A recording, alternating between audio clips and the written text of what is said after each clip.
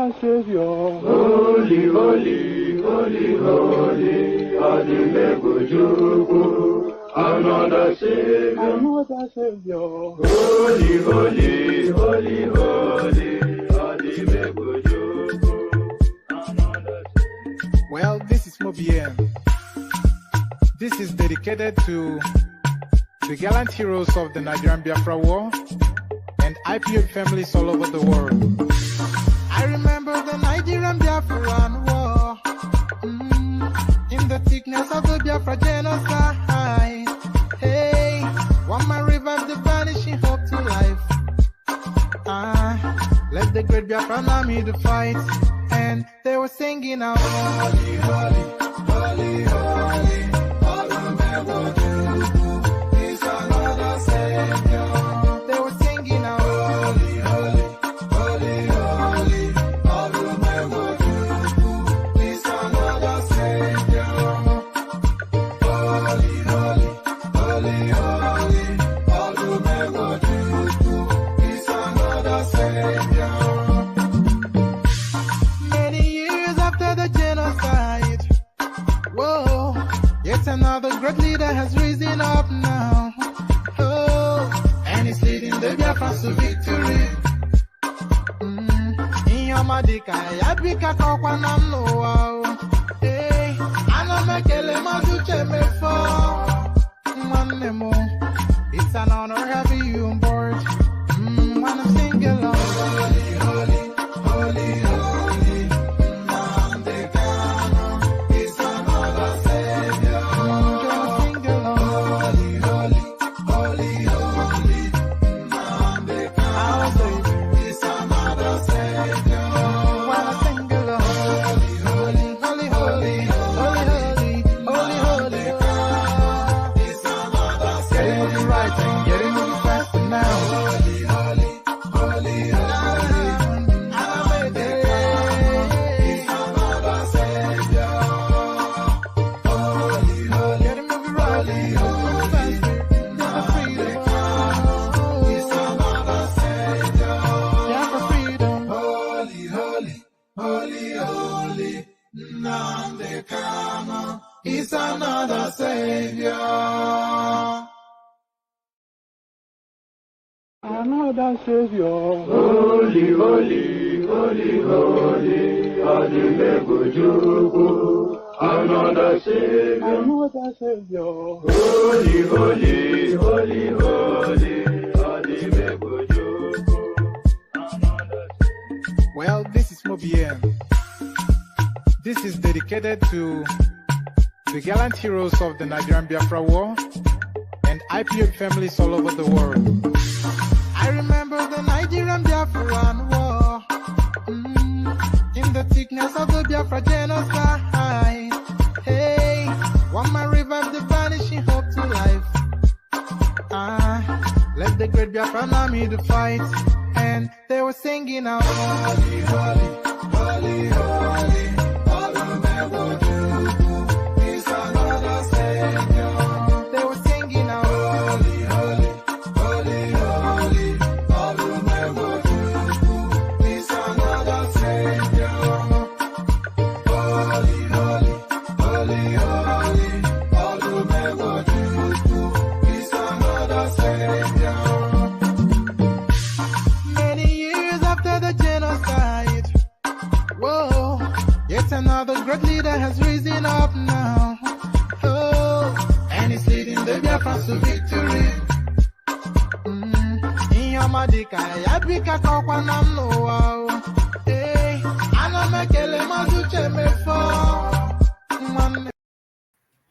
And there it is. The eagle has landed. The eagle has landed. Apologies that there was no session yesterday. It's for reasons of being bunged up by a flu. You can still hear it somewhat in my voice, but flu or not, I'm not going to get something as silly as the flu gets in the way. So thank you, dear friends. We commence again. We gather again. We go through it again. So the session commences your company is required. That thing that we do virtually every day, except of course when I'm knocked out by flu. It resumes again today. I hope you're resuming with us. So to the session, the protocols first. As you're coming in, please click on the like button, please. And then if you're not already subscribed, then please correct that as well. Click on the subscription button. So click on like, and if you're not already subscribed, click on that as well. If you want to come join me on the screen, click on this hyperlink that says StreamYard. It brings you into a studio space. Soon as I finish reading out the talking points, I'll let you onto the screen and a conversation ensues. It's an open microphone session, and the open microphone is the hyperlink that says StreamYard. So do that. Click on like, click on subscribe, and click on the hyperlink that says, so the like and subscribe, they are mandatory. You must click on those. But at your discretion, if you want to have a conversation around the talking points, then click on the hyperlink that says StreamYard. So that's optional, but highly recommended. So come be part of the family, come be part of the conversation. So do that. And then this last click now, this one now showing on your screens, if you want to donate towards the platform to show some sort of acknowledgement, I don't like the word appreciation because you've not asked me to go and do anything. So what is there for you to appreciate? But acknowledgement more suited. So if you want to show some sort of acknowledgement towards the platform, you can click on that hyperlink that says buy your host cups of coffee. You notice it says cups of coffee, not a cup of coffee, but cups of coffee. So go there and go wild. Just be as liberal as you like. Empty the contents of your wallet in there, even if that is your want. So do all of that. So to the headlines, you cannot bully media organizations, silence free fair journalism. This day, Arise TV tackle APC Presidential Campaign Council. So, of course, unless you are living under a rock, if you're a Nigerian, you know that there's a spat going on between Arise TV and the Tinubu Campaign Organization. A demand that Arise TV must sack Rufai Oseni. And, of course, as you would expect, Arise TV sticking to their guns. So why was that invitation made to sack? Why was that invitation made rather, or even an instruction? I prefer to say it as an instruction. So why was that invitation made to Arise TV to sack Rufai Oseni? And then, of course, no surprises that Arise TV, they stick to their guns. So we see what's playing out there. So that's the first go-to story. So still within that space, APC, Arise TV defends Rufai Oseni amidst call for dismissal. So what, and you can see the grounds, of course, because Rufai Oseni and by extension Arise TV very much partisan in their reportage of this particular electoral cycle. The bias is not even veiled; it's open and glaring. The bias and the bent of that platform is not at all disguised. So, of course, people should be displeased, but should that displeasure lead to them inviting that a functionary of that platform be invited to leave his job? So we go to the back and forth of that. So I'm bringing you this story now only because we've been predicting it all the way through on this platform. And this now is the kick-off of it.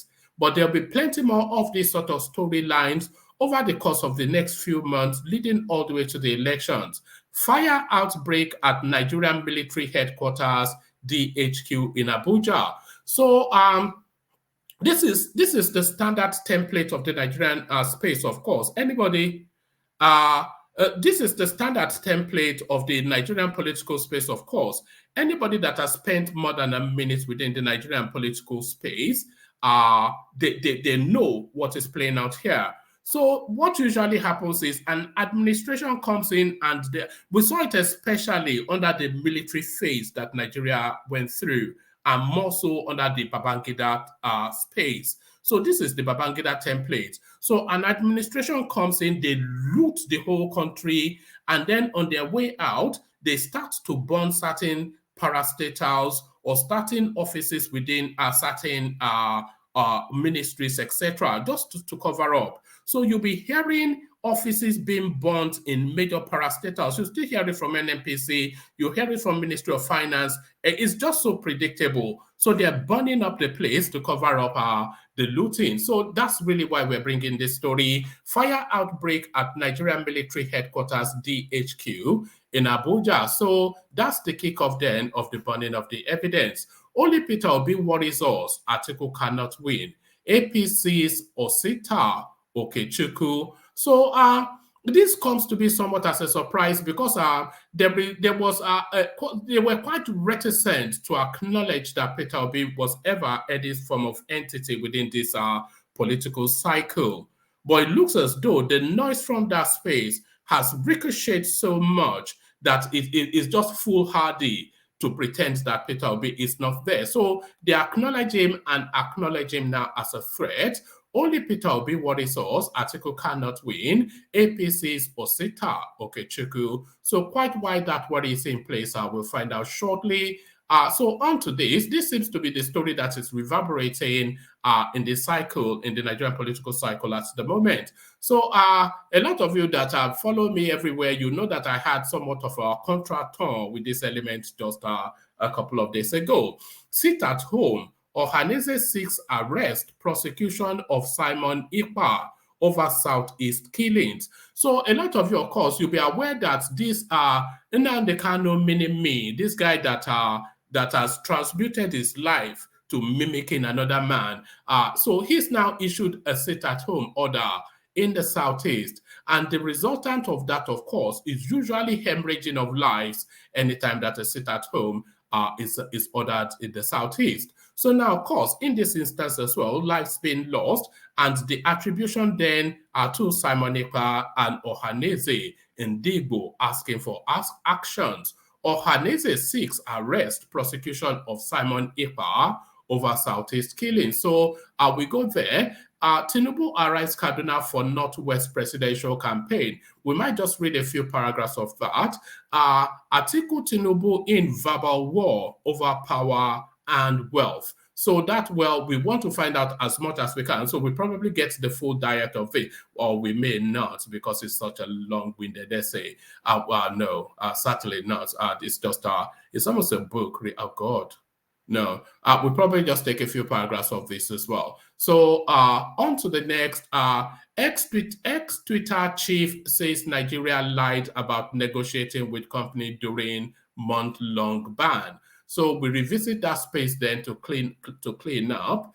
Wike or Tom snub Atiku at airport as ex-VP fails to secure landing clearance in top Arewa states. So Ijaigoro Nite Badons fight to finish in that space. Atiku PDP in trouble as Tinubu arrives top Northern State 4 rally, does the unthinkable. So it is really does the unthinkable that's made me bring that up. So quite what that unthinkable that he has done is, you have to hang around to find out. So plenty to chew through. So lean back, kick back, take it easy, relax into it. Surrender yourself to the space just for however long the session lasts.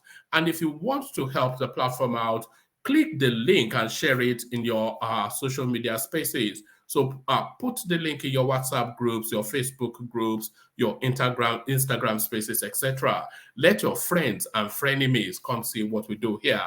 So there it is right there, a rich and diverse menu. And if you do want to come and join us on the screen, quickly click on the hyperlink that says StreamYard now. Because, of course, the room can fill up fairly quickly. And in some instances, the room does not even fill up at all. But if you are intent on joining us on the screen, then click on that hyperlink that says StreamYard immediately and right now. So I'll repost it on the thing so that it's ready to hand. So there it is. Let's come in via another musical intermission. We're staying in the East, of course, and you already know where we're going.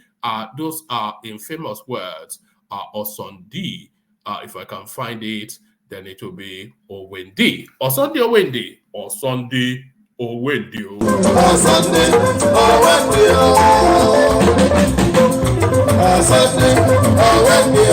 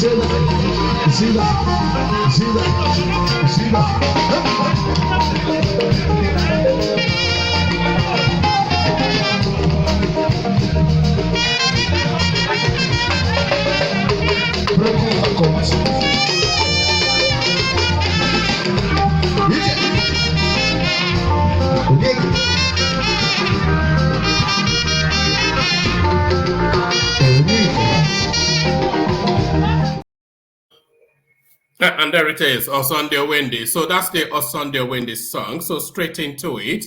We kick it off with this part between the Tinubu campaign organization and the Arise TV functionary Rufai Oseni. You can't bully media organizations, silence free, fair journalism. Arise TV tackles APC presidential campaign council. The editors of media organization This Day and Arise Television have accused the All Progressive Congress APC Presidential Campaign Council Director of Media and Publicity, Mr. Bayo Ononuga, and his Director Strategic Communications, Mr. Dele Alake, of silencing free and fair journalism.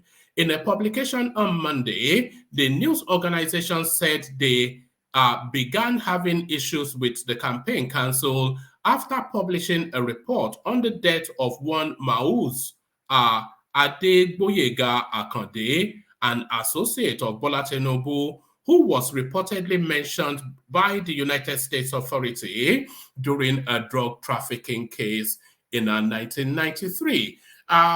This Day/Arise editors said in denying the link between the aforementioned individual and Tinubu, Ononuga, the campaign media's director, passed him off as one Kolapo.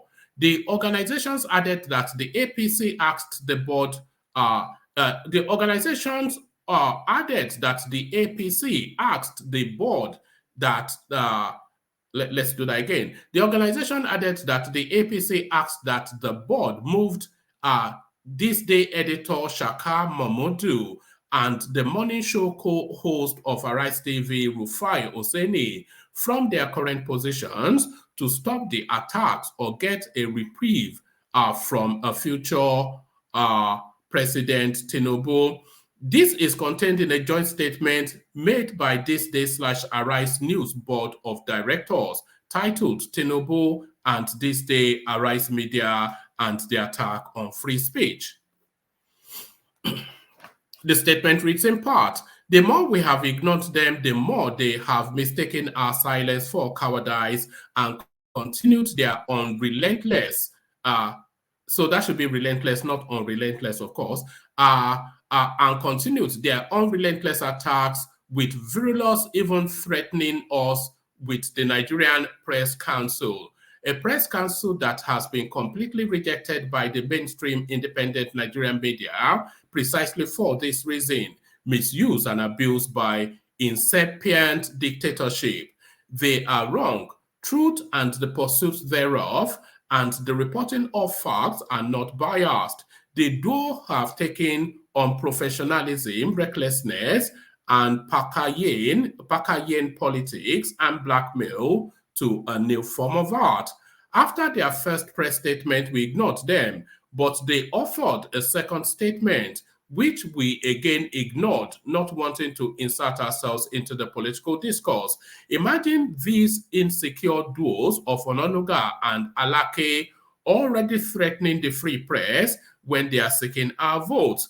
What will they do if Tinubu was elected president? Kill independent media or take their markets over by using the power of state and replacing them with media platforms they control and which kowtow to them. Commenting on the drug trafficking allegations against APC presidential flag bearer Bola Tinubu, the editor stressed the need for the candidates to clear the air on the matter. They also urged the National Drug Law Enforcement Agency, National Intelligence Agency, and the National Security Advisor to publicize their reports on the matter ahead of the 2023 general elections. So that is partisan right there. So they are inviting, this is Arise TV, inviting the state to launch against one of the candidates in the presidential election. So that is bias right there. Have the National Drug Law Enforcement Agency, NDLEA, the Nigeria Intelligence Agency, NIA, and the Office of the National Security Advisor, NSA, investigated this? We need their report and clarity, one way or the other, in this most important national security question on the 2023 elections with implications for our democracy. So what about the reports on Atiku and his underhand dealings, which the American Senate even have voluminous reports on? What about Peter Obi and his Pandora shenanigans, laundering money in offshore havens? Are the editors asking that the NSI or whatever it is, are they asking they investigate that as well? So that tells you then that that platform, totally partisan. The editors condemned APC campaign council for claiming that the organizers of the debate are biased against the party's presidential candidate, noting that seeking the truth on allegations concerning Tinubu is not biased. The This Day/Arise news editors further accused the leadership of the APC presidential campaign media team of trying to interfere in the running of the two news organizations. They are wrong. Truth and the pursuit thereof and the reporting of facts is no bias. The duo, Ononuga and Alake, has taken on professionalism, recklessness, Pakayen politics, and blackmail to a new art form. After their first press statement, we ignored them, but they offered a second statement, which we ignored again, not wanting to insert ourselves into the political discourse. We also note that two senior APC campaign officials had separately requested that we move This Day editor and columnist Shaka Momodu and the morning show co-host on Arise TV News, Rufai Oseni, from their current positions to stop the attack or get a reprieve from a future Tinubu presidency. So that shouldn't be reprieve, it should be reprisal. So I don't know even if these people are skilled enough to be writing for newspapers. The board of editors of this day newspaper and the Arise News channel would like to state without equivocation that we do not fire journalists because of their views. Facts are sacred and opinions free is the age-old dictum to which all free-thinking men subscribe. We allow our editors the freedom to air their opinions unfettered and have created the office of the ombudsman to take any complaints and discipline any abuse of office by any of our staff members, the statement added.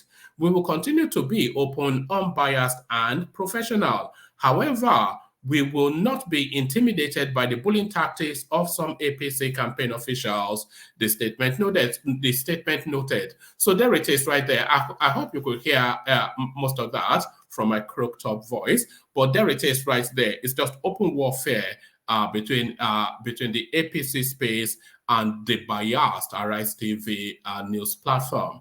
So still within that space, APC, Arise TV defends Rufai Oseni amidst call for dismissal. So I suspect this might well be somewhat repetitive. APC asked the board to move this day editor Shaka Momodu and the morning show co-host of the Arise News Rufai Oseni from their current position to stop the attacks or get a reprieve from a future Bola Tinubu presidency, what the board said. In a joint statement titled Tinubu, so I think this is somewhat repetitive of what we just read. So there's that space. We have a little video clip of Rufai responding to all of that, which will play you just as soon as I have finished the readouts. Fire outbreak at Nigerian military headquarters, DHQ in Abuja. The Nigerian Military Authority, the Defense Headquarters Abuja, have confirmed a fire outbreak on Monday afternoon affected the second floor of the DHQ. Confirming the incident, the Director of Defense Information, Major General Jimmy Akpo, in a release obtained by correspondents, said that the cause of the fire still remained unknown, but it had been brought under control. A minor fire incident occurred at the second floor of the Defense Headquarters, Garki, Abuja, this afternoon, 12th December 2022. The cause of the fire outbreak is unknown at this moment. However, the incident has been brought under control with the combined effort of the military and federal fire service personnel and resources. All personnel and civilian staff were also evacuated without injury or loss of life. Accordingly, normalcy has returned. Investigation to determine the cause of the fire incident has commenced immediately. We thank the Federal Fire Service and the entire public for the continued support and goodwill to the armed forces of Nigeria, Akpo said. So there it is right there. So short and succinct. But that short statement that I just read you now, that's cost Nigeria, I'm pretty certain, at least $5 billion.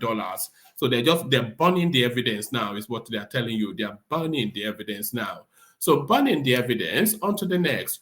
Only Peter Obi worries us. Atiku cannot win. APC's Osita Okechukwu.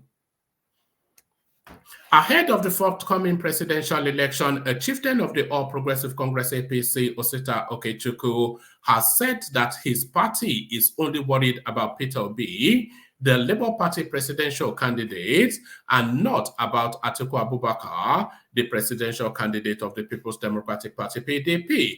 Okechukwu also said Bola Tinubu, APC's presidential candidate, has come a long way and knows the country very well to win the 2023 presidential election amongst other candidates. The Director General of the Voice of Nigeria disclosed this on Monday morning whilst featuring on the Arise TV morning show program. He said Atiku had lost his base and he could not harvest Buhari's 12 million votes. As per Asiwaju Bola Ahmed Tinubu, what nobody can deny is that he knows the onion, he knows the gravitas, he knows the country, and he has come a long way. And we are not bothered about PDP. For instance, Atiku has lost his base. So what does that mean? Atiku has lost his base? Because did Atiku even have a base? Is the attribution that the North belongs to Atiku? Is that what he means by base? We are more bothered about Peter Obi and others. Kwakwanso, we know he is qualified and highly capable, but he is riding against the zoning convention. And so, if you tell us about Peter Obi, then we can say, okay, that is where we are worried, but not about Atiku, who has lost his base. Atiku cannot win. I challenge those who are saying so. He cannot harvest Buhari's 12 million votes. He cannot. He does not have Buhari's vote bank, he said. So there it is right there. And if you look at the body language of Atiku, he's doing the barest minimum in this electoral cycle. So he's not showing as though somebody that because this is his last window of opportunity, and you don't see that urgency or energy in his campaign. So it's just what I see anytime I see Atiku is a guy that is just fulfilling all righteousness without any real firm belief that there's any real prospect of him being the next president. So there it is right there, the final nail in Atiku's presidential ambition coffin. Sit at home. Ohaneze seeks arrest prosecution of Simon Ekpa over Southeast killings. Igbo Apex Social Political Organization Ohaneze Indigbo on Monday called for the arrest of a self-acclaimed disciple of Nnamdi Kanu, leader of the indigenous people of Biafra IPOB Simon Ekpa, over the killing and destructions in the southeast. Okechukwu Isogozoro, the Secretary General Ohaneze, said Ekpa should be arrested and repatriated to Nigeria for prosecution over the violence in the southeast. Isogozoro identifies Ekpa as one of those instigating the killings and destructions in the southeast. Recall that the Finland-based Ekpa recently declared a 5-day sit-at-home across the southeast.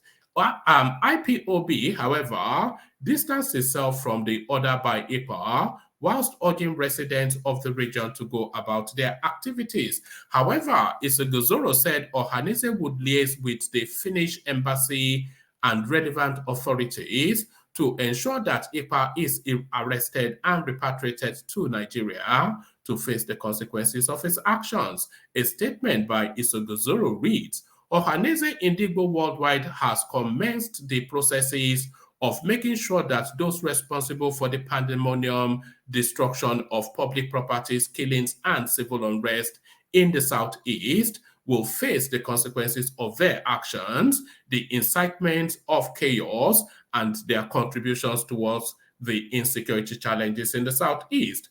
Indigbo has identified Simon Ekpa as the overseas provocateur and instigator for the current killings in Imo State, the destruction of public properties in Enugu State, and disturbance of public peace and sporadic shootings in Ebonyi State.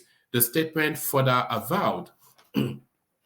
Indigbo will liaise with relevant organizations, a Finnish embassy in Nigeria, and Nigerians in diaspora to seek ways to bring Simon Ekpa back to Nigeria to face prosecution and trials over the killings of Southeasterners, burning of public properties, and the disturbance of public peace. Isogozoro accused Ekpa of issuing evil decrees against the collection of permanent voters card PVCs in the southeast. He described Ekpa as a criminal hiding under the Finnish citizenship and Biafra agitation to wreak havoc and extort money from Nigerians abroad. According to him, the so-called acclaimed Biafran agitator is championing the destruction of election processes in the southeast with evil decrees against the collection,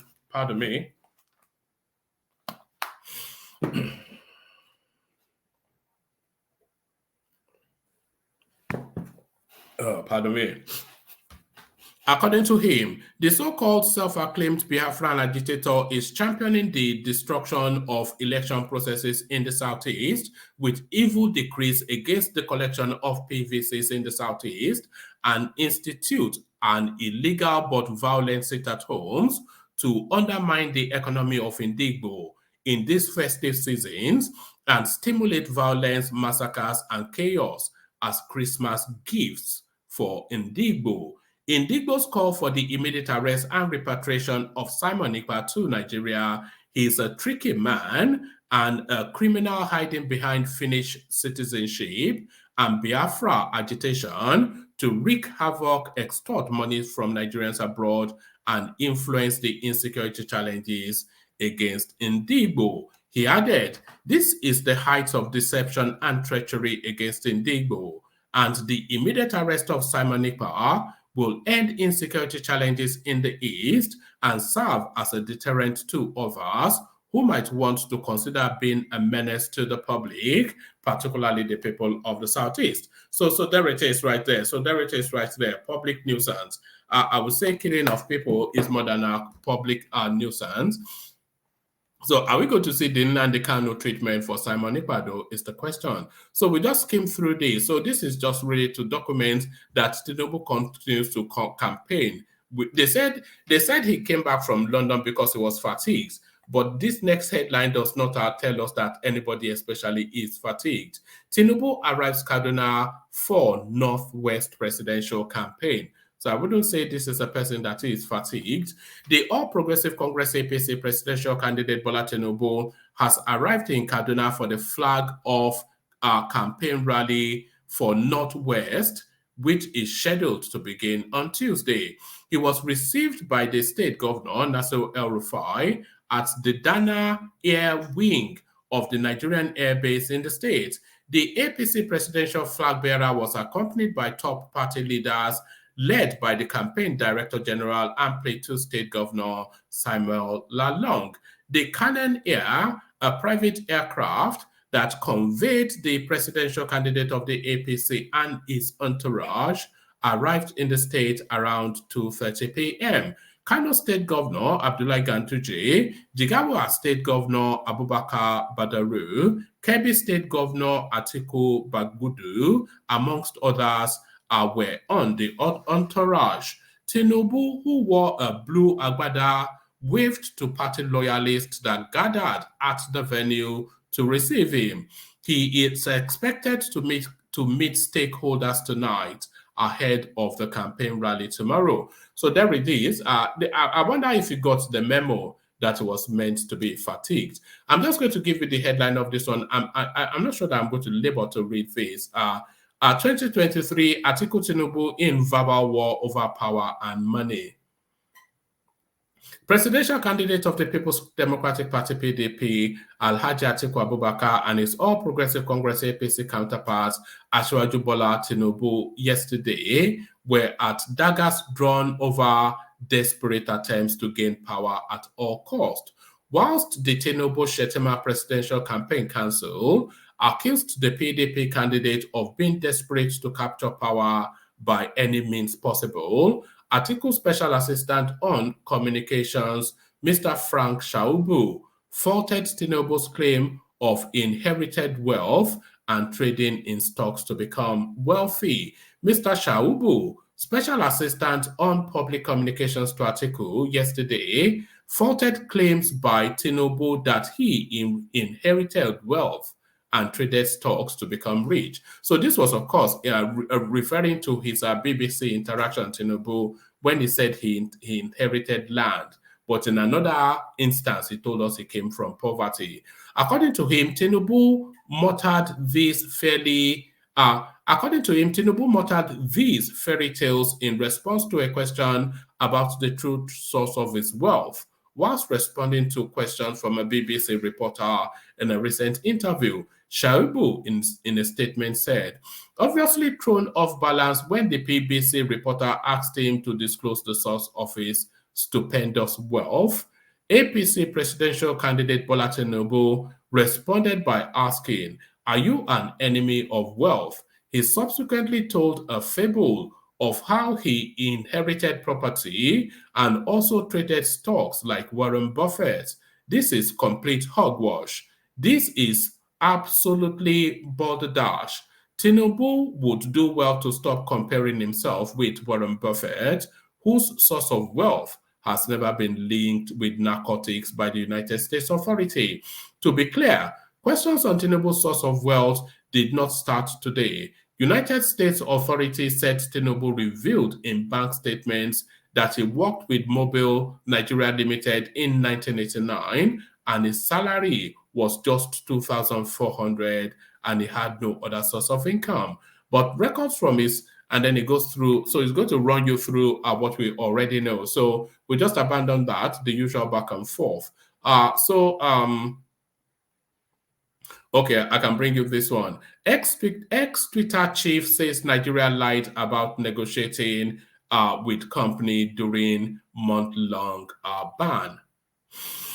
Twitter did not negotiate with President Buhari's regime to overturn the microblogging site's 7-month ban earlier this year, said a whistleblower complaint filed by Twitter's former security head, Peter Obi.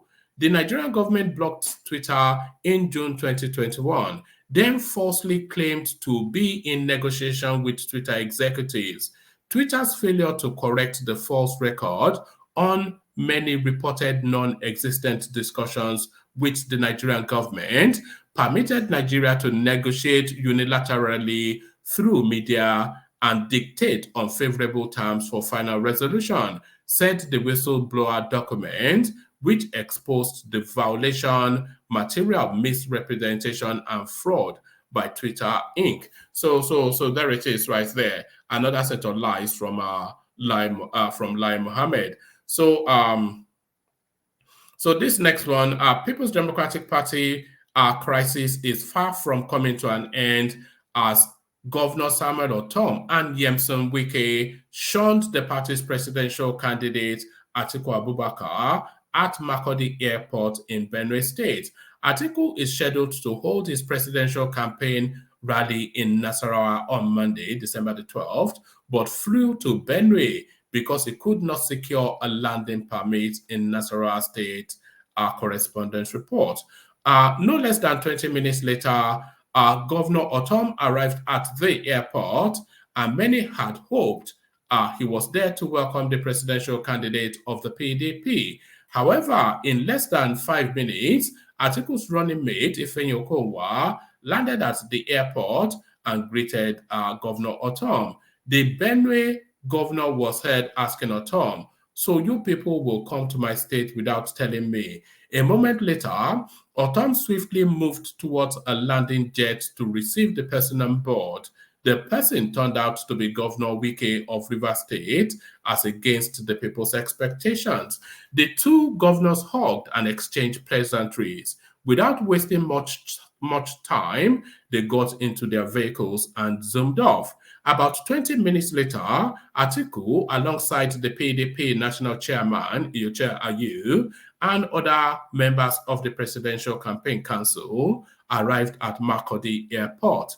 The former vice president was only received by Governor Okowa and members of the PDP. Oh my goodness me, it's gotten ugly, isn't it? The absence of Wike and Ortom is a strong indication that the rift within the party is yet to be over. The development came barely 24 hours that Atiku said he had met with Wike in resolving the rift without telling a clear way forward. Speaking on Sunday at the People's Town Hall meeting organized by Channels Television, Atiku said, "I have met with Wike 2 times in Port Harcourt, 2 times in Abuja, and one time in London personally." So there it is right there. So I suspect that window is now permanently closed. That window, I cannot say, when it's gotten to the petty level that you cannot even bear to acknowledge or speak to each other, then that window is closed. So there it is. But that window being closed, by the way, a price is going to be paid. and that price, of course, to be paid by Atiku. So there it is. Okay, so let's just do this last one, then we come into the room to see who's available.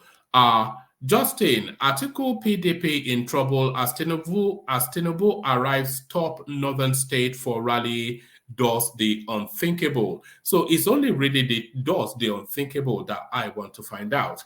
The presidential candidate of the All Progressive Congress APC, Asiwaju Bola Tinubu, arrived in Kaduna State for the northwest flag off of the party's presidential and governorship campaign rally in Kaduna on Tuesday, December the 13th.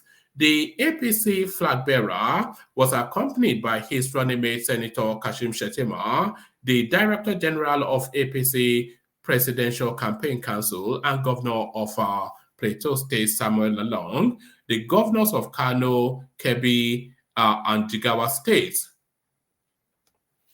They were received at the Dana Airport in Kaduna by Governor Nasir El-Rufai and the state APC governorship candidate Senator Obasanjo, amongst other top Kaduna state government officials.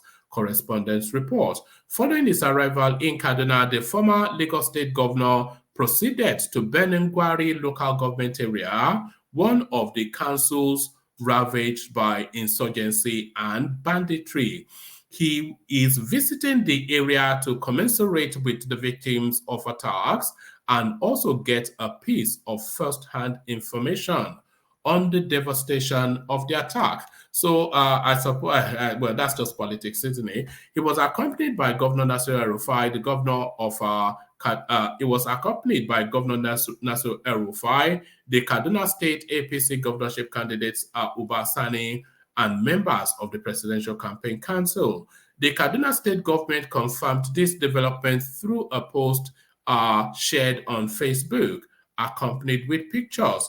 Ahead of the APC Northwest Zonal Rally, Governor Nasir El-Rufai welcomes Asiwaju Bola Tinubu, his running mate Kashim Shettima, APC governors, and other party leaders to Kaduna State. So there it is. So there it is. So there it is. So there it is. And here they are. Baba Akure, I see you. Adale Koko, I see you. Thomas, I see you. And Charlie Boy, I see you. So good to have you, gentlemen. Good to see you. Before I come to it, let me play you this brief clip. I want to play you two clips, actually. There's a clip of Obasanjo endorsing Peter Obi alongside Adebanjo. But first, let me play you the response of Rufai Oseni to the beating that is getting from the Tinubu campaign space. Your thoughts on this morning? So as a journalist, I never love to be part of the story because we report the story. But in a time like this, when it's politics, you have to be part of the story. And you see, it's a record. I've got nothing against Bola Tinubu. I love everybody equally, because it's my injunction as a Christian to love. I've got nothing against my Egbo, Bayon Onuga, and Mr. Dele Alaki. I love them as professionals in their own fields. But also, the kind of journalism I was taught. Anyway, they abuse me all the time that I'm not a journalist. But I've spent quite so many years in this business. Yeah, I might not look it, but I've done well over 16, going to 17 years. In Lagos alone, I've put in close to 10 years on radio before I came. So I didn't just drop from the skies. I know my stuff. I've worked with the best media brands all over the world. I've also mentored a lot of people in this business. But I think the stress here is objectivity. I will be objective in my coverage of every presidential candidate. And what you cannot fault me for is that I've been objective with all the presidential candidates. Part of the toughest interviews we had here has been with Peter Obi. Mm-hmm. And trust me, the kind of heat we give to Mr. Peter Obi when he's here, I'm not sure we've been able to interview other presidential candidates. That way. On this platform like that. Yeah. And that's the level of objectivity. Because you see, they say all sorts about me. They do all sorts. But what I want them to know is that I love them, irrespective of the hatred that is being meted out of me. I'm a child of love. I was conceived in love. All right, that's just a bit of a meaningless nonsense. Let's listen to Obasanjo. Maybe he has something better to say. That Rufai, he has always been a dunce. He has always been a dunce and continues to confirm that he is a dunce. Thomas, what I believe and what I believe that Chifa Adebanjo believed is not ethnic, it's not sectional, it's not religious, it is Nigerian and Nigerian. When I go out and people say, we thank you, I say, what are you thanking me for? And I tell them, please stop thanking me. Why should you be thanking me? I believe in equity. I believe in justice. I believe in one Nigeria. I have shed my blood for this country. I have gone to prison for this country. So what are you going to frighten me or threaten me with? The only thing that my senior brother hasn't done, that he hasn't shed his blood. He has gone to prison. We will leave that at that. No. The blood where I shed for one from the world. You go one from. I will show you where the shrapnel. Nearly touched my. Now, but please, the problem we have in our front now and in our hand is not ethnic, it's national. And for me, the first thing that is important in a leader is character. The problem we have had over the years is that we don't have leaders who have the right type of character that they should be entrusted with the leadership role. So if I put my finger on anything or anybody, it's because comparing one with another, I see that there is merit that would be of benefit to Nigeria. And I believe that Chifa Adebanjo stands for the same thing. So there it is right there. Without question, then that's an endorsement of Peter Obi. So Thomas, I would say we now know where Obasanjo stands. Good to see you, Thomas. Hello, one man. Good evening. How are you doing? I'm good. Why is it so dark? Why is it so dark where you are? I don't know. There's light here. All right, carry on. Maybe it's the resolution of the camera. Oh, well, that's fine.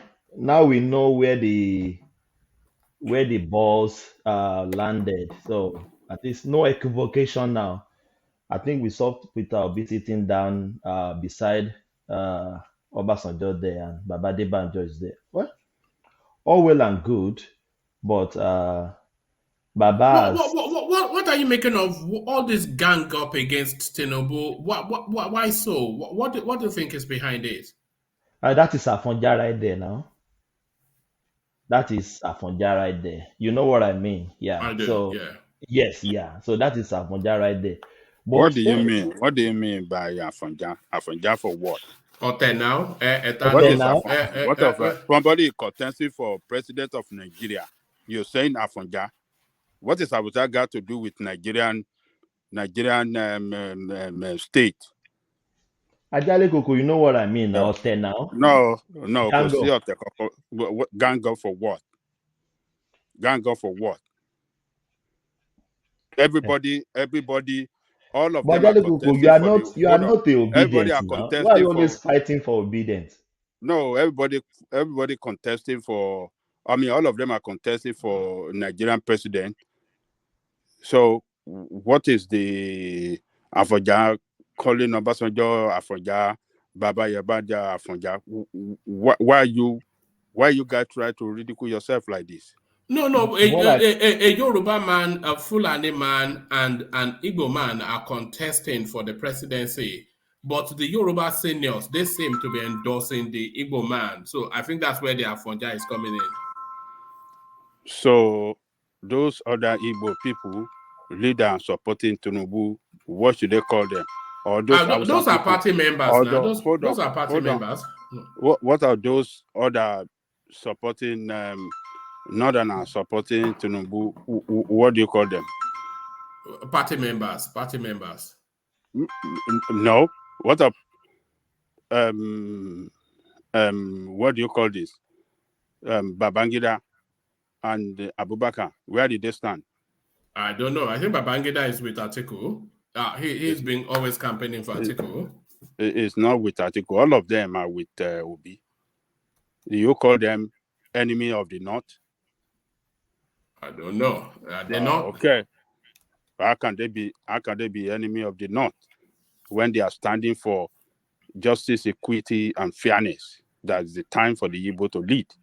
Baba, Ajale Koko, all this equity you normally said every time, I don't think there's any equity in politics. There is no equity in politics. There is none. No, there is none. There is none equity in politics. Politics is grab what you can grab. There is none. Ajale Koko.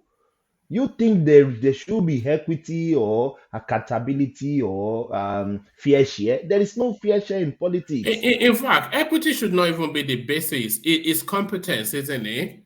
And, Yes. and is there the suggestion that Peter Obi is more competent than the rest of them? Because there's nothing in his antecedents to suggest that. It's almost unpatriotic what Obasanjo is doing. Almost unpatriotic. That is Yoruba for you. I still stand. Ajale Koko, you may sound different, but that is my submission. It's still Afonja to me. Fine. They can do what they want to do. Everybody have the right to support who they want to support. At least now, Baba Obasanjo has been Pepe, stylishly, but now he has came out to endorse him. All well and good. Yeah, we will wait at the ballots, so we'll see who is going to win the election. Thomas, But I disagree. Janko was 100% white. 100% white. You know why I say that? You know, you have never played for 26 years in Nigeria in existence, only one time. So Janko is white. yeah. You can see, look, you can say he's right, but I'm right as well. Everybody have their opinion. Yeah, and I stand with what I stand for. Yeah. So to me, it's all right, but it looks somehow to me. It's just gang up against Look, Tinubu. they are already calling Ajale Koko and Afonja as well. This is Abdul Mumo. Is your friend again, Abdul Mumo ni Ajale Koko? He says, Afonja. Yeah, but yeah. I don't know. It's just, to me, the shoe.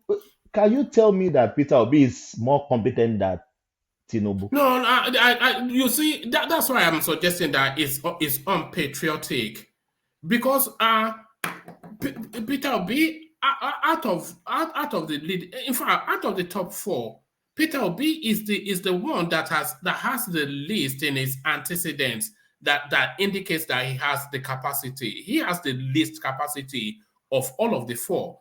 Akwankwaso far stronger, Tinubu far stronger, Atiku far stronger. Yeah. So it's almost unpatriotic even for Tinubu to be, for rather Obasanjo to be endorsing Peter Obi, just because Adebanjo did so and he wants to be, I mean, I don't even understand why he's doing it.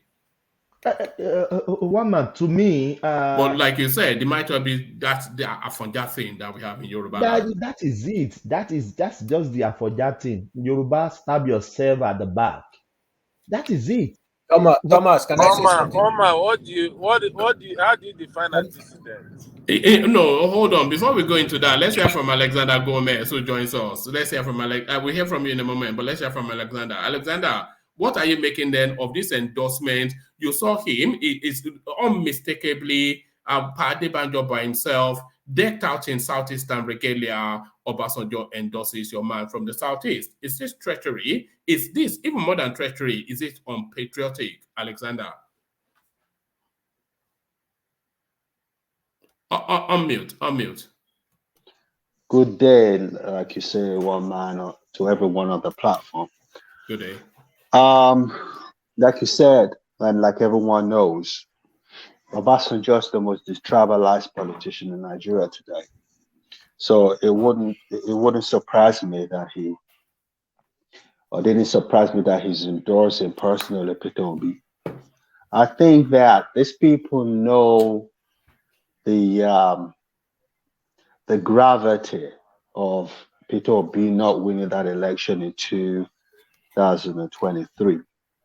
They know that the country will be unruly if that doesn't happen.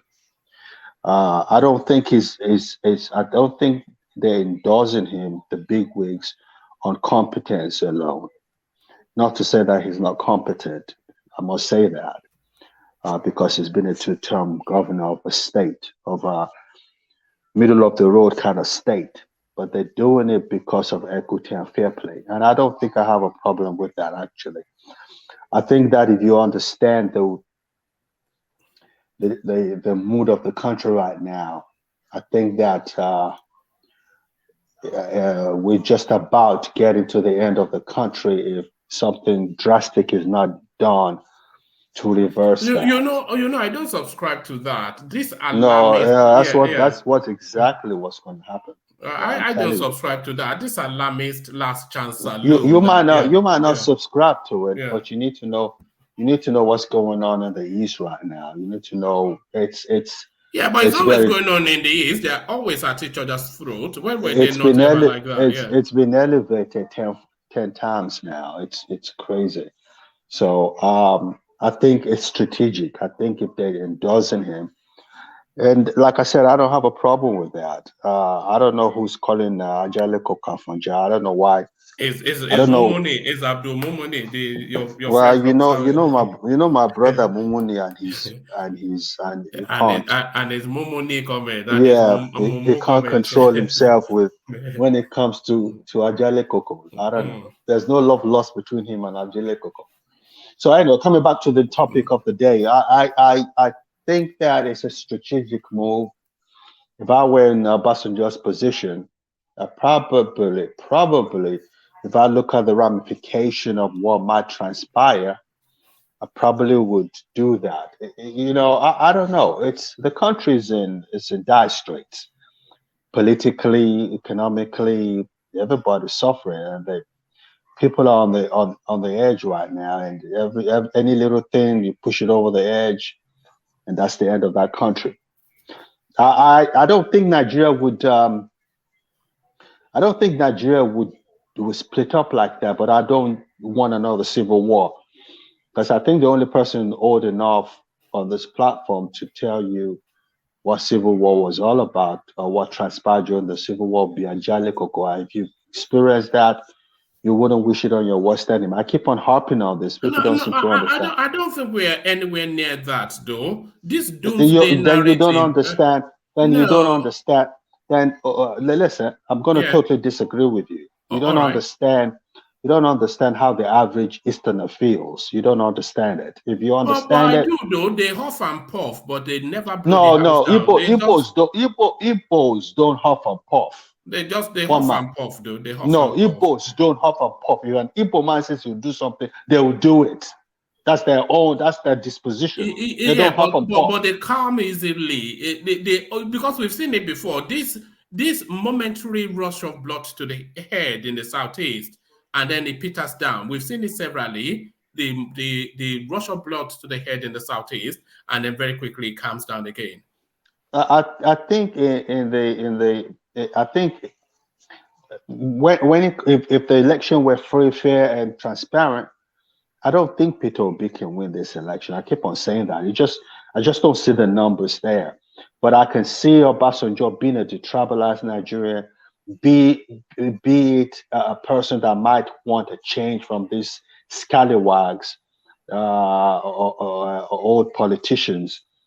This is a man who is very good at picking winners. So if he does that, he has the antecedents to do that because he's done that in the past. I think that's why he's doing it. I can understand the country's in turmoil, and we've got to be very, very careful. I think if I think what I'm thinking, what I'm suspecting, and I've had a private conversation with people that matter on this issue. If the country is going the way it's going, and they think that something drastic might happen if Peter Obi doesn't win, I think they might just cancel the election and probably hand it over to the military boys, because it doesn't look good right now. Because like I always say on this platform, the obedience have already won these elections in their mind, and anything away from that would be stealing the mandate of Peter Obi, and that's not going to go down well. Permit me to disagree with you, Alexander, but I think when Peter Obi does, there's after the elections, the onus is then on Peter Obi to calm his pace down. So it will be down to him to recalibrate the thinking in that space. Let me give you an update based on what transpired between you and Simon Ekpa. He said there was going to be a 5-day stay-at-home mandate to his people in the southeast. They were killing themselves in the southeast. They've been killing themselves in the southeast the last 2 days because of that. These people are not playing. Well, man, these people mean what they say. Don't poo-poo what they're trying to do. They mean it. There might be a calm in the country if Peter Obi wins. But like someone who's very high in politics told me recently, if Peter Obi wins, it's going to be a problem. If Tinubu wins, it's going to be a problem. Whatever way you look at it, there's going to be a problem in the country. So the military boys better start looking at how to douche this tension in the country, because it's really, really not looking good. No, you know something funny, Alexander. I'm not at all on board with that. I'm not on board with that at all. You want to put a wager on it? I can put a wager on it. I think Peter Obi would respectably lose. It's not even. It's not about Peter Obi now. Yeah. It's not about Peter Obi. It's the obedience we're talking about. No. You know what is going to hinge on? It's going to hinge on Peter Obi's speech after the votes have come in. So if it's conciliatory, if he's very quick to acknowledge that it was a free and fair election and he lost in a free and fair space, and then he energizes his space for 4 years' time, that will be sufficient enough to douse the tension. But if he follows the line of, oh, I was cheated, I will fight it to the bitter end, then he's stoking the embers of wanting to burn the country. But after the elections, it will all hinge on how Peter Obi manages his clansmen. But the woman, hold on, Charles. I'm doing Alexander. I don't know. Let's hope for the best. Ordinarily speaking, though, looking at knowing what I know, looking at the numbers and looking at what's playing out, like Ajale Koko says all the time, and he's the only person I can speak authoritatively because he's played this game. He just simply doesn't have the structure and the numbers to win this contest. But how do you change? Let me use an analogy. How do you change the mind of the average Muslim who thinks if he goes into a mall and kill people, and he gets killed in return, he's going to heaven, and virgins are waiting on him to please him sexually? How do you tell the average obedient that Obi loses the election in 2023 and someone has not stolen the mandate away from him. It's an ideology that's difficult to turn around. Really, it's difficult. It's very, very difficult. All right, Alexander. After the results have been announced and a president announced, if Peter Obi then makes a national broadcast to say we gave it a good fight and we had them worried for a good while, we gave them a bloody nose. Stay with me. We'll go again in 4 years' time. But I congratulate the winner. It doesn't. The room for that violence. He closes it right there. But not the obedience. No, but what would they be fighting for? What would they be fighting for when their champion has said, "I lost fair and square"? No, not the obedience. Not the obedience from the southeast. They're just reverting to iPod ESN mode, and then kata kata will bullet. That's what's going to happen. They're just going to automatically reverse, because you and I know that the reason why there might be an understanding from an iPod perspective is because, okay, eventually in 2023, an Igbo man will win the presidential election. So we can compromise on that. We're not going to compromise if it's not an Igbo man that's going to win the 2023 election. That's how you have to look at it. That's what's going to play out. Obedience in the South could understand. Obedience in the Southwest can understand, but obedience in the South would not understand. And that's the core obedience right there, the obedience in the Southeast. All right, we'll see how it plays out, but I'm still sticking to my guns. I think as soon as Obi concedes and he says, I lost in a fair election and I will fight again, I think that will calm his people down. But do you think, last question, do you think Obi will be magnanimous enough to say that okay, I lost? He has to be if he's a patriot, because he knows the consequences of not doing that. If he's a patriot, if he claims he has a love for that country, then he has to concede very quickly and with the right language once the results come in. Yeah, if it's as sophisticated as it looks, that's what should happen. But I don't think he has the control of the Southeastern obedience, in my opinion, because they're doing it for a reason, and it's not this typical expression they use in the obedient domain is that this movement is bigger than Peter Obi himself. Now, so that's what we're talking about. If the obedience are saying this campaign is bigger than Peter Obi himself, then that's the bone of contention, isn't it? Well. All right, we'll see how it plays out, but I feel that a lot is right, because the movement may be bigger than Peter Obi, but Peter Obi is the arrowhead of it. So the movement, because they cannot say, if I'm contesting something and you're backing me to win, but then and then the results come in and the other guy wins, and I said, oh, it was a fair fight, but it looks as though he won fairly. Then that removes any. How can you? They say cry more than the bereaved, But would you agree with me, one man, that obedience from the Southeast are only subscribing to this obedience phenomenon because Peter Obi is an Igbo man? Of course, we all know that. Everybody knows that. Yeah. Okay, so once you take that away from it, then we have a problem. Yeah, that's not true. I don't think. Look at this guy, Alexander. It can't just be like talking for a tribe, because you're not part of the tribe. As you said, your wife is Igbo, right? That means yes, boss. Yeah, you basically have Igbo friends coming to your house.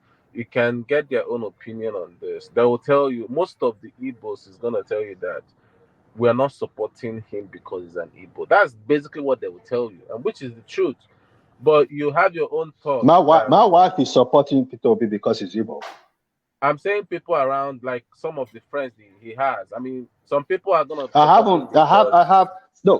a work staff. I have a Nigerian work staff in excess of 500 Nigerian work staff in America, and I have a lot of Igbo friends and family members. And I've never seen anyone tell me they're not supporting Peter Obi primarily because he's an Igbo person. I haven't seen one person tell me that. Well, I don't know. I don't know about that. I think you have to meet my friend, Alexander. You have to meet my friends then. Oh my God. Because most people I'm around, I don't think they're supporting him because he's an. Yeah, it's part of the reason though, but the major reason I feel that most people are supporting is because of his antecedent. That's why when one man is saying that, I'm like, I don't know how is this running as Let me ask you a question. I usually don't like to stay too long on the platform, but let me ask you a question. Do you think Peter Obi is the most qualified Igbo man that you have available to govern over Nigeria? Yes. The most qualified Igbo man born of a woman today to govern over Nigeria? Yes. Why? Really? Okay. Why? Okay. No, I just wanted to know your opinion. Actually, you know why? That's all. Because Yeah, most people that are probably more intelligent, or probably you think that they are more that they can do a better job, haven't done it. Do you get? So I'm not sure about those people that you're thinking, those intellectuals that can actually do that job, because they haven't done it. He has gone there. He's the only Igbo governor that did so excellently well in the whole eastern states. There's no governor that in the whole eastern that have governed before and are still governing now that you can compare to people. No. He didn't do as good as Mbakwe. Stop that. Maybe you're too young to know Mbakwe. Mbakwe is the best governor you've ever had from the eastern part of Nigeria. You know it yourself. Mbakwe, because I know you're from Owerri, so I know you know it. State? Excuse me? Mbakwe, is it the one in Imo State? Yeah, Mbakwe. There's only one Mbakwe in Imo State. Yeah, Mbakwe. Yeah. I don't know him. I never. Yeah, that's not your generation. It was phenomenal. Yeah. Maybe he is, but in this era, Peter Obi, I mean, there's nobody that you can compare to Peter Obi. Somebody is asking in the comment section if you rate Peter Obi above Kingsley Moghalu. Yes. Are you joking? You do. Moghalu hasn't. I mean, he's tried, yeah, but he hasn't actually had that power that Peter Obi have to do, what Peter Obi has done. So that's where I'm trying to take my, comparison from. Moghalu, yeah, he's smart. He's done some good, but what has Moghalu done? Power, what has Moghalu done? I mean, well, he ran the central bank. They did that. Baba, I beg. I don't want to argue. That's just what I'm saying. Central bank. You can't really compare both because he hasn't really run anything that you can compare with people. So I think he's better than anybody you can bring out now because he has done it. And Igbo people, I mean, it's not just Anambra people. You get? It's like the whole Igbo. His work showed in the whole eastern region.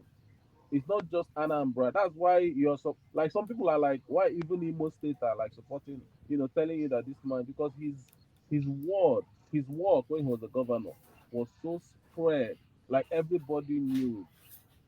You get? Normally it's gonna be just Anambra people are like, oh, our governor is good. Tiger, let me help you out.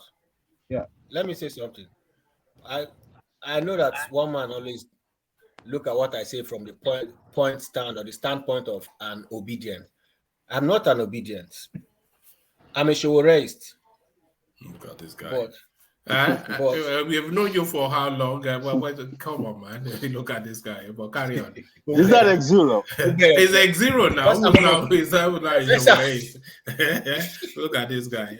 Yeah. But wait, let me just finish because I have to leave very soon. Let me get him aside.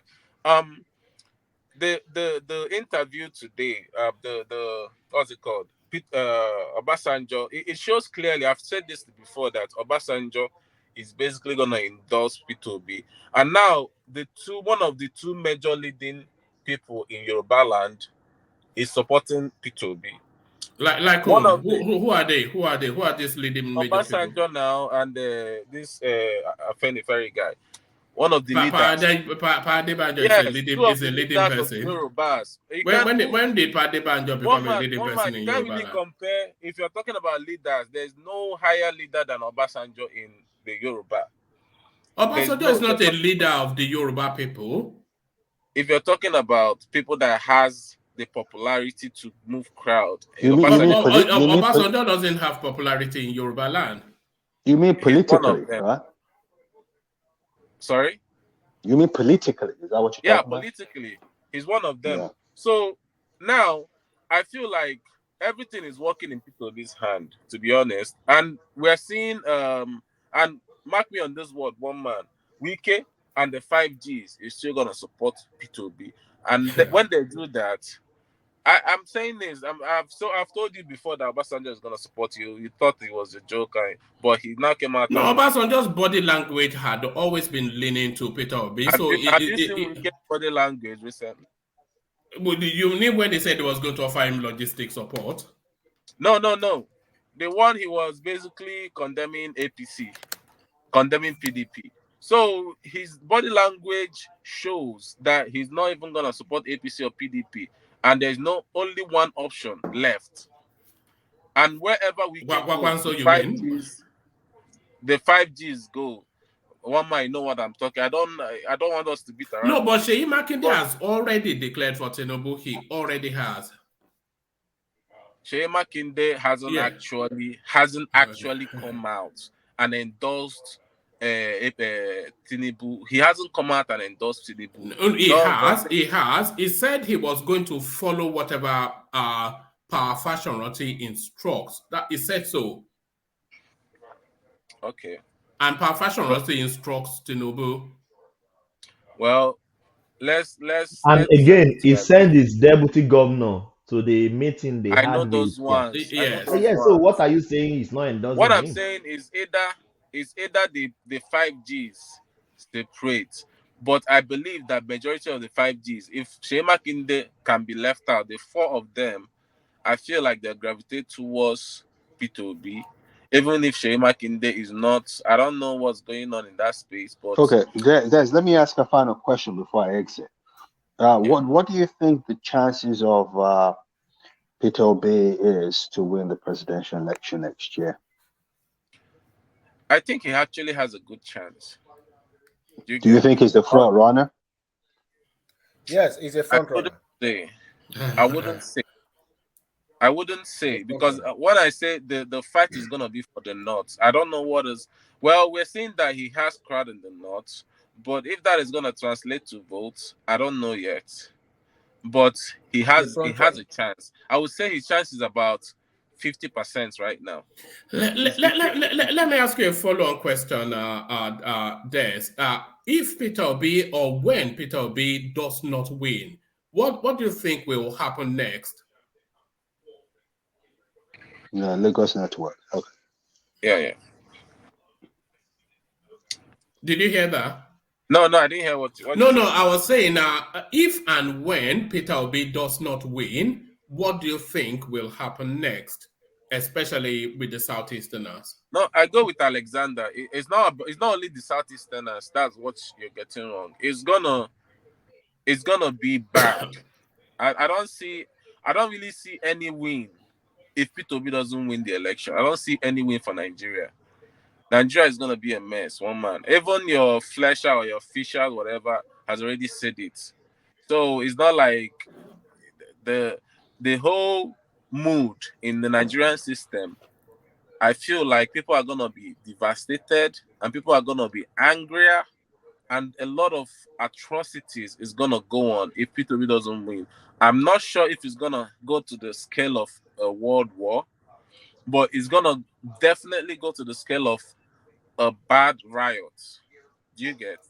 I'm pretty sure it's gonna go to a bad riot. So Des, let me ask you a question. So if the election happen to be free and fair, and everybody seeing it as free and fair, even the international observer, everybody is seen as free and fair. So and Obi couldn't win. what's going to be the trouble for? What's going to Understand, Ajali be? Coco, it's not whether even if it's the freest election, Mm, even if it's the freest election, and it something loses. is So still what's gonna going to go happen? down. It's still Hmm? gonna go down. The No, riot and is still why? gonna. Why? What's going to Why? go down? Why is because a lot of people are just tired of suffering. Nigeria is very bad, though. I mean, No, there's hold on. nothing. No, yeah, hold on, Ajali guys. Coco, What I'm saying, election happen to be free and very fair. It's clear to everybody. Fairest election, and somebody else emerges and not Obi. So there's still going to be problem. What kind of yes. problem? Are you talking about economic problem? Are you talking about No, He's violence? talking about violence. I'm talking Eh? about violence. Who is Ajali going to make? Coco. Where is that violence going to come The from? violence is From gonna the come from southeast. no, it's not just from. It's gonna basically come for the obedience nationwide. Yeah. The ones in When, Lagos, the one everywhere. It's gonna come every angle. would you Even the would you southeast support might would not. you support The that? southeast. No, I wouldn't support that. The southeast might not necessarily go that route. I feel like the southeast might just gravitate towards Biafra instead of rioting. But the other parts of the All right. I think it's So, lost connection. well, man, let me let other you continue your parts, show. Thank you for having the me. other parts of all right. Thank you, Alexander. the other parts of the obedience, they're gonna massively riot. Do you get? But one man, this is my cue. Let me go and straighten my bones. What are you? Tell us about life in Lagos. Are you having fun? No, life in Lagos is crap. Traffic is crazy. Yes. Only at night that you can actually make a movement and do some stuff. But I mean, Are you driving? Are you driving in Lagos? yeah, I have a car. I have a car in Lagos. It looks like you're in a vehicle. Yeah, I'm in my car. So you have the confidence to drive in Lagos. I don't think I could do that anymore. You have the confidence to drive in Lagos. Eh? you know I'm a driver already, so there's nothing that I can do.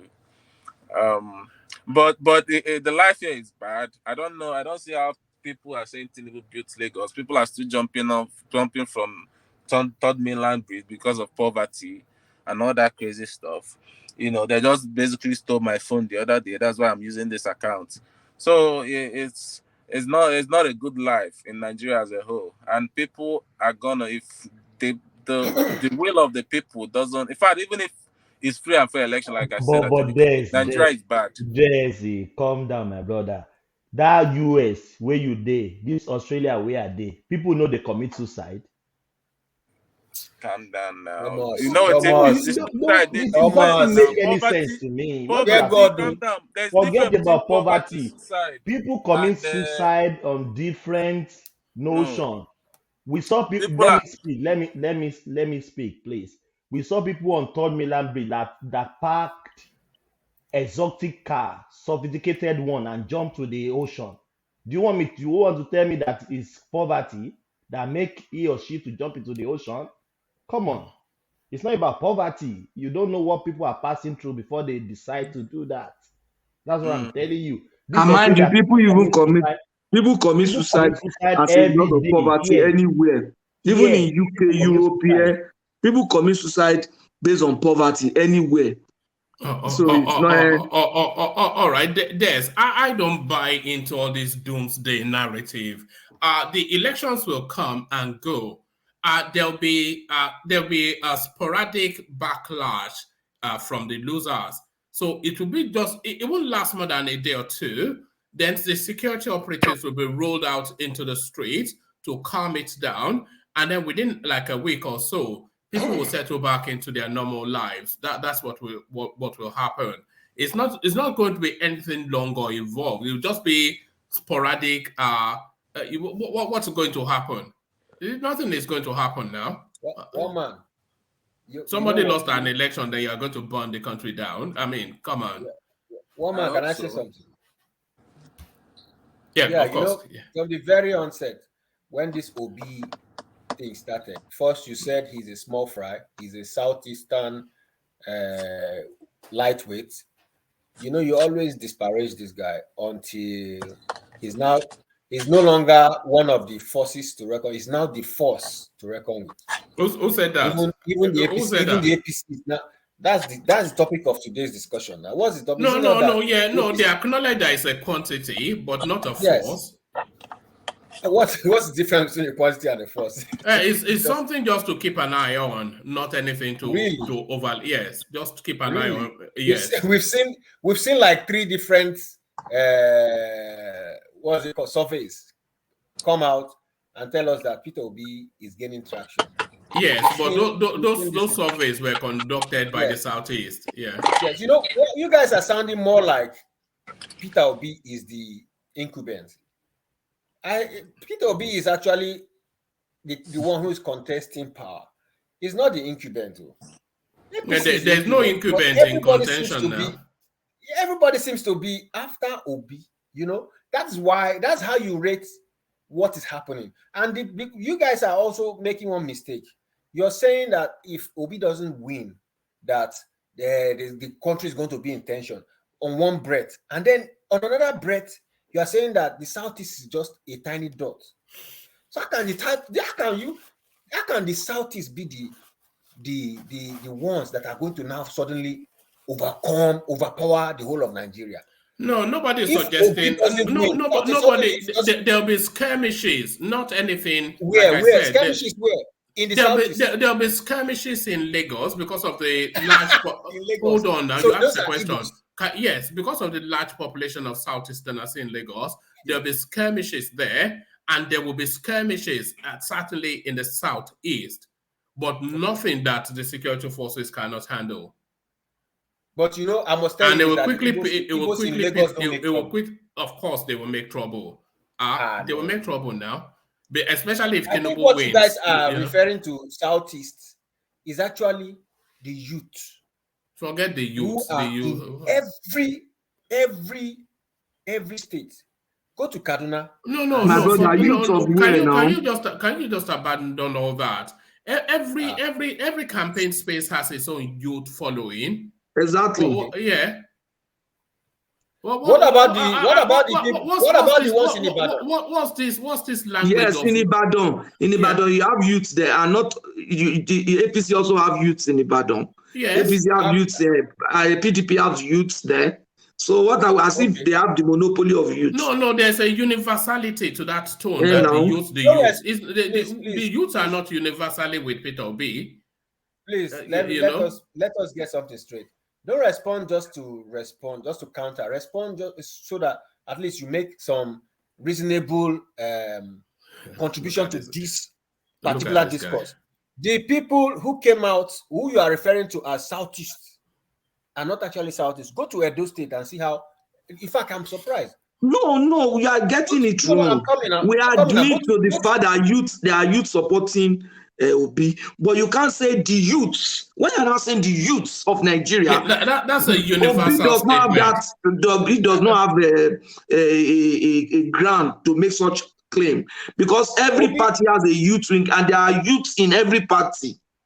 Even on this platform now, we are young people. Some of us might not be youth, but we have people supporting different parties. So you cannot say the youths are the one behind. If he has a very aggressive youth, does not rub off on everybody. I'm saying it from the context of the fear of the APC, which they said. What do you mean the fear? Where are you getting all this language from? Wait, now listen. Now, what we are saying now is, if Obi does not win, that's the end now. If he doesn't win, that's the end now. In Nigeria. That's what we are saying. Now, there will not be problem. There will not be any problem. We lose. That's all now. Hold on, Patrick. I'm not sure if you are paying attention, but there will not be problems in Nigeria. There will be skirmishes where there's a strong southeastern population, which will very, very quickly be doused by the security operatives. They will hold station just for as long as it's necessary, which will be around about a week or two, and then people will go back to their shops, they will go back to their markets, and life will carry on. So there's not going to be anything. Nothing is going to happen. It's not the first time we had elections. There might even be, not even that there will be, there might be. Forget it. People who vote on Sunday or Saturday, they will go to their shop on Monday. Of course, life Even carries in on Lagos now. there. Nobody Nobody is going to allow anybody to touch Lagos again with that kind of experience we had. Nobody is going to allow anybody to touch Lagos. Nothing is going to happen. There are some kind of rhetorics that are more like, gaslighting. The gaslighting of a particular tribe is getting too much. You have not seen any problem. You are saying Igbos. I don't know if it is Igbo that are in Kaduna or in Ibadan or in Lagos. Who's going to riot in Kaduna? That Peter, hold on. Wait. Pause for a moment and reflect on what you've just said. Who is going to riot in Kaduna because Peter Obi did not win? Who? In Ibadan? Who is going to riot? You guys brought the topic up that people are going to riot. And I say they might. People might say, hey, just like in the election, people say, oh, they rig it. Nothing will happen. Nothing. Exactly. Nothing will happen. If Peter Obi loses, nothing will happen. Everybody will go to shop the following Monday. It is you guys that brought that topic. Actually, the obedient believe they are going to win. Yeah, of course, they have to believe that now. Otherwise, of course, they can believe that. Anybody can believe anything, But but the youths are not for Peter Obi. He has a youth following, as does Atiku, Kwakwanso, and Tinubu. Showore especially. So the youths are not for or with anybody. You can say there are percentages here and there, but they're not universally for anybody, and nothing will happen after Peter Obi. It will just go back home and lick his wounds. Can I say something? Yeah, of course. Carry on. What if Tinubu doesn't win? But nothing will happen. What will happen? He will go home and lick his wounds. Anybody that loses, they will just go home and lick their wounds. Nothing will happen. Not a single thing. Exactly. Yeah, let's hear from you, Charles, and then we go back to Thomas. I think at the end of what saying is the truth. You people are pushed to the wall. At the end of saying 100% the truth. Ask any Igbo guy, they're fed up. So you go on woman. And then as the Igbo guy, he's right. All right, Alexander is right. All right. So back to you, Thomas. So round out that space, Thomas, and then let's go to Rufai and his fight with Tinubu. One man. I just kept quiet since. If anybody is going to burn Nigeria down because Peter Obi he doesn't win the election. Let me give you this. Last time I checked, Peter Obi is not going to win this election. Go and write it down. Put it in your dictionary. Write this date down. I think we are in 13 now in Australia. Peter Obi is not going to win the election. Then anybody that tried to burn Nigeria down because of that, it will be dealt with ruthlessly. I'm saying this is my picture, this is my face. Anybody that wants to burn Nigeria because somebody doesn't win the election, the security agents they are going to treat them. They are going to in the language they understand. In the language they understand. That is it. And let me say this: if you are bringing your burning down, don't come to Lagos. Don't come to your state, Ogun, or the southwest. Don't come there. Stay in the southeast. Go and burn the southeast down. Don't come near the southwest. No, don't burn anywhere down. No, we are not advocating that. No. Since they decide to burn down Nigeria, they should not come to our own territory. Which one is your own territory? Look at this guy. Please, who brought this topic of burning down Nigeria, Seth? It was you now. It was you. Who brought the topic of burning down Nigeria? All right. Let's move quickly on from there because that never ends anywhere meaningful. You guys are just very funny. All right. Let's abandon that and go to this part that is going on between Tinubu's campaign team and Rufai Oseni. Have you been monitoring that space, Thomas? And what are your thoughts on it? Yes, Rufai he doesn't like Tinubu. I can say that. You can see all his analysis. Is it just Rufai, or is it the whole of that platform, that channel? Everything, all of them in that arise. They are not They are PDP. Part of them are PDP. Part of them are Peter Obi supporter. You can see it in his body's language. Everything. You can see it's very obvious. It's very obvious. So if the Tinubu camp is going against him, why not? It's good. Yeah, should Tinubu's camp be asking for the sacking of a journalist that is not favorable towards them? Is this what we're to look forward to if he ever becomes president? A stifling press? One man, and free speech. Yes, Rufai has a little bit of big followers, people that love him, and when he speaks like that, now he always attack Tinubu. You know that, always attacking Tinubu, even though he's a Yoruba, maybe he's a diet cook Yoruba. Thomas, let me disagree with you. He doesn't attack Tinubu. He does. He was just being objective, asking him to come for interview, asking some question that people are asking as well. So he's unprofessionally objective. Is very that guy. Do you objective. agree that the guy is unprofessionally objective? Tell me what he has done that is unprofessional. Everything. If you listen to people, just give me an instance. Wait, now I will give you. Yeah. If you talk to because we are not professional journalists, we don't really understand what it means to be professional in that field. If you listen to professionals in that field, they will tell you so many things that guy has done that is very unprofessional. You understand? I know him in Abeokuta. He went to UNAB, he started in OGPC. He didn't even stay long enough under them to learn the job before he started coming out there. Most of the time, he's just playing to the gallery and trying to come up with showmanship of the thing. Yes, Can you imagine agree. him? I agree. Can you imagine him saying languages, things like nonsensical?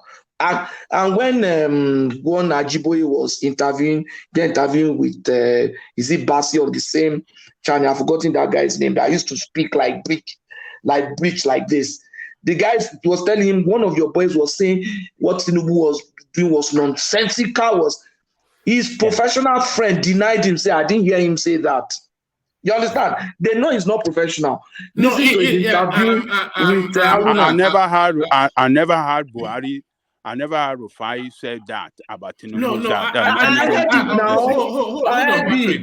Hold on, Patrick. Ajale Koko, I want you to pay attention to Rufai again when next you listen to him. His language, as Patrick was pointing out, is often instances, if not all of the time, unprofessional. And then also he emotes his emotions into the storyline. He's always emotional about the narrative, never detached or dispassionate, which is just unprofessional all the way through. He's a very poor journalist, Rufai. I want to disagree with you people. Then, watch one thing. In reporting, let me give you a good example. Not only Rufai, a lot of Nigerian journalists have been very unprofessional in reporting security issues. You understand? Now, you report a killing of security men whose family have not been advised. And the security agency, I have people in the military. So what I'm telling you is fact. I have colleagues who have classmates, because I went to a military secondary school, who have died. Their wives are yet to know. They are planning on how to engage them. These guys will just go online and talk about it. And then anytime we have a problem, they'll say they have killed our military, whereas you are dampening the morale of the remaining ones on the field. And then the people that are supposed to go and replace them from the office, you are killing their morale. So those guys are going to the field to fight with weakness. You are there, you are so lazy, you can't join the army.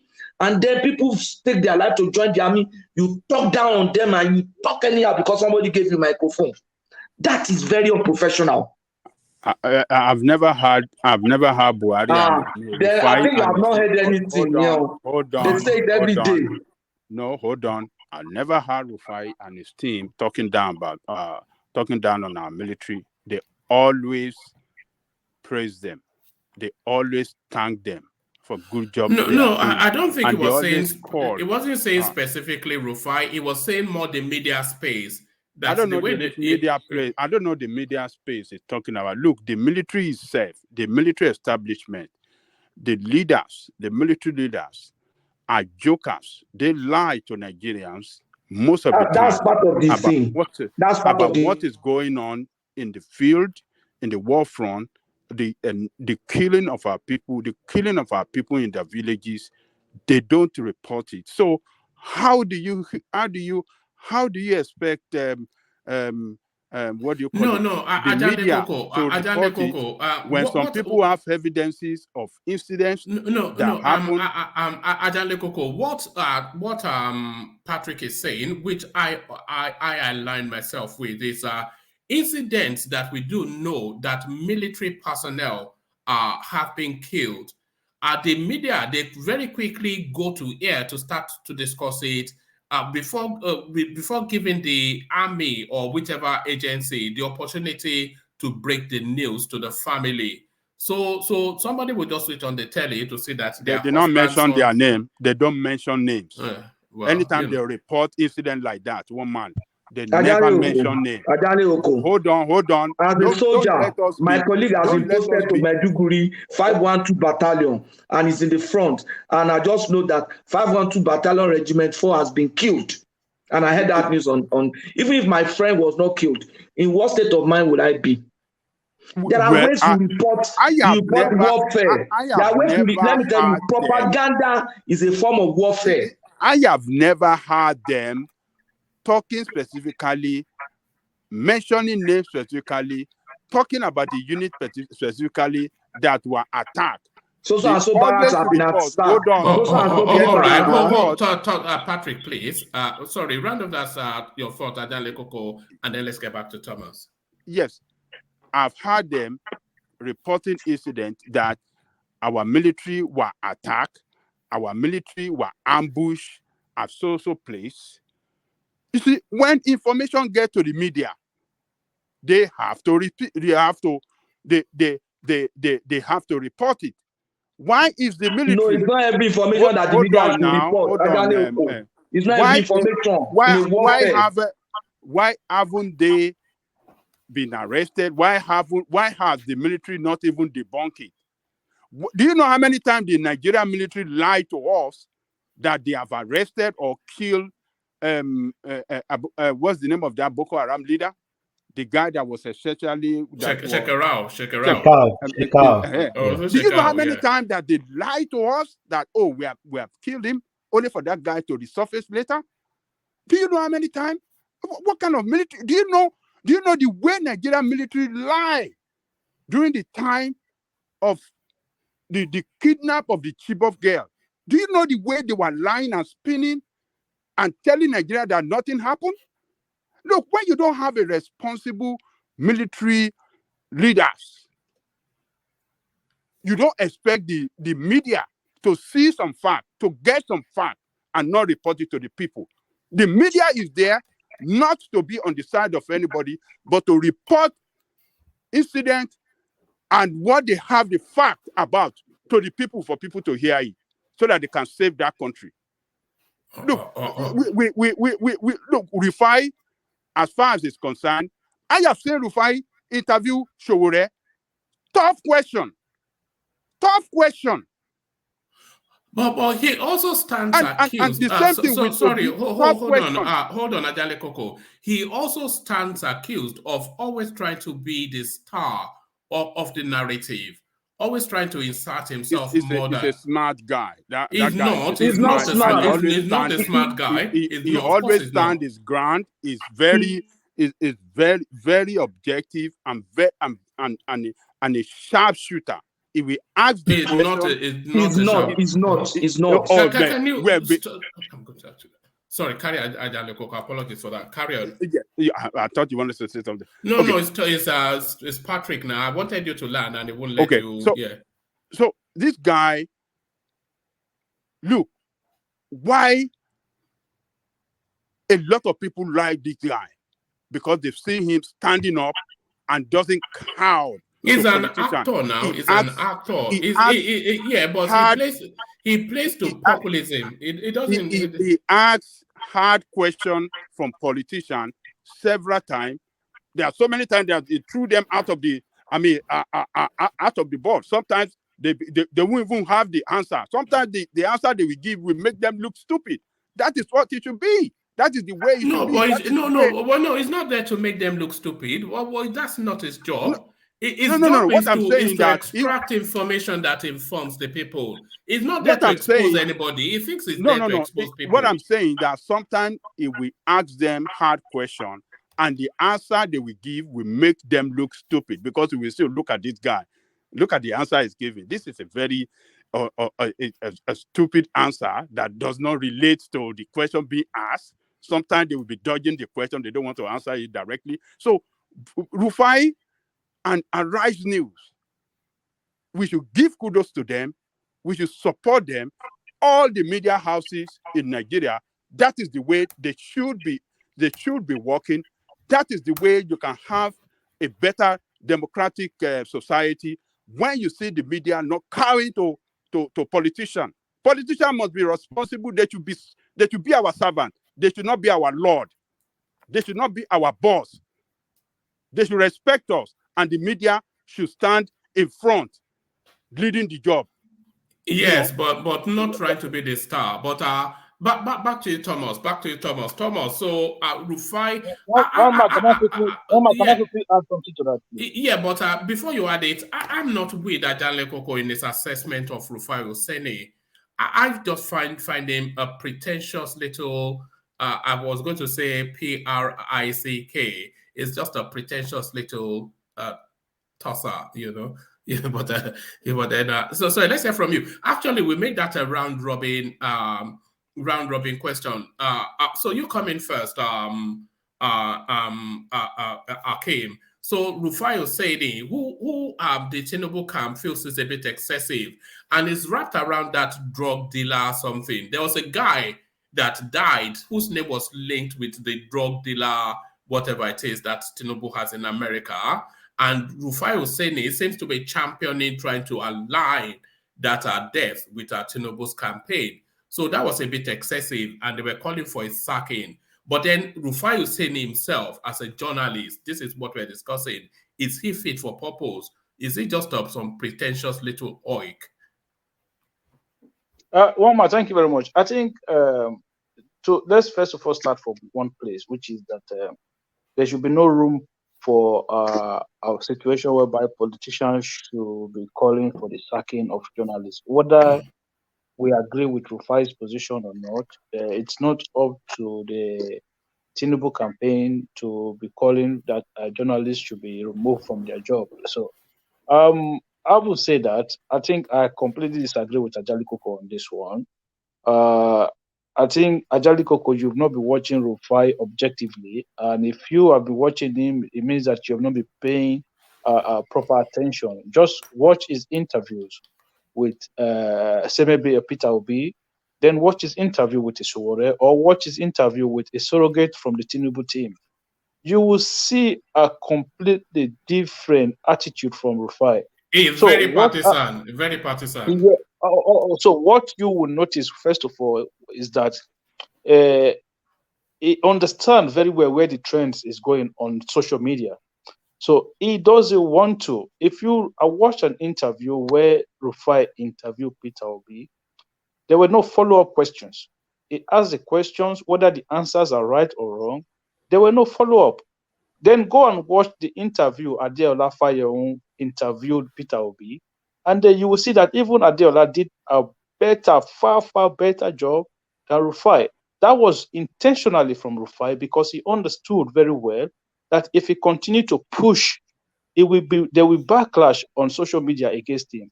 These people praise Rufai to heaven on social media. So he doesn't want to do anything that will give him that negative image on social media. I'm not saying that he can't do the job better than the way he's doing it now. But if we want to be honest with ourselves, he is intentionally skewing the way he handles his job one way because he understands where the trends are going. So I've watched Rufai interview, and Ajali Koko, let's be honest with ourselves, he is not fair to either the Buhari government or the Tinubu campaign. Let's just put it that way. I'm not saying he hates them, but I'm just saying it's not fair to them. He understands that the sentiment is against those people. So the more he attacks those people, the more he seems to be against those people, the more popularity and the more attention he gains on social media. That is the truth. All right. Akim, I want to make this a round-robin question, so I want to put it to everybody. But Baba Akure, the question I am putting is, you know Rufai Oseni, the co-anchor on Arise TV. So the conversation is it too partisan and unprofessional to be a leading voice in this electoral cycle? So is Rufai Oseni, is it too partisan and unprofessional to be a leading voice in this electoral cycle? Baba Akure, you kick it off. Yeah, good evening, everybody. Thank you, woman, for having me this evening. Anyway, well, in my own case, I am not going to I'm not going to castigate stone to Rufai, because there is no way someone must have his own party, like somebody that you're really interested in. Well, I watched his interview and the way he talks on Arise News when they are discussing about Nigerian politics. One can go to the direction of the candidate that is really interesting, and which is Peter Obi. That is me, anyway. That is my own opinion. You think he favors Peter Obi, Abi? Not really favors Peter Obi, but I think that is his candidate. Yeah, we all know that. So you see, because the way he talks, I don't have any problem with him anyway. But the way he talks, you can see that he would like align with Peter Obi, and I can see this man too, Ojiokwe. I can also see him in that area too, because PDP they are not going. I don't see them going anywhere anyway. So I think a little bit aligned with that side. So I'm not going to say that it's partisan or whatever. I will think that Obi is his candidate. That's my own opinion, and he is free as well to grind anybody that he wanted to. Look at the interview this lady conducted about 4 or 5 years ago. Kadri Ahmed. What's the name of this? Ahmed, yeah. Exactly. So technically, when you look at that interview, it was being she was like supporting indirectly supporting Buhari at that time. Remember, if you watch it very well, you will see that he was grinding Atiku and Showore, but she allowed Oshibanjo to answer questions for the only Buhari. The only thing Buhari said at that interview was hello at the start and goodbye at the end. Exactly. When the lady directed question to Buhari, it was Oshibanjo answered the question. So why am I saying this? Is that every anchor or newscaster will have their own candidate, and there is no way they cannot hide it. It will, of course, come out in their talk and their behavior. So that is my take on that. All right, brilliant, Baba Akure. So we take it round. Just to fulfill all righteousness, we already know what he thinks. But Ajan Lekoko, the question is Rufai Oseni, by reasons of his open and obvious bias towards the Peter Obi candidature, is it too partisan and too unprofessional in his conduct to be a lead voice in the politics of this cycle? Ajan Lekoko. Rufai is very objective. Rufai is very professional. Rufai is very intelligent, and Rufai does his job well. And that is why you see thousands of Nigerians behind him, particularly our youth, because of his style of asking questions, asking tough questions for politicians, irrespective of. But why wasn't he? Why political wasn't he party. asking? Why wasn't he asking tough questions of Obi, as Baba Akure just pointed out earlier on? Why didn't he do that? I want you guys to go and watch the interview with Obi several times. I mean, several interviews he had done with Obi. You will know that, yes, this guy, among the three of them, he's the one that asks tougher questions. He threw tougher questions to Obi several times than the other two guys, than Abati and the other lady. He's the only one that stand out, that we hit Obi with tougher question, hard question. Go and watch it. This is what I've seen him. This is what I saw him did several times. So look, don't let us fall into this game that APC, Tinubu and his team are playing. They are playing dirty politics. They are playing, Baba Ajadikoko, can you give us an example of the tough question he asked Peter Obi? He asked him question on the woman. What is that? Pandora papers. Pandora. He specifically asked him. Yeah, he asked him, but did he probe him? Did he probe him? He probed him. He did No, not. he didn't probe him, Ajadikoko. I watched the interview. He did He not. probed him. No, hold on. You guys don't be biased. Go and watch that video again. No, one man, you can actually play that part of that interview. There's nothing like bias. I watched it over there and I was like pissed off that day. Bring it. Because he asked the question, he interrogated this guy further. He said, "Why is your daughter's name on this thing?" It was hard. And this guy was saying that what did Obi did? Obi said, yes, when he asked him about his daughter, because Obi said, look, my daughter is a partner in his business or so,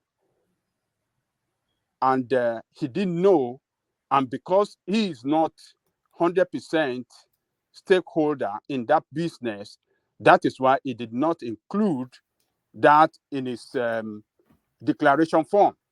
He said because it's a partnership business with his daughter. He interrogated Obi. He did not. Go and watch it. I want you guys, one man, if you can pull it up, I want you guys to watch him. I was praising that guy that day that, oh, wonderful. And Obi fumbled because Obi, when he asked the Pandora, he said, "I've not done anything wrong according to Nigerian law and this and that." And he said, okay, it is stated that, okay, these are the facts. And Obi now said, oh, because it's the company that I use on that Pandora this thing is a partnership business between me and my daughter, and because my daughter name is not solely owned by me, that's why I did not include it. Ajadikoko, you need to go and watch that interview again. No, go and watch it. Don't say this is what I watched. I have it on the screen, but unfortunately, it's 48 minutes long. You're just making it work, Ajadikoko. I watched that interview. I still have it in my head like yesterday. All right. I watched it as well, but yes. you know. Yes, and we discussed it one man here. We said, look at Obi, the way he fumbled. Look at the answer he gave, and that. What kind of answer is this? We tweeted it here on this platform, one man, if you can remember. Yeah, I remember. It was this guy that interrogated Obi. Hold on, Akim. What I recall, I've got the actual clip on my screen, but it's a 48 minute thing. So I don't know exactly where that question will come in, and we can't listen to 48 minutes of but what I recall was that he asked him about the Pandora Papers, but Obi gave some bland, placid response, and then he just moved on to the next question. It Wait. Yeah. He didn't move on. He interrogated him further.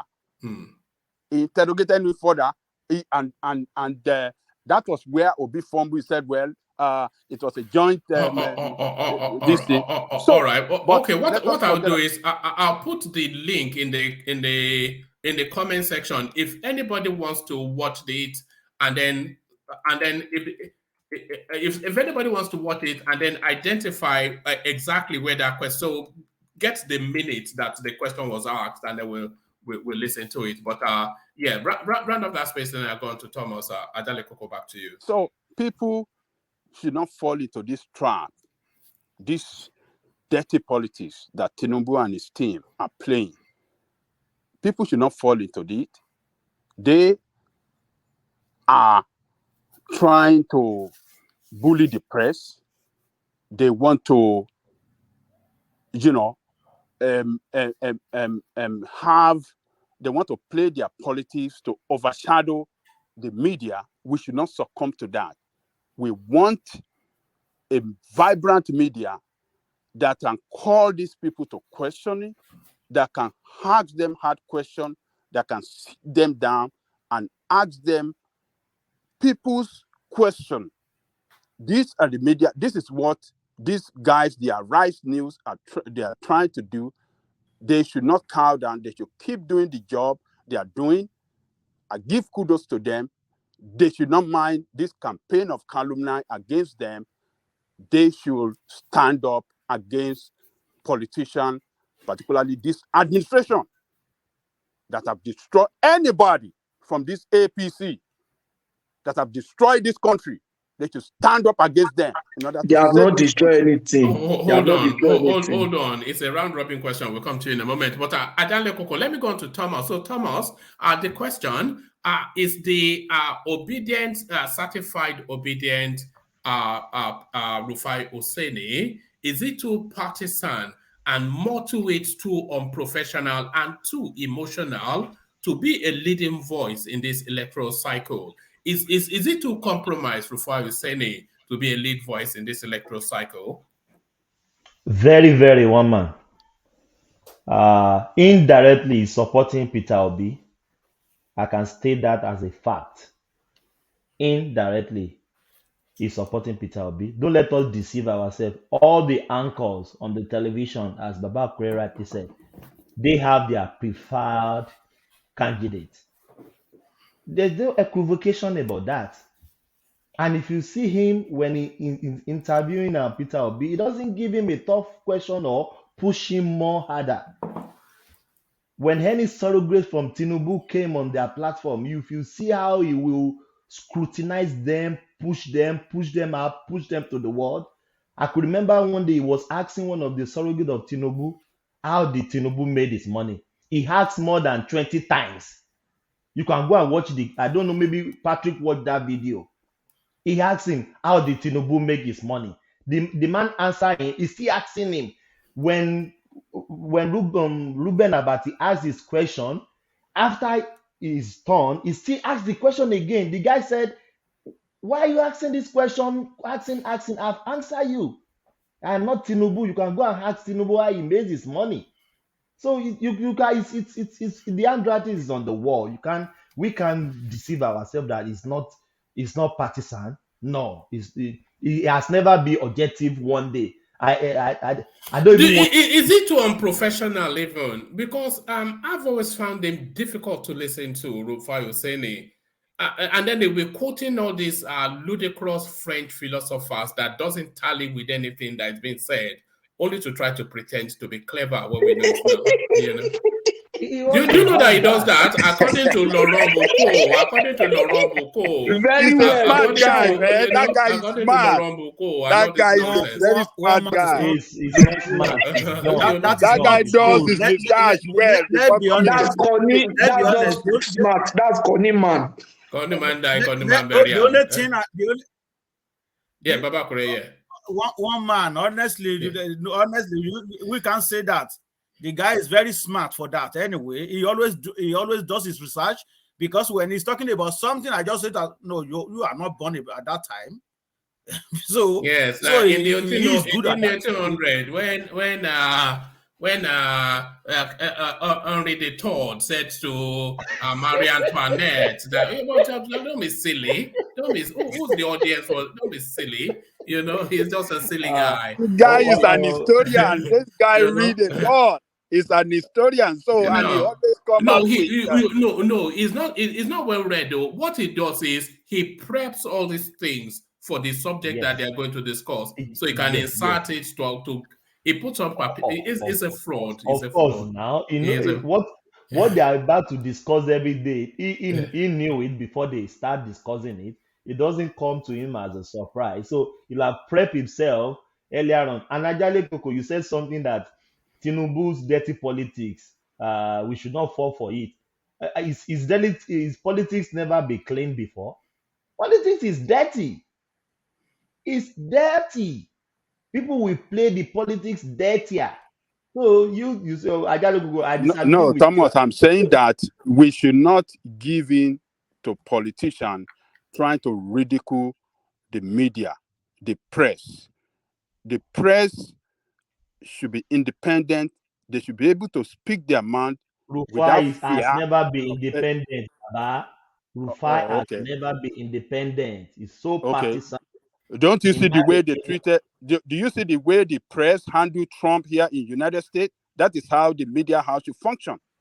Hey, we are not in America. You are not in America, and you want to practice democracy. You are practicing presidential system of government, and you don't want the press to run independently. He has to be universally like that. Is the thing. He can't give Obi a soft sell interview and then be asking Tinubu's functionaries how Tinubu made his money. It's the guy Tinubu's accountant to be able to tell I you wonder. how so it's just a partisan shit. If you are a surrogate for a frontline politician, you should be able to know a lot of things about him. How did he make his money? What is so hard about that? How would you know how he made his money? How did Showore make his money? We can tell you how Showore made his money. Makata Foundation. We got it from Makata Foundation. I can tell you how Showore made his money. It's from Makata Foundation. From Makata Foundation, yes. Yeah. So how did Tinubu make his money? If he made a clean money, if he make a money through a clean means, I mean, we should be able to say it.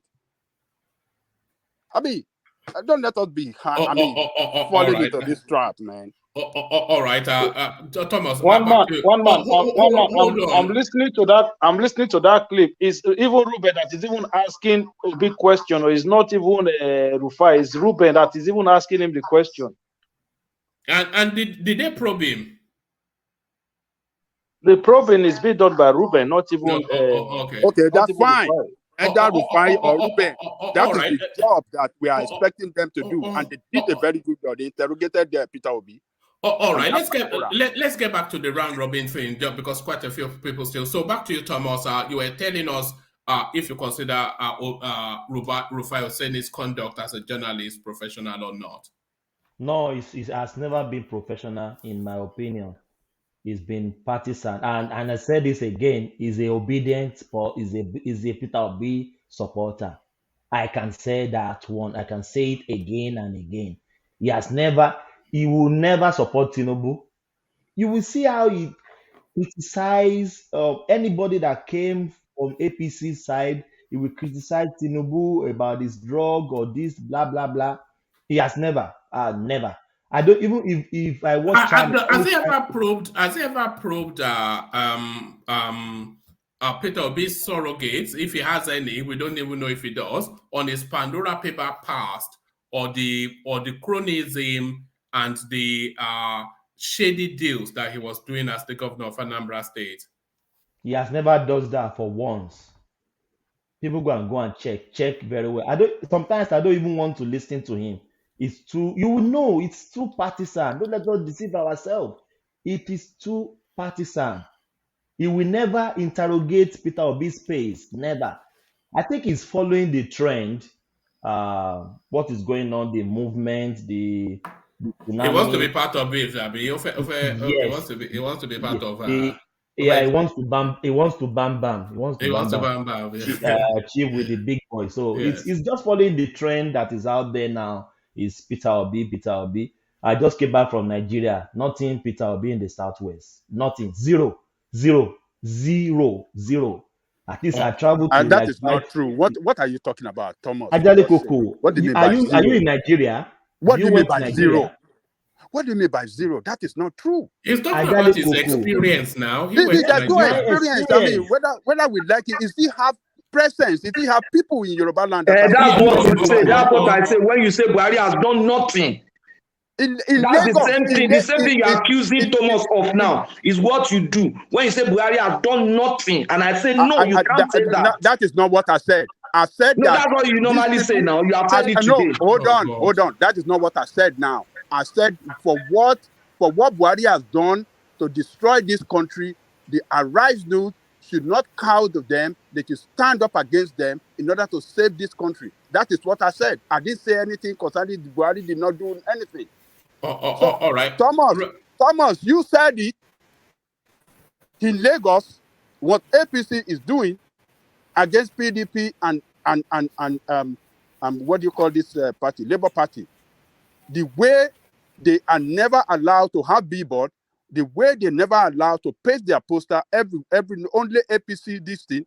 So they have started what do you call it, woman?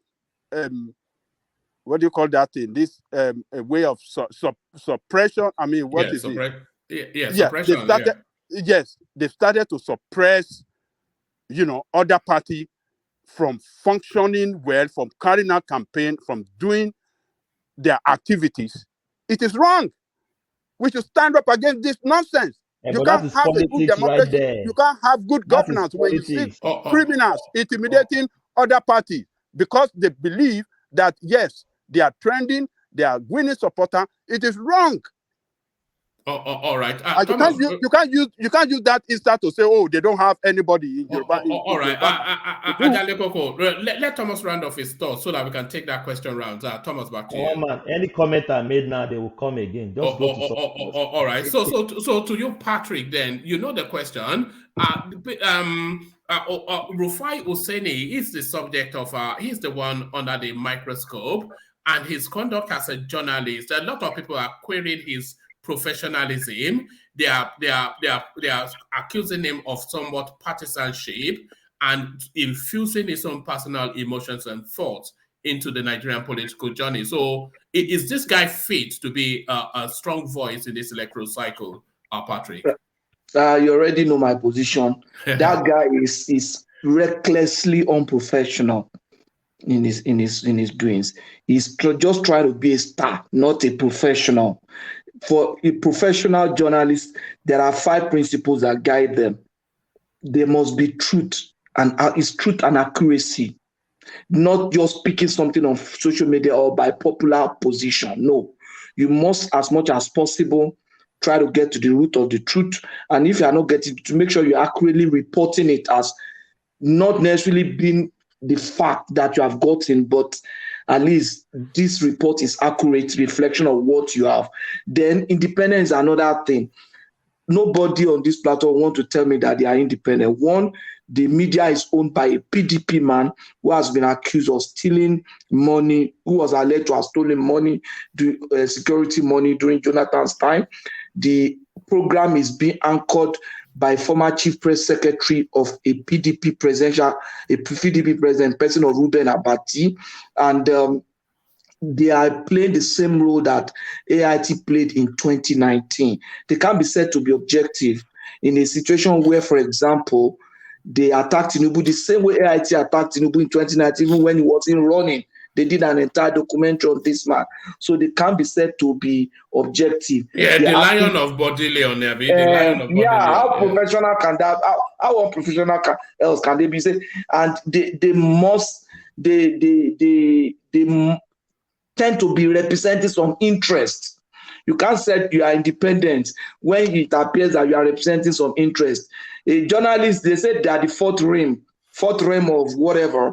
That's after the executive, legislative, judicial, they are like the fourth. And you see him as a journalist gallivanting between Jando and Peter Obi and all those kind of things. That is not right. Then fairness is another ethics that they have. They must be seen to be fair and impartial in their reporting. What am I trying to say is that when you bring a guest to the studio, you are not bringing in a guest because you want to embarrass him. You give him a topic ahead of time. This is what we are discussing. Some of us have been guests in the media too. You give him a topic ahead of time. This is what we are going to be discussing and stuff like that. You are not bringing them there to put them down so that you can be shining and be seen as you're asking tough questions. The guest is not writing an exam. The guest is trying to come in to give an opinion on issues and the way he understands it.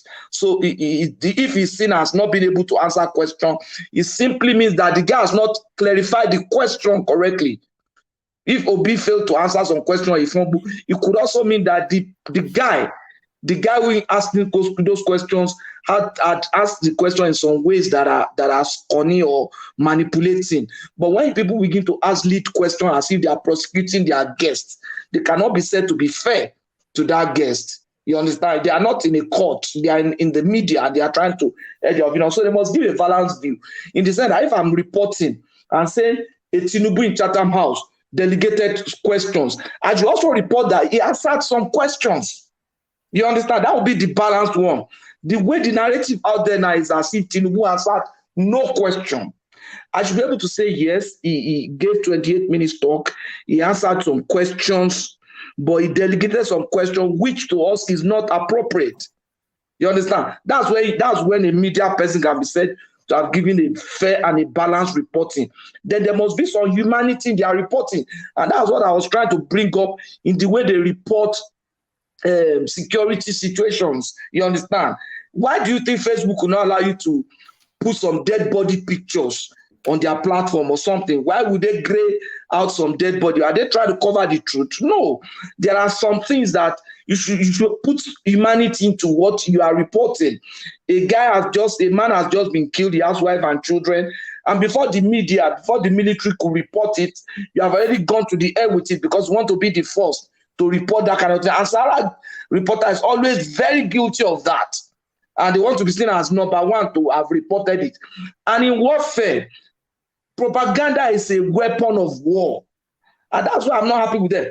Even when the military is trying to use propaganda to win some side of war, the West do it all the time. Britain, all of them do it.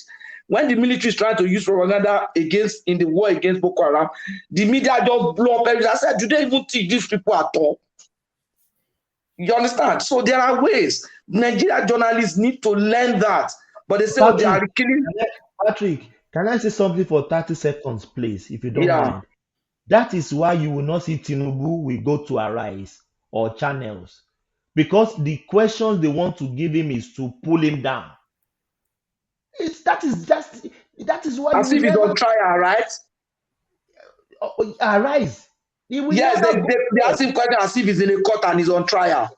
Yes, no. Patrick, my brother, so to be honest with you, I cannot disagree with that. I don't think that is the reason Tinubu don't want to go there. The man just feels too big for those things. That's the truth. I disagree with you. I think Patrick is exactly right.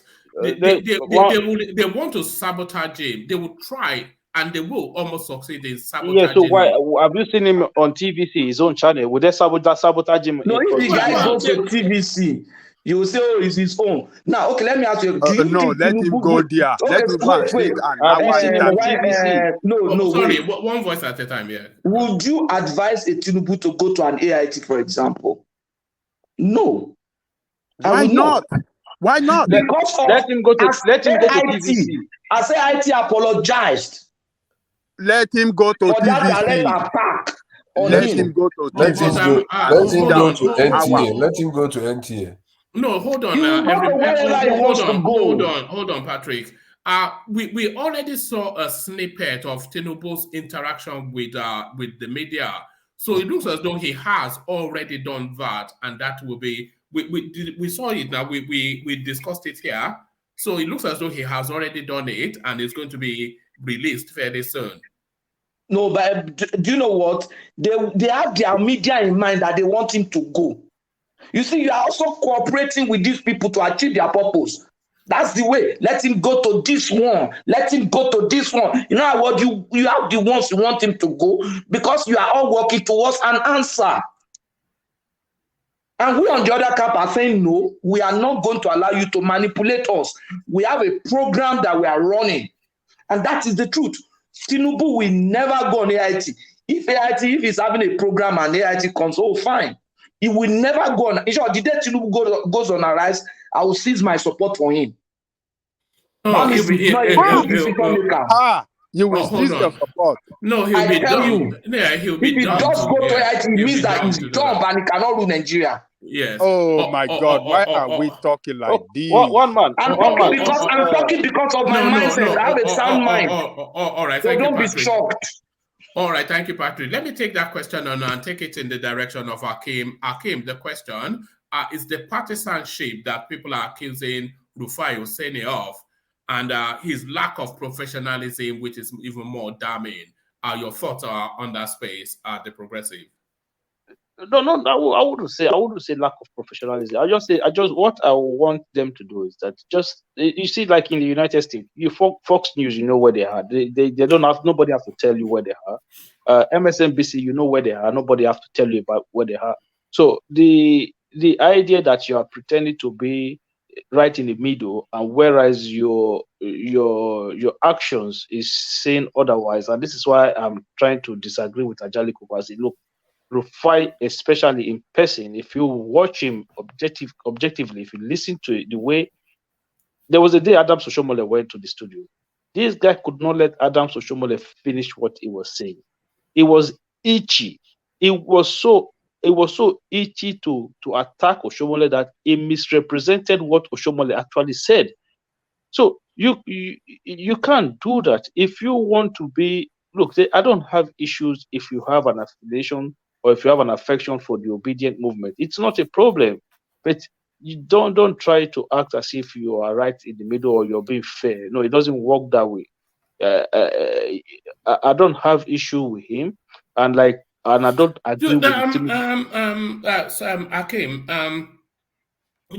like somebody rightly said, it's almost impossible for you to be a political actor, and a journalist is a political actor, not have a political opinion. Almost impossible. But as a journalist, you have to be balanced in the way that you present, so that your bias is not obvious. A good example of somebody that does that is Reuben Abati, who was a spokesman for Goodluck Jonathan, and he's the company that he works for is owned by a functionary of the PDP. So we know he's PDP, but he will prod a little with elegant language, but he will not try and arm wrestle you to the floor just with naked aggression, which is what you see from Rufai. So that's why his professionalism is called into question. Does it lead too quickly with his own political opinion and not leaving any new? Yeah, you are very correct in your analysis of in that aspect. You understand? That is exactly the situation. But for me, that is still not a problem. You can do that, but let people know where you stand. You understand? Look, so like I say, if everybody knows that you are an OB person, so if I'm coming to you for you to interview me, it means that I'm coming into an opposition ground. I don't want to be going into a journalist thinking is going to be fair. He's going to be fair in his interview, whereas he's just there to come with a gotcha question, or statistics say, or this data says this, or this one did this, or then you start asking questions that doesn't even make sense. I've watched these programs. Politicians, we have about 2-3 months to elections. Politicians will go to the studio. You will see journalists will not ask them one single question about what is in their manifesto. Is Atiku sick? Is Tinubu sick? Is that one this? What is happening within the Labour Party? It's all junk, man. How is this going to benefit the people? I don't understand. All the parties have manifestos out already. These people are not even being interrogated about their policies. It's stupid. It doesn't make sense. What kind of journalism is that? And Akim, would you say the sort of journalism that we're seeing at the moment, especially pointed towards Tinubu, is essentially people are looking for headlines of either gaffes or financial impropriety, or would you say that the Nigerian media space, they are out to get that guy, Tinubu? Of course, this, like I said to you, the man trends. Any news, any negative news about Tinubu trends. So all of these people, they know this, and they know that trending is one thing. It gives them fame, popularity. So all of them want a piece of the pie. That is let's be honest with ourselves. That is the truth. But what I am saying is this: you as a journalist, you have a responsibility in this election season to enlighten the people as to the policies of these politicians, of these political parties. When they come to your studio, where you spend 90% of your time asking them stupid questions that will not make any difference to the life of Nigerians. You will not ask them about their policies. All you talk about is this fit enough? Is this sick? Is it what? Are you a doctor? Did he come to the hospital or what? Or is he in the television? I don't understand. What are you? You know, this Rufai was interviewing Reno Mokri, and he almost fought the guy because Reno Mokri said he went to the Chicago State University and then that Tinubu actually attended the school. Rufai, Reno is not even an APC man; he's a PDP person. Rufai almost, if both of them were face to face, I'm sure there would have been some punches thrown at each other that day. I said, what is your own? The man this guy is a PDP guy. Are you saying that he's supporting Tinubu now? I don't understand. Why are you so eager to prove that Tinubu did not go to school or Tinubu did not have a certificate? He started asking Reynolds dumb question. Who did you see in the office? Who did you speak to? What has it got to do with you?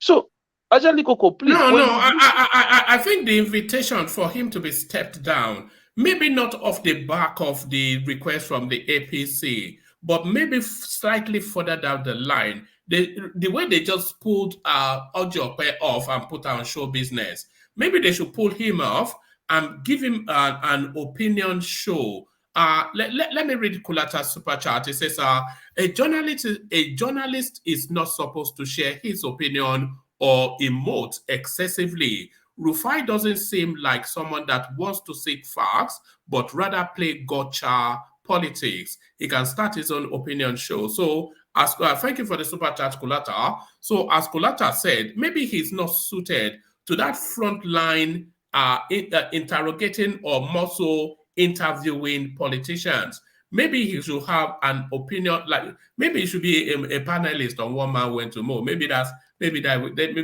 should be. No. I think Kulata is actually right. It should be like a Seanality kind of a host having his own show where he just say, I'll just whatever comes to my head, I'll just do today. I think that makes sense as well. That makes sense. But what I'm trying to say, one more is this, right? We need to get past these personal issues about these politicians now. It is done. Tinubu is APC candidate. Whether he's got one leg, one hand, and one face, is going to be on the ballot. It doesn't matter anymore.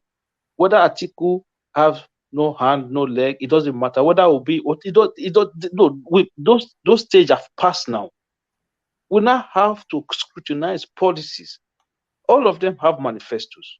We now have to look at all of these things and say which direction this country should be going to. Should it be towards the Obi? Should it be towards the Tinubu, Atiku, or who? That is what we should be debating. We should be debating issues, bread and butter. Who is going to better the life of Nigerians? That should be the focus right now. So this idea where people still talk about sickness, people still talk about somebody peeing on Pampers and all of those things, it's stupid. Let's get past that. With that, look, that ship sailed long time ago. Now the election has come. Some people are even going to the fact that Tinubu is going to die 2 months in office. Shettima is going to be the president. Look, nobody is God. Nobody knows who is going to live, who is going to die tomorrow. None of us knows. So we can't be making pronunciations like this. It is such an ugliness, you know. They are actually literally wishing death on this guy. Yeah, just for reasons. It's so ugly. So ugly. I've heard this. So we can't do this. We have to go past this stage now, and then let's scrutinize policies. And I believe that a lot of the people who are doing this, the reason why they don't want to go that way is because they know that when they begin to go into that direction, they'll begin to see flaws in the areas or in those candidates that they are supporting. That is the truth. Let's be honest with ourselves. All right. Thank you, Akim. So let one man. So, yeah. You know, when you say, when some people say that they are trying to get him, I mean, this is the one that is inviting this call for the interview. He is the one that is, I mean, his action is what is generating this call on him to come and sit down. How on earth do you want to be our president and you don't want to talk to us? How on earth? No, it's not. Hold on. It's Where not the one. Ajale Koko. Nobody is quibbling that Tinubu must sit down and address a camera. But it's the platform that people are querying and the prejudice that is so naked that almost undeniable. You know. So who is going to be that platform? You know one man. So, what I'm saying is that he is absent at media houses. Yes. All this why is what people is why those media houses that you see as enemy media houses, those media houses that you see as enemy, that is absence at media houses is what makes them be calling on him, banging on him, and those guys are doing the good job. I don't agree. So, the reason why I feel they are pushing him is because he is the lead candidate, and there are so many vested interests. Because of course, the Nigerian media space heavily corrupt, heavily prejudiced. So they are trying to use the media to undermine him. That is really what is going on. One man, let's be honest here. Okay, I will say, okay, even if he doesn't go to Arise, he doesn't go to China's or IT. But let him go to TVC, let him go to NTA, let him go. So let him just go. Now you're talking, Akim. Let him go to TVC, let him go to NTA. There's nothing wrong. He will at some point. People have already said he's when will he? When we are here, banging. He has already, so it's down to the platform to release it whenever the team fits. We are here banging on Obi to release his manifesto for months. We are saying this guy is not prepared for this job. That's why he couldn't have his manifesto. We were here, and nobody is looking at us and saying, "Oh, we hate to be and this and that." I know that we have some of our brothers from the East are saying, "Oh, we are playing tribal," but why are we calling on him to bring his manifesto? Is because there's nowhere that you want to put yourself out there, that you want to be president of a nation, and you don't have a plan to show them this is the direction I want to take you. The same thing Tinubu is doing. Tinubu is saying he has the capacity. He has everything it takes to lead us. But you don't want to sit down and talk to us. Let us ask you a question. You have released manifesto. We have read the manifesto. We have some questions to ask you on what you put on that manifesto. We need some clarification, but you don't want to sit down. And you want the media to sit down and let him go free. I mean, it can happen. This is democracy. And are we a little bit too fixated? Because this what you have just said there, Ajanle Koko, is exactly what I'm saying. That people are looking for a gotcha against Tinubu. We all know that he has some sort of like it doesn't have within him to sit for any length of time. I don't think to have that interaction. Would you you consider that as okay? One man. Would you say that when Atiku? Sorry, no, when that's Atiku that's not an impediment if that's what you're asking. One man, when Atiku had his interview with Arise, right? Yes. He specifically said, requested that Rufai should not be part of the team. So Tinubu could have done that as well. You could have just said, okay, you know what? I'm not happy with the way this guy presents. You know, if Tinubu appears on any platform, it is guaranteed that he's going to misspeak. He's going to say gaffes. It is guaranteed that he's going to misquote certain figures. Guaranteed. And it is guaranteed that he will have moments of incoherence. So out of all of those three, those will be the headline. And the substance of anything that he has to say will be lost in the noise. And that's what they are looking for. The gotcha. Not them. That is what we are looking for. You're looking for him to make gaffes. You are looking for him to make gaffes. Yes, if we have a president that will constantly be making gaffes all the time, it's not fit for that position. What do you mean it's not fit for that? What do you mean it's not fit for that position? Its mental alertness is low. What do you mean mental alertness? That's not true. No, how is making gaffes an indication of mental alertness or not? No. I think that is one of the things. That is one of the things I'm talking about. You know that Tinubu is more lucid in Yoruba. Do you know that it's more lucid in Yoruba? Look, one man. Let me tell you this. This man have to sit down and talk to the people. Why? Why is the why is because he's offering himself to be our president. He must talk to us. This is democracy. This is not Oyedile. This is democracy. I don't know. You know the way. I think you are looking for a gotcha. You are looking for. Yeah, let's get it. They are looking for Agbado again. Let's get the Agbado from him. They are looking for another round of Agbado. Let us get that Agbado from him again. Look, this is democracy. We are not running Oyedile. Democracy give the media that power to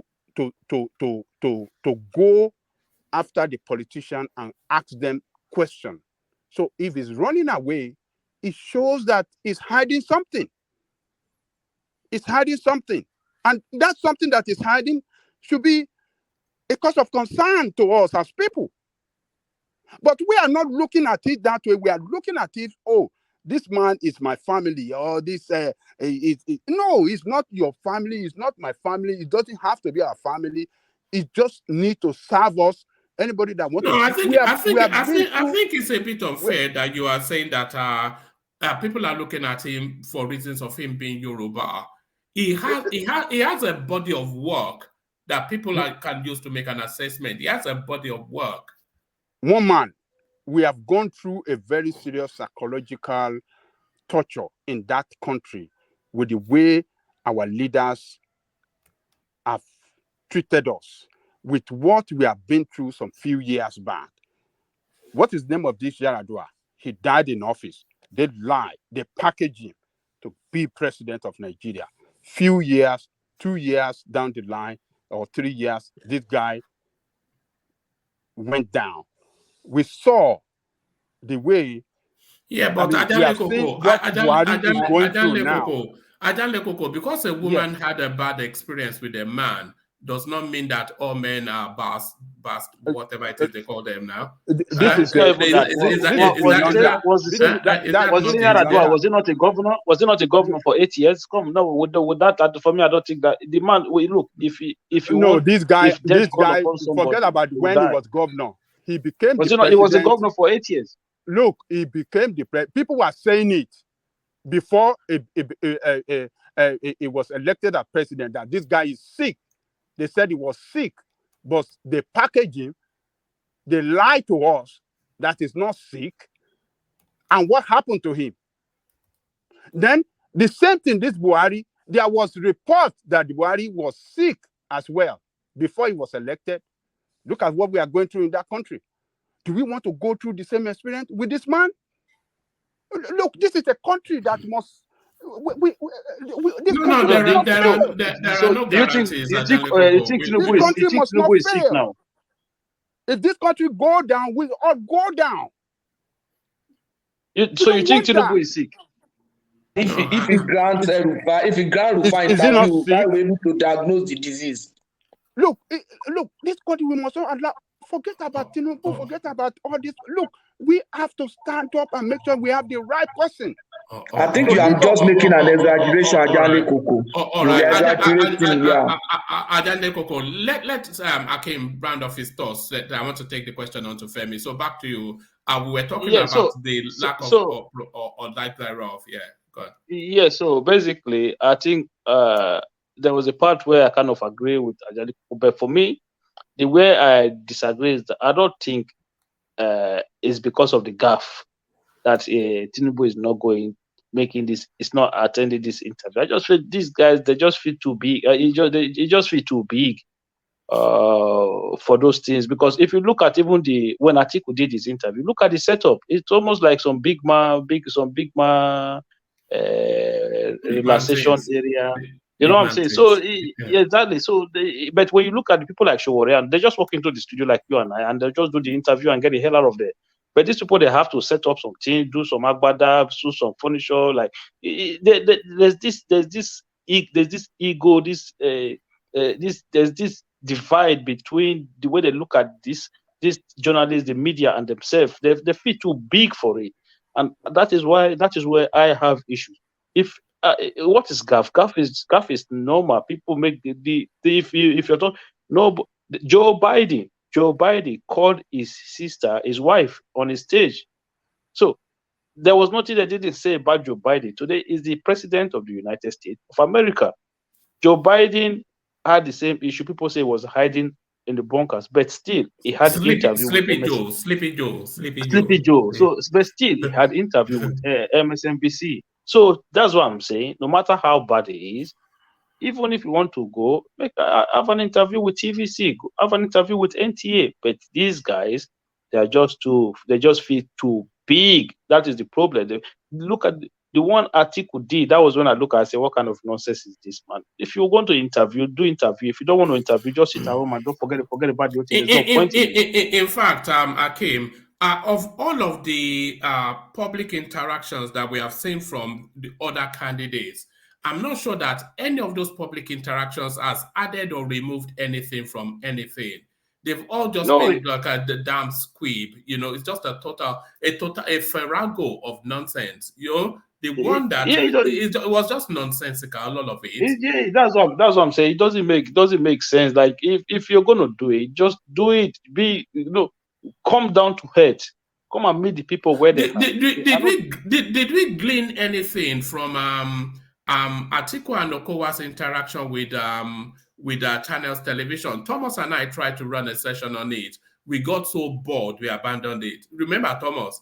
We got so bored, we abandoned it. It was just tedious nonsense. Of course, it was just total nonsense. Nonsense yesterday. It would be like some business event where you go and do some. They're asking some businessman questions about some business investment, and you sit down, they just explain to people. You know what I'm trying to say, one man. So for me, I think if you look at Atiku and Tinubu, these people, they feel too big for those occasions. They just feel like they are on a different league. And for me, that is what I don't like about these people, to be honest with you. I don't want us to have a president. I understand that they might I'm not in those kind of category that will tell you that if you let Tinubu or you let Atiku, that will be the end of Nigeria. Nigeria will just disappear. Hunger will kill everybody. Everybody you have to suffer. No, I'm not. I don't do that. I don't believe in those kind of nonsense. If you tell me If you tell me that Obi or Showore is going to transform Nigeria in 8 years, then it means that you're lying to yourself. You're not being honest to yourself. Nobody would transform Nigeria in one administration. So for me, it is the personality, the way they carry themselves on certain issues that I don't like. You have to be relatable to the people that you want to lead. You have to be the people's president. And by doing so means that you will be able to present yourself to the people at all time. Look at Obama, the way he governed when he was in office. He turned White House into the people's house. People were in and out of White House as if it was nothing. That Obama at the time, even when his policies were not popular, he was able to win re-election just because people who did not like his policies just liked the guy. Thank you very much, Mama. All right, thank you, Akim. So I'll take the question next to Femi, but on the way to Femi, let me do a bit of administrative stuff. So this is your super sticker to the platform. Thank you. And then he follows that with a super chart. He says, Rufai is doing a hatchet job for the obedient space, hence why he is so beloved by them. He is no journalist, just playing pretend. So that is Ayo. Thank you for that. So I suspect that Ayo now may well take on the title. It may well be One Man Went to Mo, sponsored by Ayo. Because Ayo, of course, he always keeps the Buy the Coffee space honest, which he has done again today, by the way. So that's Ayo doing the Buy the Coffee thing. So thank you for that, Ayo. Joined today by Thomas as well. So two people availing of that space. So thank you to Thomas and Ayo. So One Man Went to Mo, sponsored by Ayo. So let's take the conversation on and move it in the direction of Femi, who has been quiet. So hopefully still with us. Femi, are you still there? Femi? Yes, one man, I'm still here. Yes, yeah. Thank you very much for the opportunity again to speak. To my own personal surprise, I am kind of like agreeing almost 100% with your submission today about the issue of Rufai, because I'm somebody who sometimes doesn't entirely agree with you. When you say Rufai is kind of unprofessional, if I'm to rate him, I would say 70% he sometimes strays off the well-beaten path, because to me, he's somebody who I would say has anger issues. He kind of finds it very easy to get riled up. He riles himself up and gets just like I would say he wears his emotions, his heart on his sleeve. He's very easy to trigger. So whenever he has a preconceived notion about somebody, about a politician, somebody is about to interview, he kind of brings that emotion into his questions and gets very angry. So I would say I would agree with you and say he's kind of not professional. But at the same time, the work of journalists or journalism in Nigeria, like they said, they are the fourth estate of the realm. They're actually there to put our leaders, people in power, put their feet close to the fire, put them on top of their toes. You can't just, this is not a monarchy. It's Tinubu who wants to become president can't say nobody should ask me questions or nobody should ask me tough questions. Somebody like Peter Obi, even if he doesn't win, I would say that Peter Obi has changed the face of politics forever in Nigeria. Why? In the 2015 election, 2019 election, by this time, somebody like Sanwo-Olu would have been making people's hair in Tinubu Square. Somebody like Moshomole would have been eating corn and coconuts on Okpa Sabugba Road. Somebody like, what do they call this Ife politician too, would have been eating corn. So Aisha Buhari would have been frying macaron and all those nonsense. But the man has elevated the level of discourse. People are now thinking, what does this person have upstairs? Can he quote what he wants to do? What is his manifesto? Not he's frying akara with us. She's doing this one with us. We have moved beyond that. So even if Peter Obi doesn't win, he has changed the face of politics forever. So journalists are actually to put politicians on top of their feet, on top of their toes, and keep them like, I can't mess up. I can't go beyond this certain level because people are going to ask me questions. So Tinubu should have this mindset that he is not entitled to that position because he worked for a Buhari in 2015 and somehow in 2019 doesn't give him that right to say Emilokon. This is not Emilokon. This is not a monarchy. It's not Oyedile. It is not your father's title. So he should bring himself down, even if he's going to do the Atiku style of, okay, bring selected journalists to my house, come and give me pre-prepared questions I already know the answers to. All well and good. It will even bode well for him. Although we all know that the people who are going to vote for Tinubu and are not online, they are not on Twitter. The people, his core followership, like traders, just the lower cadre of the society are not on Twitter. Whatever is going to say on Arise, they are not watching Arise. They already know that I'm going to vote for Tinubu or Mowani. So, but at the same time, there are still some middle class people who are still sitting on the fence, and maybe his appearance on an Arise TV or channels might actually sway them into his own side of the coin. So I think he should actually consider doing that, because if we say he wouldn't do that, I don't know how much it will affect his chances. But at the same time, journalism and journalists are actually there to actually ask questions. Because if people say Rufai is an obedient or he's an Obi supporter, yes, everybody has their own leanings. Somebody like his other partner there, what's his name again? I've forgotten his name.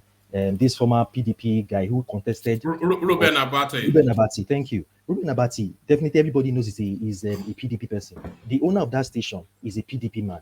And you see when Ruben Abati actually has that, okay, I'm an elderly person, I'm a little bit more experienced, so I can control myself, and I'm a little bit politically biased. So he kind of like tries not to be too aggressive in asking questions. But at the same time, I believe with time, Rufai will be able to tame down his emotions. As he grows in the industry, he might be able to calm himself down and become more level-headed. But at the same time, people should not query him or crucify him for asking questions. Because if you say he's leaning towards one certain side, what do you say about Sam Omaseye, who had a full-page editorial and was saying the obituaries? It's very offensive. It's something who, if Peter Obi is a very aggressive person, can sue him to court for that. They are saying obituaries. They are describing supporters of Obi as uncouth. They are very crass. They are obituaries and using a lot of invectives that are kind of like offensive to somebody who is well brought up. It's very bad. Or when you are saying somebody like Dele Babajide and this other fellow Bayo Nonuga, those are people on Tinubu's team who are saying that Rufai should be sacked. Why should they do that? They're going towards the extreme. Like, this is not KBLC that we can't ask you questions. No, they are not. To be fair, they are not asking him to be sacked. They are asking that he should be redeployed. Yeah. And what is the difference? It is from redeployment, just like in the police force. Now, if you offend, if you create as a police officer, if you do some things and they don't want to sack you, they will move you maybe to one place close to the border of Niger. It's from there you yourself will resign by yourself. You won't want to stay there because they'll just try to frustrate you out of the system. So what they're trying to do is they're trying to, like, okay, let's reassign him from this place that everybody sees him. He has a lot of eyeballs, and let's move him to some obscure beats where nobody will even hear of him anymore. So he will get frustrated. Even Rufai at this present moment, I don't know if you are aware, he actually has a YouTube channel. He comes online on Sundays. I know. Yes. He has a radio platform as well that is always. Yes. So he himself knows. He knows where that his time is actually ticking in Arise. He knows, so he's actually preparing the ground for himself, for his soft landing for himself. And somebody like Rufai, you might not agree with me, but I don't think if Arise TV tells him to leave today, he'll want for a job. Definitely, some other station will snap him up quickly because he will bring a lot of eyeballs to their channel. So let the Emilio people, nobody snapped that they freeze up. They just cast him adrift. Daddy Freeze is still in a radio station. He has only moved. He moves. He has never been out of job. He has never been out of job. Though he's doing some things online, but he's currently on radio. He has not been out of job. So the thing is, people will snap Rufai up if he even leaves Arise TV. And Arise TV will actually, he will move with a lot of eyeballs from Arise TV. So I don't think they're going to like let him go. But at the same time, he's kind of like doing his job, but he's too passionate. He's too passionate. He should kind of, with time and with age and with experience, I believe he will tone that passion down and he'll become a better person. But the Tinubu people should not be too averse to getting questions from people. People want to hear what Tinubu has to say. If he feels too proud or he's feeling that I don't want to go and embarrass myself, that means you might not agree with me, but I don't think he's fit for the job. Because if he has not gotten into power at this moment and he's already asking for journalists to be sacked or to be reassigned, what will happen when he becomes president? That means nobody will be able to talk. which wouldn't bode well for the society. Because if you can't ask our leaders questions, our leaders will do whatever they want to do. So please, but can I ask you a question? Yes. Thank you, my friend. Can I ask you a if question? if Tinubu become president tomorrow, Yeah. and Do they you think post if somebody has not done well, Mm-hmm. somebody has not played according to the ethics of the profession, do you think it's wrong for us to say the person should be redeployed? Or let's not say the person should be redeployed because we are not the owner of business. Is it wrong for anybody to say this guy has not done well? It is and very the wrong. moment you say that, you are seen as Muslim. No, I want him to answer, not you are Goko. No, I'm not answering. I just want to support what he said earlier. So Femi. Okay, support first. Let me ask my question. Yeah. So if Tinubu becomes the president tomorrow, and what do you call this? Arise New now post him to Ashura as their correspondent. So Tinubu and his team will reject him. They will say they don't want him there. What is this? No, you can reject now. Even in the US, didn't Donald Trump say they don't want a particular media? The US is not the bastion you for can democracy. reject now. It doesn't mean that you are dumb now. You are not saying you say you don't want these people. No. So no, wait, Ajaleko. If you know that this group are harmful to your agenda as a government, so you just allow it to run. Because what do you mean by harmful? How can the media? How can the press? Oh my God! When the media is we are not running dictatorial. We are not running dictatorial government. We are running democracy. Exactly. And in democracy, the media should be free. If a guy does not constitute a threat to national security, you cannot say it shall not cover. It cannot have. It cannot represent his media house in the government house. The government house does not belong to you. It belongs to the people of Nigeria. If a journalist is quite patently out to undermine the country or the administration or the government, then they are not obliged to entertain anybody. If they feel that is dead on that, they will just say they don't want him. One man. Yes. The actions of Tinubu right now actually bodes a very clear and present danger for the Nigerian society. Like I said before, if Tinubu as that now, he has no executive powers. He's already asking for reassignments and sack of people. What will he do when he becomes president? What will he do? Because if he's already saying, okay, Rufai should be reassigned, why can't an Obi also say Sam Omasheye, who is the editorial chairman of the Nation newspaper? Why can't Peter Obi also say that he should be removed? Why can't Peter Obi say Bayo Ononuga should also be removed? By the way, you can also ask. Hold on. Tinubu did not ask that anybody be redeployed, by the way. It was just his campaign media space. And by the way, Dele Alake and all of this, who was the other one? These are senior seasoned media persons, journalists. But they know who butters their bread. No, they know politics though, and they know journalism, and they know more to it. They know professionalism, and they are not identifying that in Rufai Oseni, who just thinks it's just some Robin Hood that is out to. What's he doing? It's just a nonsense. He's not senior. He's not senior anywhere. If his employer, that is senior. Alake started yesterday. He's senior to Rufai still, I suspect. I don't think so. I think they started journalism the same time. If his employers are not seeing anything wrong in what he's doing, then he should be left alone. Yeah, because if he's actually going against the ethics of journalism, the NBC should step in. The NBC should step in and find him. They can find him. They can find his station. But they are saying they find them in the past before though. They have not find him. They have not find the station because of his utterances or his actions. So definitely the NBC has not seen any infraction from the questions or the actions of Rufai. And even his employers have not seen anything wrong. So if they feel that he's doing something wrong, they can find Arise TV, and Arise TV will be forced. They have to be forced to actually let Rufai go. So until that happens, the kvetching of Bayo Ononuga and setting the Tinubu's space request aside and just looking at Rufai as a journalist, is it fit for that seat that he occupies? Is it fit? Like I said, I said I agree with you. He's kind of like unprofessional. He's unprofessional. If you can remember, he always has been. He always has been like that. It's just like I said, with time, nonsense. Saying that hot temper, it's time and experience. I think you're able to tame it and become a little bit more level-headed. But I think he's a good sharp-shooting journalist. So I don't see anything wrong in exactly what he's doing and the questions I ask. So that's my take on the issue. All right, brilliant.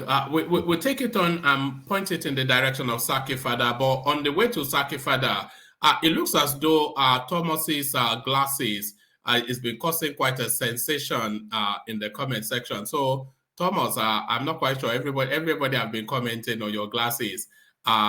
We look. This is Ife. It says Thomas is showing off.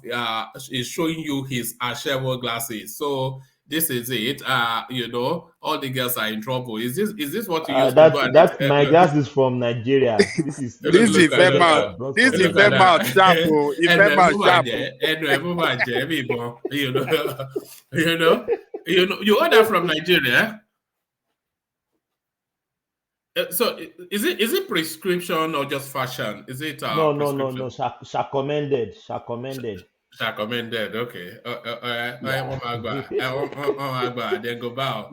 All right. Thank you, Thomas. I hope that your madam will even let you wear it. It's well done to her because the farmer needs a wife and all that. But let's take the conversation on to Saki Fada, who no doubt will have a different spin on it. The fitness for purpose of the obedient Rufai Oseni, who tries to so all of that. Saki. Can you hear me very well? Perfectly. Carry on. Yeah, thank you, Omar. You have just concluded that I'll have a dissenting opinion. A different one. Yes. Go on. Anyway, before I start, let me use this opportunity once more to tell you, Ajanle Kuku, you are a man of nobility. You are just such a noble character.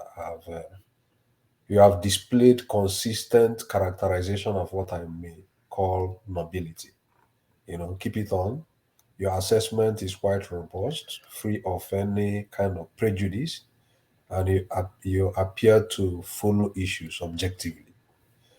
And then again, let me also... How come you only ever get this plaudits anytime you say something favorable about Obi? No, Whenever it's not for Obi, you call him a yam head. Why is that? No, not about Obi here. This issue we are discussing, we might have a different perspective to look at it, but we must also be careful to avoid too much subjectivism in our assessments. I think it is important to go more scientific and logical so that we can have a better objective assessment. Sam Omaseye in the past wrote something that is quite obnoxious, so to say, where he spewed a lot of lies, when he was trying to characterize Obi's as obituary. And a lot of us here, a lot of people on this platform tend to support his write-up. Most people didn't see some prejudice in that very article. But here are we today trying to, pinch on somebody and make certain conclusions on the basis of how we have allowed our subjective views to affect us so much, Now, in trying to address that very space of Rufai, I would rather go more scientific and logical. And I'll go scientific and logical, citing specific events or examples, instances, to buttress what I'm trying to say. The first is that some people cited the issue of Pandora interview as a basis to characterize Rufai as someone that is that is showing some prejudice. That is someone that is tilting towards the obedience narrative. I will beg to disagree, because the Pandora interview was done in 2021. That Pandora interview was done in 2021, last year. By 2021, Obi has not expressed an intention to contest as a president of Nigeria. That intention was met this year. So if we follow simple logic and scientific analysis, we might say that our drawing conclusion from the Pandora interview, could be flawed, because then Obi has not shown intention to contest for president. Nobody knew that Obi is going to contest for president, which means if we now say that interview that Rufai showed tendency to be prejudiced and tendency to tilt towards the obedient movement, I think that very conclusion is quite flawed. Number one. Number two, again, somebody gave an instance where Rufai was asking a Tinubu surrogate, how did Tinubu make his money? What are the sources of his wealth? Some people might say that question is not important. Let me not dwell on the merit of the question, whether it is important or not. And then let me now try to reverse it to the issue of Peter Obi. Peter Obi has severally been interviewed. The same Rufai asked Peter Obi the same question. What is the source of your wealth? We can go back to the interviews. The same Rufai asked Peter Obi, how did you make your money? What is the source of your wealth? Which means, if we go by this objective evaluation, we will be able to say that if he was able to ask Tinubu camp a question, which he came to the Obi's camp again and repeated the same question, I think he's showing the same measure of assessment. That is what I would say. Then again, did he ask Donyo Okukwe what the source of Tinubu's wealth is? No. Of Peter Obi's wealth? No. Did they ask Donyo Okukwe? No. You cannot, on that very basis, say that, because Tinubu himself has not availed himself of interviews. So he has always been represented by surrogates. Or in the case of let me finish. One step. Let me say this, please, if you don't mind. Asking Peter Obi the source of his income, of his wealth, we can say Peter Obi can answer the question. But asking a surrogate from Tinubu's camp how he made his money, how will he know? Is it Tinubu's accountant? So that question, and the guy said, you don't have to ask me this question. If you see Tinubu, ask him himself. He doesn't know how he made his money. Is that not a right question, a right answer, in your own opinion? Okay. I'm still coming. I don't know what the guy answered, so I wouldn't say much about that. Yeah, that is the answer he said. Yeah, but what I'm trying to connect, Tinubu himself. No. But carry on, Saki. Yeah. But what I'm trying to connect is the fact that the same question has been thrown to Peter Obi, which means he's using the same measure for all situations, whether it is Peter Obi or any other person. He has also asked the same question to, I think Arise has also asked the same question to Atiku, So this is the second point I'm making. Another point I also want to make is that this accusation was reveled. This accusation from the Tinubu camp was leveled not only against Rufai, it was also leveled against Shaka Bamadu. No, I think two of them. This guy is also in the picture. Was he? No, yeah. It was against Rufai And then a guy that writes for an editor at this day newspaper called Shaka Mamadou. Okay, so, all right. So, what I'm trying to say in effect is that he is not the only one that the Tinubu camp are leveling these allegations against. You know, that is what I'm trying to make out of it. Then number three point I want to make is when you guys say that he has not drilled Peter Obi so much, you know, that in his interviews he tend to paint things around, that the question he just asked Peter Obi is not so deep. So I will refer to one interview. I don't know whether you could remember that very interview that Arise granted Peter Obi. In that very interview, Rufai asked Peter Obi questions to the extent that I was even like, hey, what is Rufai trying to achieve? Are you sure that Peter Obi is going to really answer this question? And I will remember that. I will just cite it so that you remember what I'm saying. That in that very interview, Arise was asking Peter Obi about his position. That was the first time he was asking Peter Obi, what is your position on subsidy? Will you remove subsidy or will you not? That was the first time he asked Peter Obi that very question. And me, when I was watching the interview, I was like, this is a very sensitive question. Given the fact that Peter Obi is now in Labour Party, how is Peter Obi going to make a marriage of this apparent contradiction between the so-called Labour ideology, as the people will say, and the issue of subsidy? Now, Peter Obi tried to dribble that question, play around that question, dribble. I was thinking that he's going to go away from that. Rufai called him back again and said, it is a yes or no.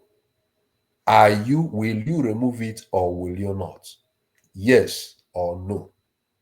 Peter Obi dribbled the same question, dribble again. He called Peter Obi back again and said, will you remove it or will you not? Peter Obi said yes. And after saying yes on the one hand, he also said no on the other Yes, hand. I remember. He I don't know whether you could answered remember that with a very double. He gave a double answer. Yes. Or no. We treated it here. We were saying Peter this Obi man said, doesn't know what he's talking about. How can you be Peter Obi yes or no? said, It's not. We treat one man. We treated it here. I remember. It was Rufai that was hammering this guy. Thank you, Zaki. He hammered him 3 times. He was asking the question consistently.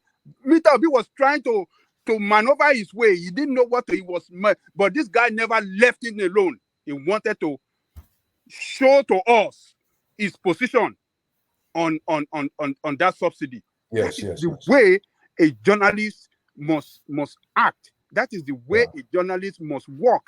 He wanted a specific question. That guy was trying to dodge it. He went ahead. He never left him alone until he answered yes or no question. And that was where we got Obi that, oh, this guy is just the same as the other politician. Yes and no. Yeah, so that is what I'm trying to do, is just to cite specific example so that we could better make our judgment or analysis more objective than more subjective, you know. All in all, I think most of the positions many of us are taking here is based on what social psychology, there's what they call primacy effect. The tendency to judge people on the basis of your first impression about them. The tendency not to give people second chance to correct certain impression you have formed about them. I think that is what really tend to affect our sense of judgment in most of the allegations we tend to present on this very, very issue. I'll give you instance, for instance, why I say impression. One man, I could remember there was a time we were trying to, you raised the question. I think you were the one that raised that question on this platform. We are trying to assess these two guys, Rufai and what do we call him again? Rufai and the other one, Ruben Abati. Ruben Abati, yeah. And the question you asked that very day is, between Rufai and Ruben Abati, who is a more mature journalist? Who is like somebody that is more of a journalistic. Is really taking. I think that was I can't remember what happened, but you asked that very question, and I said I think I prefer Rufai. Some other people said Rufai. You one man, you said no, and you think this guy Ruben is a more serious thing than Rufai, and this is the reason you gave. I will dwell on that reason. The reason you gave, you said one, that Rufai talks like all these pastor, church, emotional, motivational kind of speakers, that he will do well in all these pastor kind of things, And number two, again, that he does like somebody that is a Jebota generation. That is all these. I think Alexander Kashe has a better memory. I think I went for Tudun. I think it was actually we were asking who would be your top three, and I said Tudun will be my number one because she's cleverer than Jebota. Carry on. No. When you mentioned Tudun, I remember you mentioned Tudun that very day, and this guy, Joel of Nashville, was like, one man, you are eyeing the like these. Do you understand what I mean? Yeah. So that they just like make casual of that very moment, But when we were trying to assess the two people, I think you like played down much on Rufai. Your assessment of Rufai was like he's one kind motivational pastor, kind of all these pastors that preach in church. That is the grade you might give him. Then at the same time again, that he's like a Jebota generation. When we say a Jebota generation, all this Indomine generation, all those people that I don't know how to explain it, So we get it. We get it. So why am I saying this? I'm saying this because it goes a long way it goes a long way for me to be able to see the original impression you have already had about him, in the past, prior to this moment, and that has been your first impression, No, but sorry, Saki Father, but that impression was informed in isolation. I don't know him personally. It was the impression I have of him is from watching him and how he sets about his business, which are, as again repeats, unprofessional, too emotional, extremely partisan. Yeah. So what I'm trying to say in effect is that I'm trying to connect that impression to your assessment. There is every tendency that possibly you have not given this guy a second chance to really listen to him quite well, to know whether you are going to update your impression or you are going to maintain the status quo ante. That is what I think. Then coming to what Tinubu camp are trying to say, that the guy is being partisan or not, I will think that recently, I think this year, the same Rufai was given an award. I think he had an award, something like is it Arise Man of the Year? Man of Prestige. That kind of thing. Yes. So I think that people that met that judgment, there are basis criteria for making that judgment, So if those people that made that judgment were so thoughtful in their judgment, I think that award he won, if the people that made their judgment were so thoughtful, I think that thing could defy whatever the camp of Tinubu is trying to allege, Then again, I think Tinubu camp should not keep on emphasizing on whether these what do we call it, whether this television station is being biased or not. I will give you an example. When Kadiria Ahmed? Yes.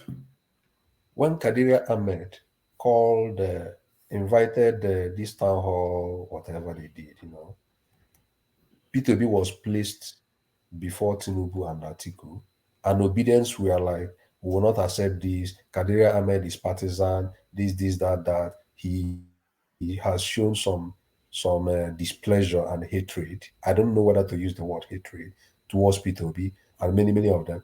They went ahead advising Peter Obi not to go for that very interview.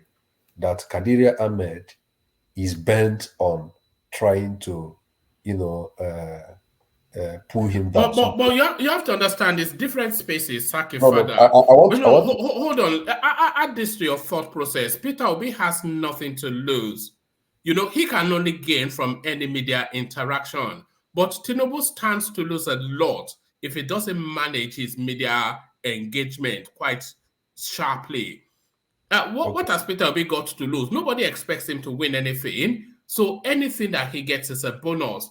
But everybody expects Tinubu to win. So anything that he doesn't get is a loss. So it's different spaces. Yeah.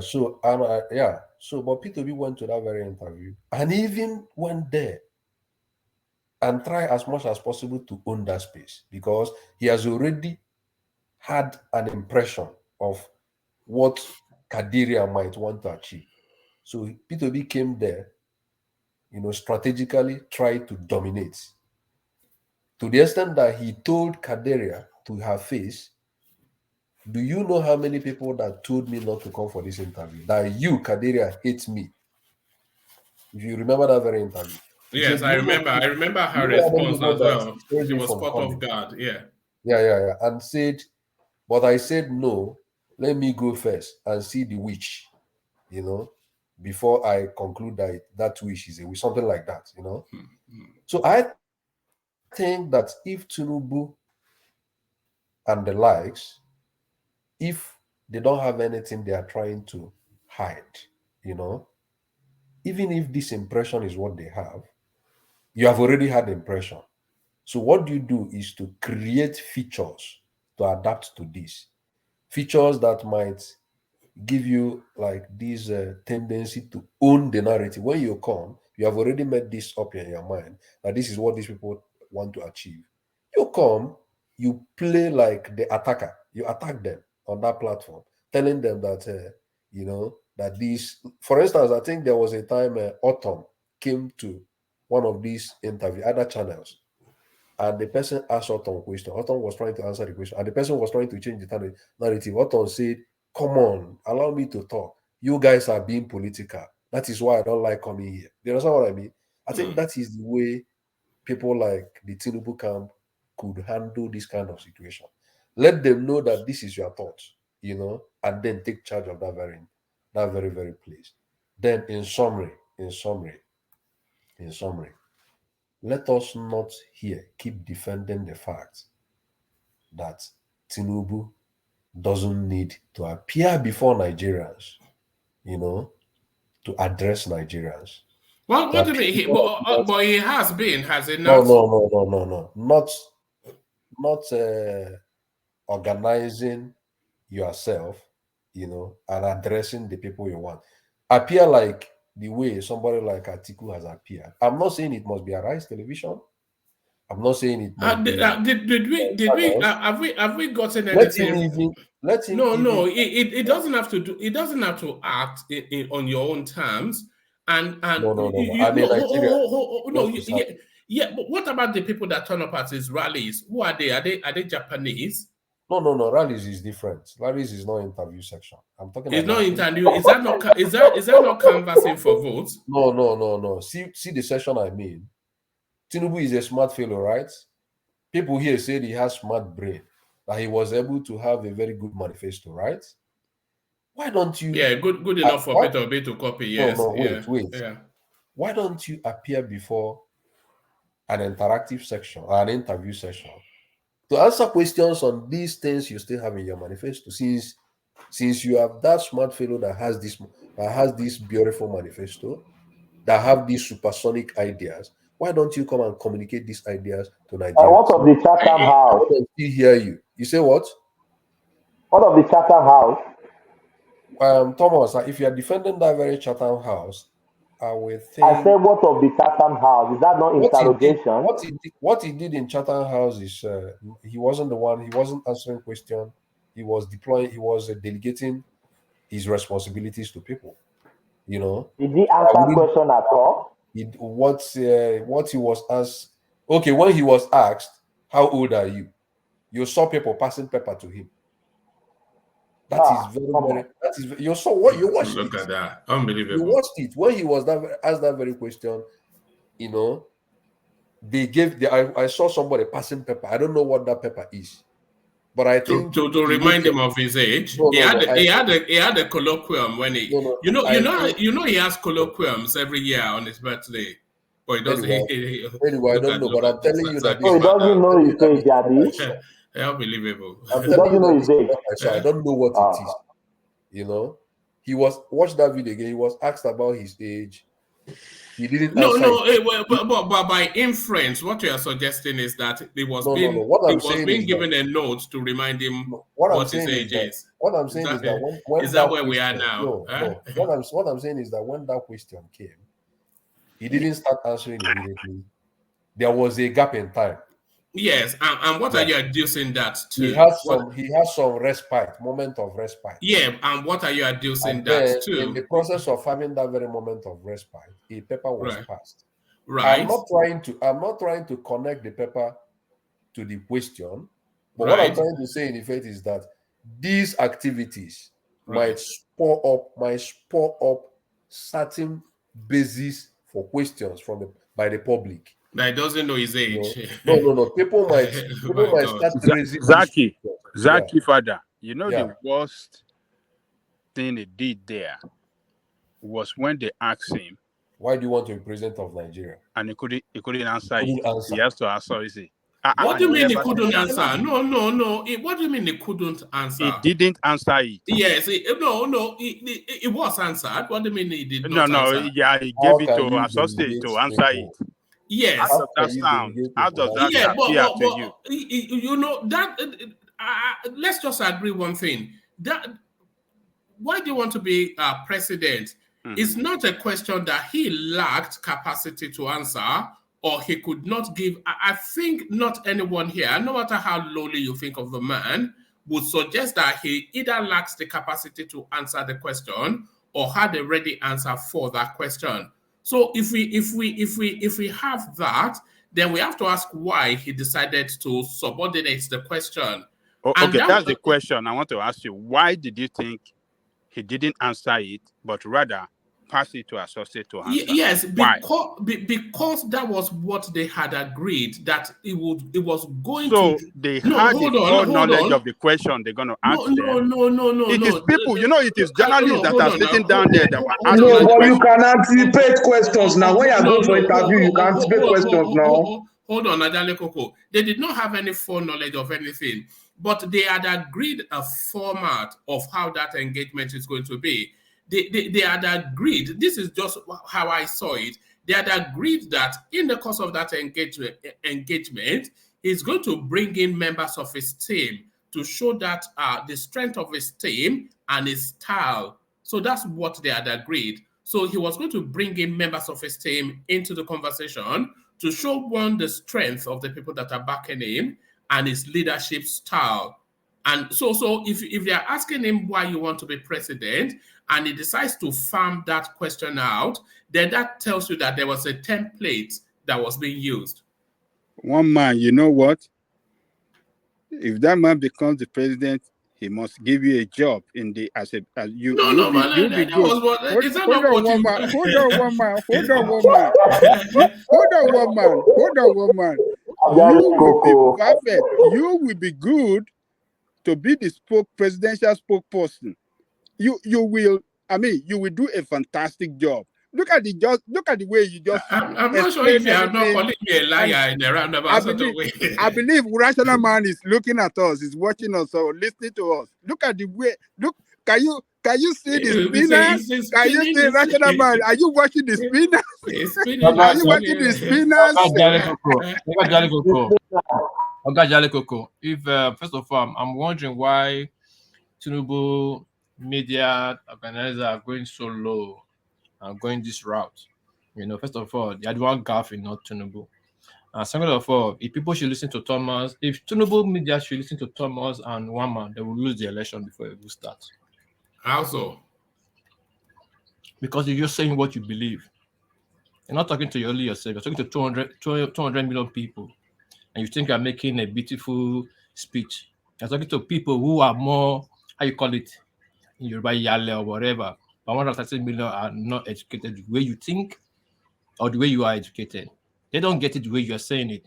If you want to hear it as a layman perspective, just say it in a common way. Who will still vote Tinubu will vote Tinubu. Who will not vote will not vote. But how you trying to speak like this, you make them angry. No, but I'm not the one spinning. No, it's no, the, I'm just saying. it's the obedience that try to spin. I'm just saying from your analysis and Thomas, I've been listening since, a simple question given to Tinubu, why you want to be a president. That one you cannot direct it to your surrogate. I want to be president. Okay. Hold on. Let me ask you something. Do you think he was incapable of answering that question? That question he was incapable. That's answering. Okay. Hold on. That is fact. That is fact and figure. We cannot spin it, not opinion. He's incapable of answering. Yes, because he was asking question in Ibadan. Hold on. Thomas, hold on. Same questions were asked in Ogun, and he said to Milokon, who became a trademark and who prepared him to get the. The Milokon wasn't a question. It was an outburst. Something like that. Outburst. Yeah, it's an outburst now. Yeah. Something like that propelled him to get a ticket. If you didn't ask, but Thomas, you were trying to now tweet. Wait, now you see where you have lost your objectivity now. You have now tried to twist that into that conversation. It was not asked a question. One man just corrected that. Now you see. Wait on, Patrick. That's what happens. That's what happens to us. Tinubu spokesman. I know. You see, you want to blackmail me now too. Hold on. I said it's hard boss. Hold on. I said it's hard boss. Give him his ticket. And he's asking Chatham, why do you want to be a president? He can say, I am fit for the job and I know how to fix it. Simple. You don't need a super brain to answer that for you. So you think he cannot say that? What you just said now, you think he cannot say that? He cannot say that's why you couldn't say it. We are done. You could say what you're saying now. You could say what you're saying now because you're capable of saying it. And you're telling me straight up. One sec. But you answered the same question at the BBC interview, isn't it?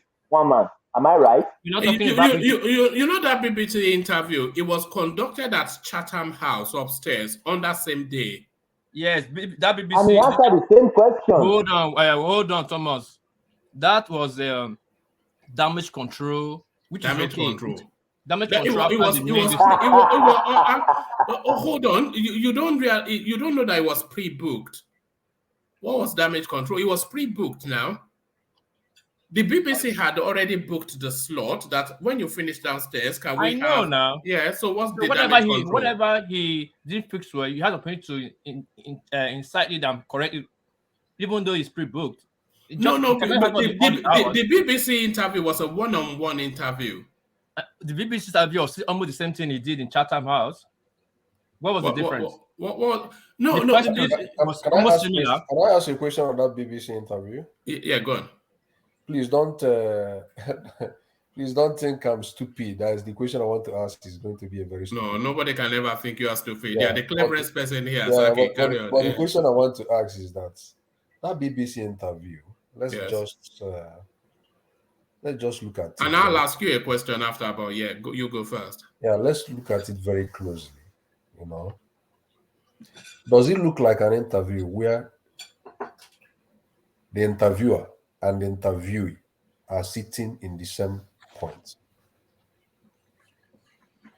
Well, how do you mean? Does it look like an interview where the interviewer that they were both in the same room? Do you mean? Are both in the same room? That was a BBC interview. I know it's a BBC interview, right? Yes. My question is that interview. Well, the answer is the answer is it does. But what's led you to? Does it look like? Yes, it did. But what's led you to ask that is more the thing. I think I'm having some doubts that the two people are sitting in that same room. Wow. Okay, it could be an online interview. So what's the implication of that? See why I say. What's the implication of that? It could be on Zoom. No. See why I said so. If you watch that very video from the beginning to the end, there was no point at which the video presented the two people at the same time. It is like this person asks, the video removes this person, and this person answers, the video removes this person, and this person asks again. Watch the video very well. That is the way I see. Hold on, Saki. Hold on. Let's watch the video. We can watch the video. Do you have this? Do you have a screen in front of you? Yeah, very well. All right. With the BBC, but first, Tinubu with the BBC. Pay attention. Pay attention. Your Excellency, thank you very much for talking to the BBC. First of all, how are things going with you with the campaigning? Yes, I going very well. I'm very, very confident and that this election, free and fair, I'm the front runner. And that is why I'm getting many arrows. We'll talk about one or two. So those two people are not in the same room, is what you're saying, Saki? Obedience will never change, one man. They will never change. Those two people are not in the same room, Saki. Saki dropped off already? He has to drop off now. You know what usually happens. Sorry.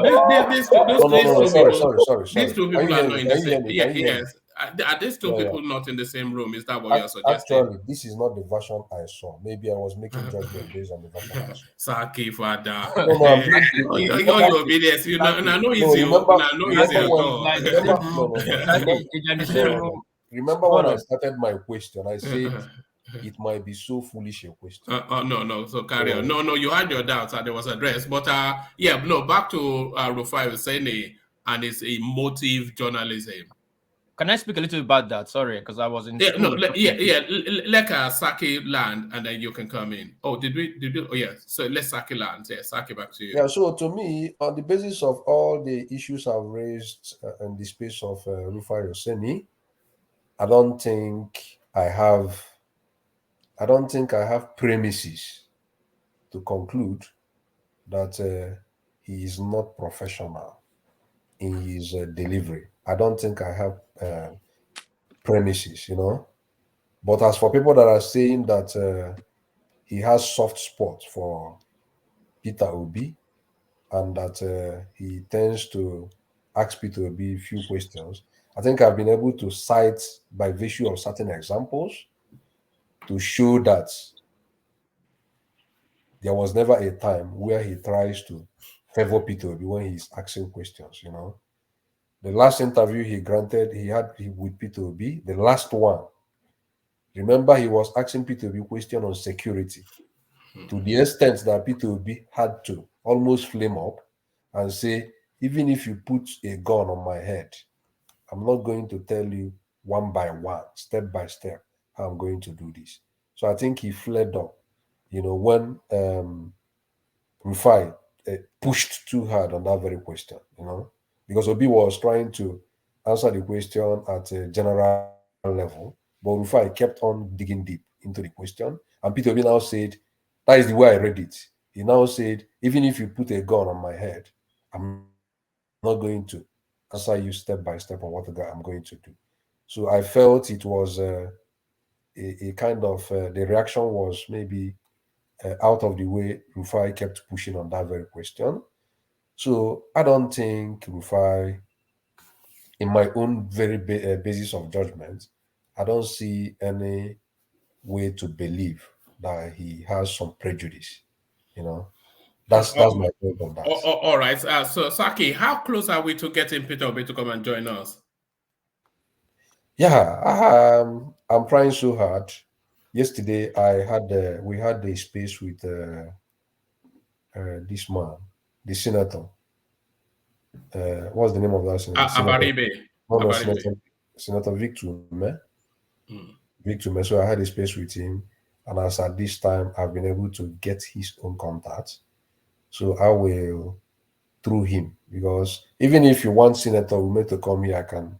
We'll have him, but don't worry. I've been making friends with in media. So if you push your end, I'll push him to see if we can get. Media can also help. I've been trying to make friends with the in media. So So we'll see if we can, because we need Peter Obi to come and take some of these questions on himself. So thank you, Saki, for that. So yes, what piece you said you had thoughts in that space. I was going to go to Baba Kure next, but he has left us. So we go from you to Ajale Koko, but what piece you had thoughts about Rufai Oseni's propriety as a journalist? Yeah, in a much I don't really buy the way Rufai do his work sometimes, but that's his style of doing stuff. Let me quickly, first of all, talk. There is my assertion to Oga Patrick. I know he's a fully Tinubu spokesman here, which I like, and Thomas is a fully Emilokon, which I like too. But in the country where Oga Patrick is, Hey, stay there. I'm not Tinubu fan, please. Is that Emilokon? Is that Yoruba Lokon? No. That is Tinubu right there. No, I'm not Tinubu fan. Okay, it's okay. I respect that. It's okay. Don't worry, not vexed. Oga Patrick, the country you are there, Tinubu have TV media that is against him 24/7. I don't need to even go further. The French media there is against him 24/7, while he has media in Montreal that is supporting him 24/7. The worst Tinubu would do is to go to the French media. If he goes there, he's not expecting to get anything, not to receive, not to get a soft landing. They're going to tear him apart. They're going to question him up and down. So for that reason, he's going to come out and start criticizing them. It's politics. In America, if everybody knows, Fox News is for Republican, while CNN is for Democrat. We use Obama as an example. Obama was killed, dig, buried, and dug out again by force. I cannot recall that anytime Obama sat with the Fox people to have an interview. Rather, all the time with CNN. So if Tinubu know that Arise is not for him, he will go to TVC. He owns TVC. If he doesn't like TVC, go to NTA. At least they're control NTA. They are in power. And what's that lady's name? Sorry, he can also go to Brekete family. Yeah, wait. Kadri Ahmed even invited him. Though he said he will come in later date. They will tell him at the Brekete, you never go there. Wait now. So, but he refused. Like Oga Jeko said, he is causing all this traffic on himself. The earlier, the better. The earlier you go there and just make 1 or 2 speech and leave, the better for all this noise will stop. Like the Agbado from the beginning, the result, all these things have come and passed. This media thing would have come and passed. And this democracy, sometimes you don't have rights to certain things. You don't have right to detect certain things. You're a public officer. I mean, you want to go to a public office, which you need the people permission to get there. Now you are telling people how to question you.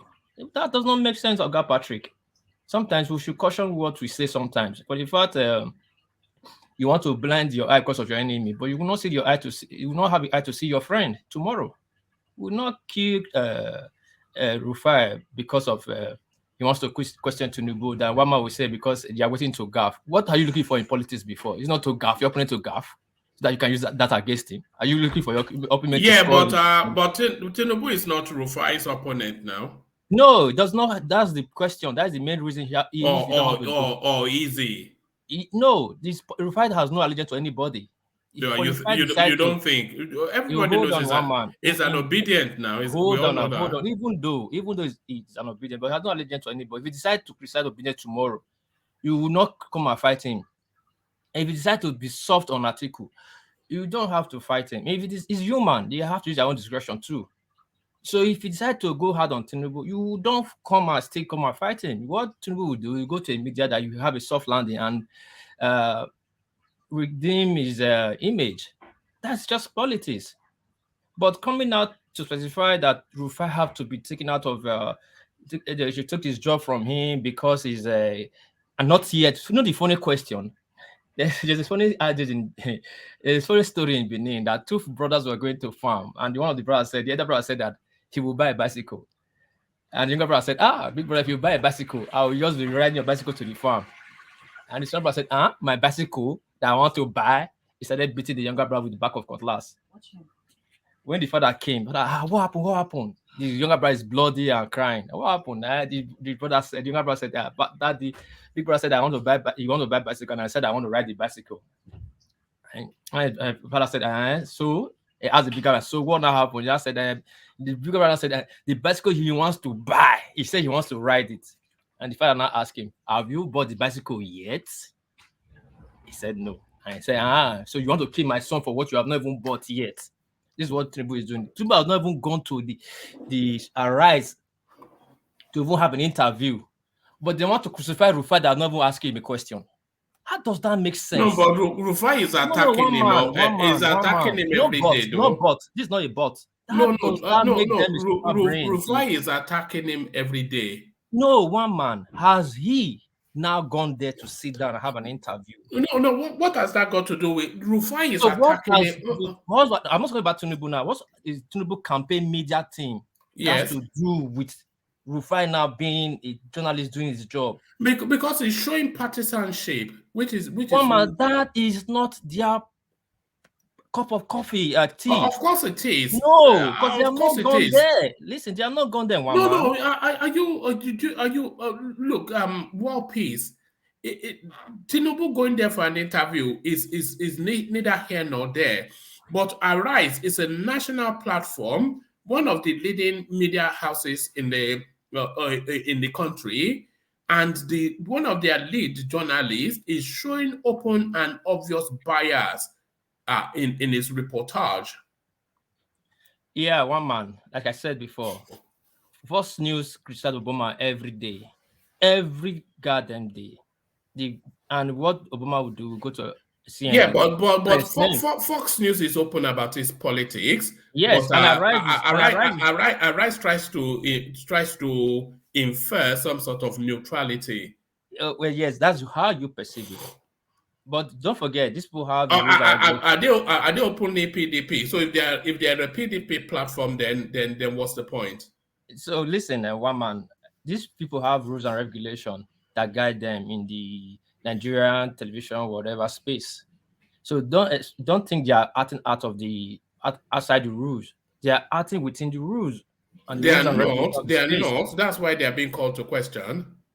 Yeah, where they are being called to question, they are being called to question, but they're not being called to question telling them why Tinubu is not coming to their station. That's not any question. What's Tinubu coming to their station got to do with the lack of professionalism of now you just answer my question for me. If Tinubu decide they are not that you don't see them in that realm or that standard of professionalism, how you call it, to interview him, all you need to do is to go to a different platform. Just like a man in a dream chasing a lion. Yeah, but we are talking about something totally different now. We're talking about Rufai Oseni's lack of professionalism. We're not talking about if Tinubu should go to China. Does not have business calling me calling all those names. They'll just ignore him and go about their business. No, they can't ignore him because he has a large platform and he's showing extreme bias in politics. How's that so, Oman? Because he's constantly needling at the Tinubu campaign. He tried to infer that Tinubu got somebody killed. He's always he's querying his surrogates about his source of wealth, and he's always at every opportunity trying to undermine the APC campaign. So just a total lack of professionalism all the way through.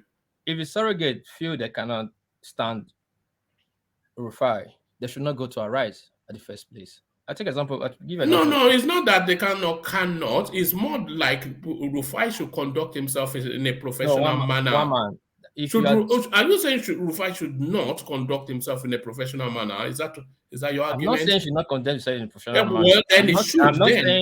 I'm not saying sometimes. Are you saying that he does conduct himself in a professional manner? He does, but not in the full capacity. It never does. We'll get there. It does, but not in the full capacity. Probably not in my capacity I want him to be. Sometimes I know he could be. Sometimes he gets over his head. Sometimes we feel he's all and all. But again, like somebody said here, if you are coming to like people like Tinubu, Atiku, and all these big celebrities, when they are coming to your show, what you're going to ask them, be sent a week or two. That I've sent those questions to the. Where you getting that from? Where you getting it's that everywhere, from? my man. What do you mean it's everywhere? I'm not aware of that. Listen, if you are going to, if you depend on the personality, if you are going to a media house or being invited, they'll give you the subject. Where are you getting that from? Listen now, one man. Listen, they'll give you like some sort of like, we'll ask you about your business, we'll ask you about your health, we'll ask you about your wife. The one you don't want to talk about, you are staring out there immediately. I don't want to talk about this. I don't want to talk about this. It's just like that. But you cannot control how they're going to ask you. And if they ask you at that interview, you have the right not to answer or answer. Simple. Just is plain simple fact. You're not going to be held responsible for it, or you're going to pay liability for it. They have done their job. They have asked. It's not for them to judge. It's for the people to judge. But that's watching you. They just all they need to do is put the question to you, and it's left for you to answer in your best capacity. Yes or no? No. I don't. No, anyway, one man. I am not a opinion, journalist. I'm not a journalist, but I know for fact. I know for sure. I was doing. I've been doing. I have club. I brought artists here. I've taken them to before they come. When they come in, sometimes the deal we have with them. They want to promote their record. Probably a small artists. They want to have a radio show with Japanese radio show. And sorry, carry on. Yeah. The journalist will tell them this is the question we want to ask you, and this is the question I want to ask you. Then if he feels that there's some certain questions he don't want to ask, he will stroke them out there immediately. His team will stroke them out. If he feels he can handle it, he will go ahead and let he will return the how they call the questionnaire paper back that is okay with all the questions. But what he will not know is the details about the questions. But they'll give him the subject. This. For all celebrities I've known, I've worked with, that's how it goes. That's why as big as the celebrity, as big as the security. If you ask them what's not supposed to be on paper, it can sue you for that. So that's how it is. So if Tinubu don't want to go to Iraq, it's not a big deal for me. He can go to NTA or TVC and do his this thing. I don't have problem with Tinubu not going. My problem I'm having is he's a media aid that think they are doing they are being I don't know, they think maybe now they are collateral, that anything they think is super brain. Sometimes what they think is just being stupid. Sometimes there are certain things you don't talk about. Just let it slide. Now people will be forgetting about it, not going to a media house. Now they are bringing it back again. No special about it. They're not bringing it back again. No, they're not bringing it back again. What they are bringing back or bringing to the fore is the wayward journalism style of Oseni Rufai. That's what they're. See, one man, they have the right to call out Oseni, which is all the campaign media have APC, PDP, Showore, AAC or LDP. Their media campaign, this thing have the right to call out any TV they feel is being biased. But what they don't have is to go with sitting down with the boss to get him fired for his job, for just doing his job. That is the height of how will I say, they're unprofessional on that spot. That means you are dictating. You are now using force. You are being a bully. You can come out on the front of the newspaper and say Rufai is unprofessional, blah, blah, blah. It's on your own right. But sitting down with his boss, you're not making personal. You should get fired. They didn't ask that be fired, by the way. From Rufai they told him to be redeployed. Yeah, that's the same thing. Redeploy is just a fancy word. So I watched it that. No, move to another department. It's not their right to say it. It's not their right. So that place they have been unprofessional. And this Omoya Ki, or I don't know what you say, the Yoruba name.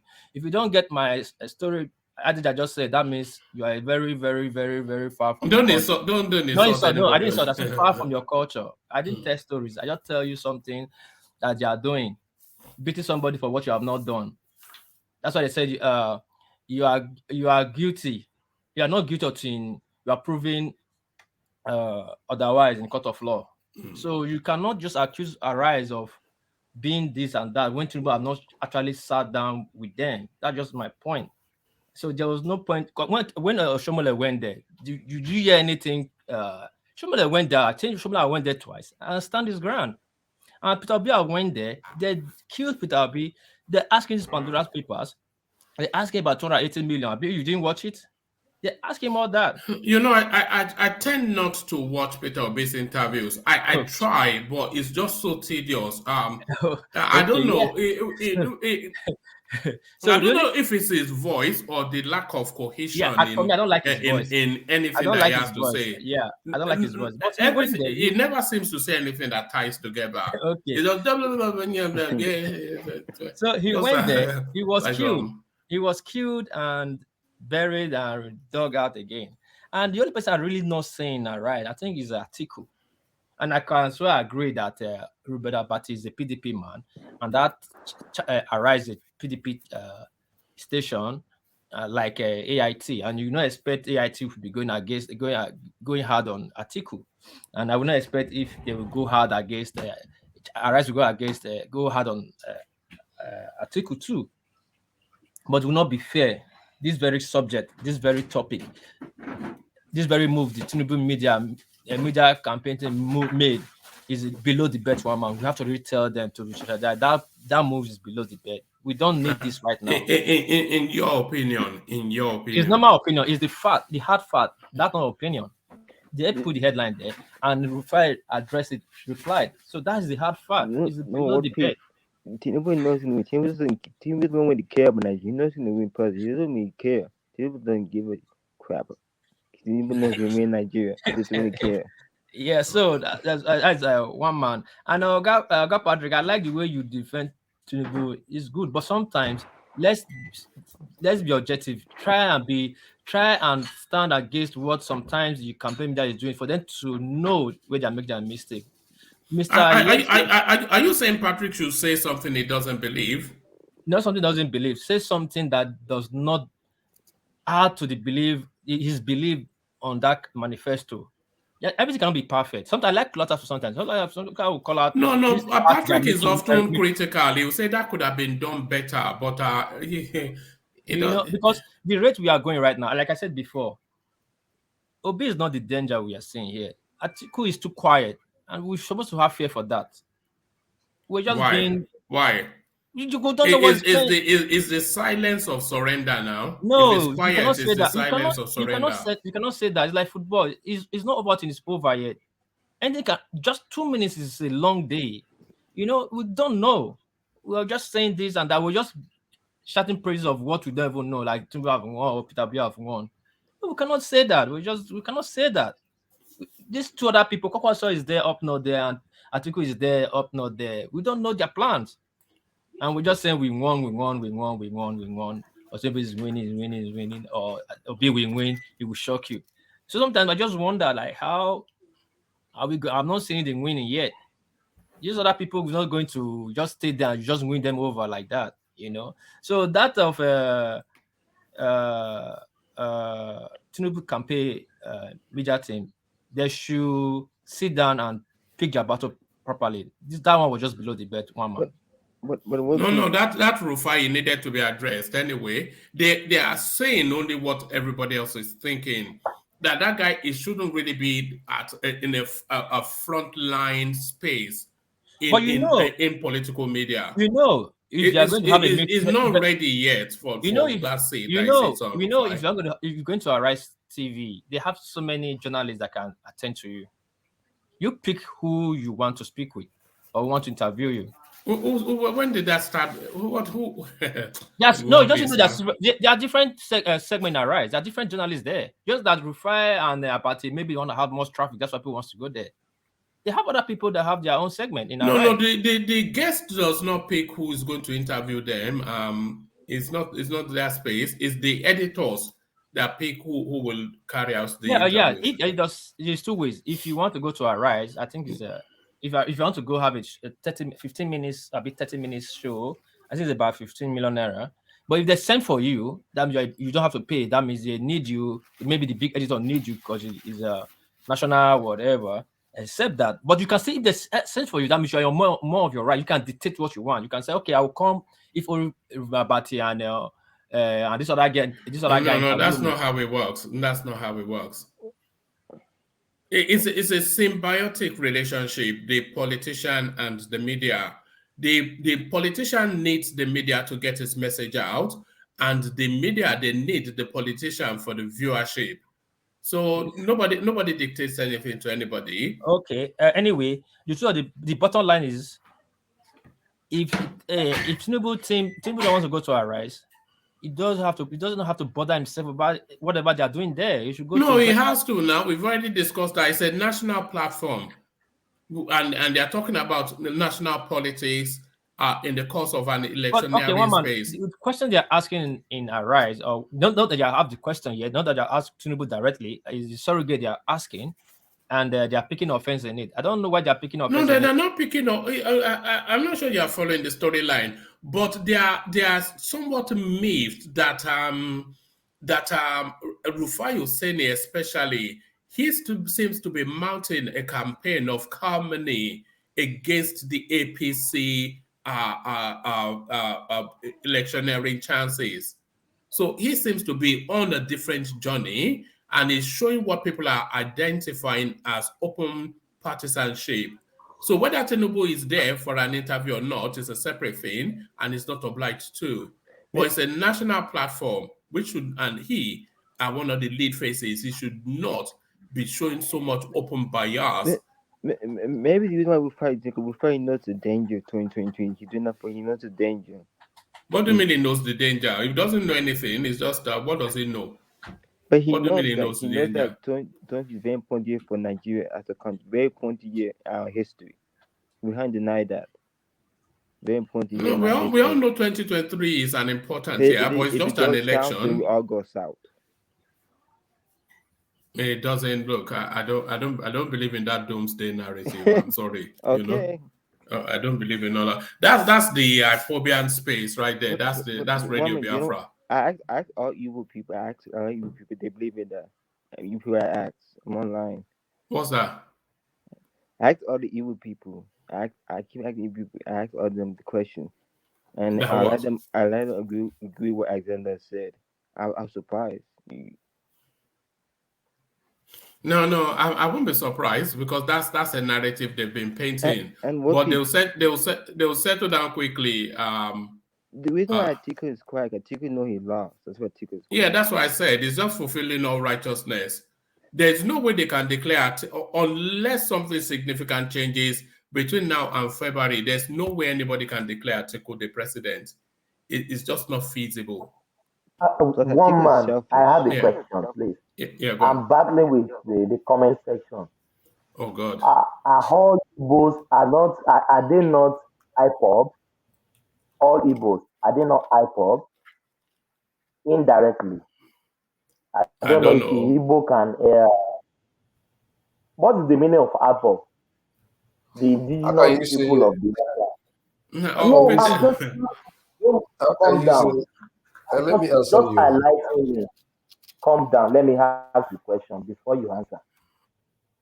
Indigenous people of Biafra, are all Igbos not IPOB? I don't mean the IPOB that is killing people or doing stuff, but that name IPOB, is it not tagged to all Igbos? I just want to educate me. That's because I've been battling some people on the comment section that said, don't attribute IPOB to the Igbos. Yes, they are. They are not. You can't say yes, they are. No, they are not. It's the simple answer. What's Thomas saying? Is he saying that all Igbos are IPOB or what? Yeah, that's what he just said. No, that's wrong now. Not all IPOB are not Igbo, and all Igbos are not IPOB. You know, just majority of them. But what is the meaning of IPOB? Is it not it's not talking about the Nnamdi Kanu IPOB. It's talking about the indigenous people of Biafra. So and you understand. That's what I said, but not all of them. Just like you're saying, like Yoruba nation. Not everybody buys into that Yoruba Gboho narrative, you know, and not all Yoruba narrative. Those ones they are joking. iPod has been Yeah, that's Biafra like no. There are a lot of people that support that more years. see, there are a lot of people there are a lot of Igbos that have sympathy to that movement. Yeah, we cannot dispute that, but we cannot say in general context that all Igbos are IPOB. No, that is wrong. All IPOB are not Igbos, and all Igbos are not IPOB. But the majority of them, we can say majority of them, like they say in Benin, because who that buy that don't pay, they don't know who don't make us to know who will buy and pay. Because a lot of people come and a lot of people have showed the light of IPOB, so we cannot really easily identify those who are not. But we will not use that as the answer to say all Igbos are IPOB. No, Thomas, that Yeah, is it is. not. Yeah. To me, it is important to make this distinction between Biafra as a concept and IPOB as an association. Yeah, that's what Thomas was talking about. So when you say IPOB, it's an association headed by Nnamdi Kanu. Not everybody believes in IPOB. Yeah, well, Sami When you say Biafra, Biafra is a region, Saki, but a correction on that. Biafra is not a region. Biafra is an association too. No, Biafra is not an association. Biafra is an area. Who make it a region? No, it's an area. Who make it an area? There are areas that make up Biafra. Who make it an area now? Mama, please, sorry. Just every time we run from this thing, let me just quickly answer Saki for on this. Who make it an area? I don't understand why. It's like Ojuku. Ojuku declared that Biafra. Does Ojuku have the constitutional power to make that place an area? I don't understand what you mean. No. So sorry. What are you looking to establish? Are you saying that Biafra doesn't exist as a yes? Because the bite of Biafra, there is there was nothing like bite of Biafra. What do you mean? There was never anything like bite of Biafra. Angelico can answer to you people since they say we can allocate questions. There was nothing that bite of Biafra. Never. Biafra was in Portugal. I'm sorry, in Cameroon. It was in Cameroon. Then when they were doing that slave trade, they just put that part, the rivalry they used, I call it bite of Biafra. There was never acknowledged as part of Biafra. It was bite of Benin, River Niger, whatever in that area. There was never anything like bite of Biafra. There is a bite of Biafra. So why was it removed from the map? From which map? It's no longer there. Have you not checked? No. They have talked about it on national TV. Not just. I'm just saying it. You have talked about this on NTA, Big Igbo, whatever. I've talked about this. They gave them the reason. It was never. It was just a make-up name. It was never. And Biafra was a make-up name. Is the name of the Portuguese. Mafara is the name of town in Portugal. It was a Mafara. It's not even Biafra. So all these things we are saying, we need to fix this thing correctly. No, the bite of Biafra, which is also known as the bite of Bonny. That's what they changed to bite of. That was the change to bite of Biafra. It was never a bite of Biafra right from day one. I'm really quite confused about the basis for your argument. Honestly, I'm not even sure what. Okay, let me make it like this. Let me make it like this. One more. I know what you want to say. Maybe you are. So what do you not say under my base of argument? Maybe you are fighting possibly because some people are saying that Edo State is part of Biafra. No. Not that. Let me tell you something. See, you guys are so intelligent to know that Ojukwu cannot just sit down, call in friends, not just a group of people, just call in friends and say, yeah, it's Biafra. And you say yes. From that day on 1967, you start saying Biafra, it stands. And what was never there before? It was never there before. There was something like bite of Biafra, and that bite there was of something like. See you now, Saki Father. You are too intelligent to know. Like there is. It was bite of. That name has changed 3 times. It was Kolonel that changed it, but there was never a time it was changed. It was registered as bite of Biafra. It was never. That's the point of argument. Not even my own argument, international argument. It was. I've heard bite of Biafra. I heard that. What woman is saying? No, there is a bite of Biafra. I'm not quite sure what was. Anyway, this argument, the bite of Biafra will be hearing. I'm not even sure how we got here. The bite of Biafra will be hearing. It was just a man made by the Portuguese to get a region, to get a space for themselves. It was never a bite of. See, the Cameroonians will fight you for that name. It was never a bite of Biafra. If we could go by international law. No, there is a bite of Biafra. But no, there is a bite there, not a bite of Biafra. There is hold on. There is a bite of Biafra that cuts all the way through, but it's not even the. Pardon me. Sorry, the bite of Biafra is not even centrally around the Igbo land because it cuts all the way through Equatorial Guinea and it goes. It is a sea coast shoreline, isn't it? That is the bite of Biafra. The Gulf of Guinea. Gulf of Guinea. Yeah. Okay, let's take your argument. That has no claim or close to the bite of. All right. Wait, hold on. The bite of that one that went to Guinea. Yeah. The bite of Biafra that went to Guinea. And how is it not close to the bite of Biafra that is running to River Niger, running to the bite of Benin? Because that is running downwards. All right, I'm not sure where you are with that, but thank you. What I'm trying to say, Saki Father should drop that narrative of Biafra is a space, once a region. Biafra was never a region. Was never. One man, just as an aside, I watched the is it an interview, a session you had with Mazi Ezuke and this guy, what's the name again? Rudolph. Rudolph, yeah. I had that. I watched it and yeah, it was the you guys had a very frank conversation. Yeah, that's the sort of conversations that I want. That's why I said, so I like the guy. Which interview is that? Huh? Which interview is that? No, it was not. It was like a conversation where it was there. It's not that Rudolph that brought Simon Ekpa to his platform. No, that one is just like a zoo place. I think he's running a zoo. Well, I'm just saying, it's the same Rudolph, right? him, yeah. So I was wondering why that guy who stood that low to bring Simon Ekpa on stage, and that guy will be pronouncing. No. He couldn't miss the opportunity. Now he's a media person, and Simon Ekpa is a. Why did they give that guy relevance? Yeah, no, it's a hot ticket name now at the moment. How's it so? What do you mean, how's it so? Is it not the lead voice in the Southeast?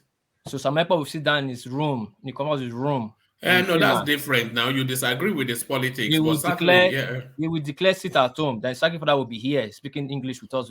I'll be obedient. Saki Father, we need to penalize you. You're supposed to pay. You send money to a Jalico account for us to allow you come back here. Because Simon Ekpa cannot be No. Saki Father is above that sort of Simon. No, he's not above. No, he's above that. He knows that. Have you seen Saki Father? Saki Father is 6'4". He can beat Simon Ekpa to death if he wants to. But he gets speaking English with all those muscles. No, Saki Father is only a tiny little. It's smaller than Thomas in frame. Anyway, I was just joking anyway. But what that guy is doing with that it does not make sense. And what the leaders are allowing that guys to do is unbelievable. One guy will sit down in Finland. Actually, Simon Ekpa is up for conversation because it's one of the topics that we are looking to. Hold on. Simon Ekpa is actually up for conversation because it's one of the topics that we're looking to discuss. So the sit at home, Ohaneze 6 arrest prosecution of Simon Ekpa over Southeast killing. So the Ohaneze in Digbo, they've actually gone as far as to start conversations with the Finnish embassy for the extradition of Simon Ekpa to Nigeria to come and face prosecution for the things that he has ignited and the bloodshed now going on in the Southeast. So Saki Father, what's going on there? One minute, please. One man. Zaki Father, please. 1 minute. Yeah. I just want to ask Zaki Father a question. Is Samuel Ekpa, is he an Igbo man or a Calabar man? Because that name sounds Calabar. It doesn't sound Igbo to me. I don't know. They say this from Ebonyi State. I don't know. I don't even know. Ekpa, is it an Igbo name? It sounds like from Cross River or Calabar or something. Yeah, you know that there is part of Ebonyi State that is also linked to, like, you can go from there to connect Cross River. So and again, there is also part of Ebonyi State that I can't even understand their Igbo language. That was why I asked one man one day whether there are versions of Yoruba he cannot understand. So, like, it's from Ohuaku local government area, OHAUKWU local government area of Ebonyi State. Ohaku. I don't know. I don't even know the place. Okay. I don't know. Is that name Ekpa? That yes. From what I heard, that he stayed with somebody, like, you know, this Calabar. They say it's Calabar. I don't know if they say it's Calabar that stayed with the Igbo man that brought him up in that Ebonyi space. That nobody really knows his father's his Konze or his whatever. He's just one person, mystery person that's just there. But they're able to trace it to that name that is Simon Ekpa. It's not even his name. They see something Ojuku. I don't know how they call it. He adopted that name to travel. That's the name he used for passport to travel out. You know, they estimate his wealth at $3.5 million. So from which day here? From when? No, it's just something I'm just saying now. So all that time, the membership fees, now. My God. But Saki Father, can I ask you this question? Maybe I should start a revolution too. Saki Father, can I ask you this question? Yeah. I'm not going to direct it at the Igbo people or the Igbo elite. I'm just going to direct it to you and the government in that space. So, Simon Ekpa can just wake up. His father was a king. It's not his father. That was the person he stayed with. That person that was training. Well, no. He was Igbo. No. How do you know? Yeah, after you have said it somewhere. I know they dig him out. They dig out information. Anyway, that's rumor. I cannot stand to say no is yes or no. But the question is that, so can one man in the Igbo land, and I'm not just Simon Ekpa now, who just wake up and give directive to the 5 Igbo states, and the governors will do nothing about it? I don't want to add the Oneze or the Igbo elite now. I'm just asking you, Saki Father. Yeah, well, I'm not into, like, whatever Simon is doing is highly condemnable. I've always condemned it with every stretch of imaginations. I don't buy into that very idea. That is never the way to go. He's hurting our people seriously, and I cry when I hear that lives are being lost on a daily basis in Igbo land. Yeah,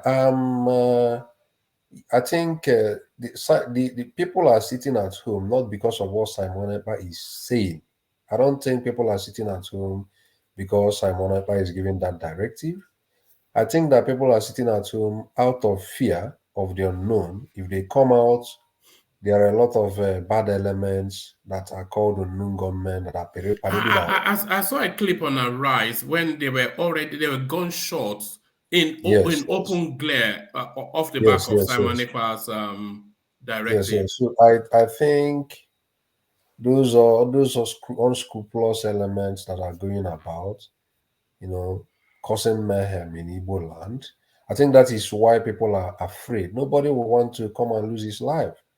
And again, the governments, the Eastern governors, they have not displayed the ability to convince the people that their security is assured if they come out on those days, So that is the issue. I think Soludo has tried very well in Anambra State to fight these menace, but it appears that the security challenges, he is still overwhelmed by that. Then I think today I heard that the governor of Ebonyi State issued a directive that the police security personnel in Ebonyi State and the Bubago people in Ebonyi State should shoot at sight. Anybody they see with gun, they should shoot the person. I think he issued that very order today. That do you approve? Do you approve of that? Well, I don't. It might have some negative consequences, too. So I wouldn't say I fully approve of that because they might abuse that. So those are the issues. But to answer your question straight, World Peace, people are not listening to that directive by Simon Ekpa. It is a mere matter of fear. People are afraid that if they come out, they are not secure. That very fear makes them to to sit in their homes, you know. But I think this time Simon Ekpa gave this very is it 5 days sit at home? I think recently 5 days sit at home. I think in the southeast people have not observed it, but I think the Enugu people observed it because there was a crisis. I think in Enugu, you know, recently some people were shot. So I think today I heard that the Enugu, some people in Enugu majorly, you know, obeyed it because of those things that happened yesterday or 2 days ago. So, but the whole Igbo people are now talking, the governors are talking, and the social media is heated up. People are even writing, what do we call it, the Finnish government, you know, trying to see how, in their best possible way, they can not even extradition, because to extradite Simon. But Zaki, Father, yeah. if you don't mind, let me ask you a question. Ohio is coming out now to condemn Simon Ekpa directive. Is it not at the back of the emergence of Peter Obi president? No. Don't link I'm them. just asking. This is not the first time Ohaneze is issuing this kind of statements, you know. But I think Simon Ekpa has, because IPOB themselves, the IPOB, is it the IPOB DOS or managers? They've distanced from the sit at home as well. Yeah, they have always distanced from this sit at home. But this Simon Ekpa tends to be, you know, to be heating up this pace, you know. So I think it is. What do you think? What do you think is trying to establish himself? Is that what it is? Is it trying to establish what's the object? Like you said, maybe I think people are beginning to think possibility of political undertone to what he's doing. I was hearing somewhere that he's being sponsored by Sir Dave Umahi. Yeah. Some people are saying possibly maybe he's being sponsored by some politicians to be doing what he's doing, because I can't imagine why somebody could be insensitive to the plight of his people. Your people are dying on daily basis. Any day you issue these. But Zaki, Father, is Simon Ekpa working for the Igbos or against the Igbos? In my That's view, the big question somebody needs to ask. In my view, is he working for you guys or is working against you? Thomas is working to turn that $3.5 million to $6 million. He's working for his pocket, is what I think. Saki Father. In my view, he's working against the people, because you cannot claim to be agitating for freedom and forcing people to enforce sit-at-home order against their will.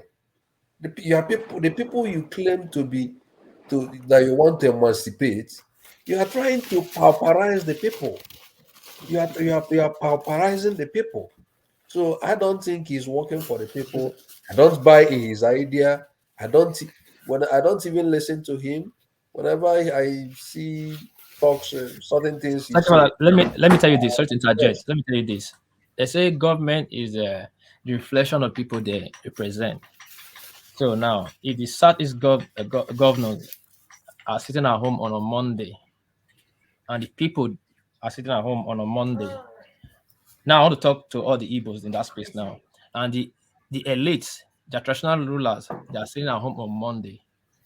They are the same reflection of Simon Ekpa. They are all same. They have all same ideology, same persons. Now, why did I say this? Igbos can go to another state and protest if they don't allow them have a space to shade or have a market space. Like I'll go to Lagos and say we'll put our posters. Senator Bribe can be on the Senate floor every day talking about how the Igbos are being marginalized.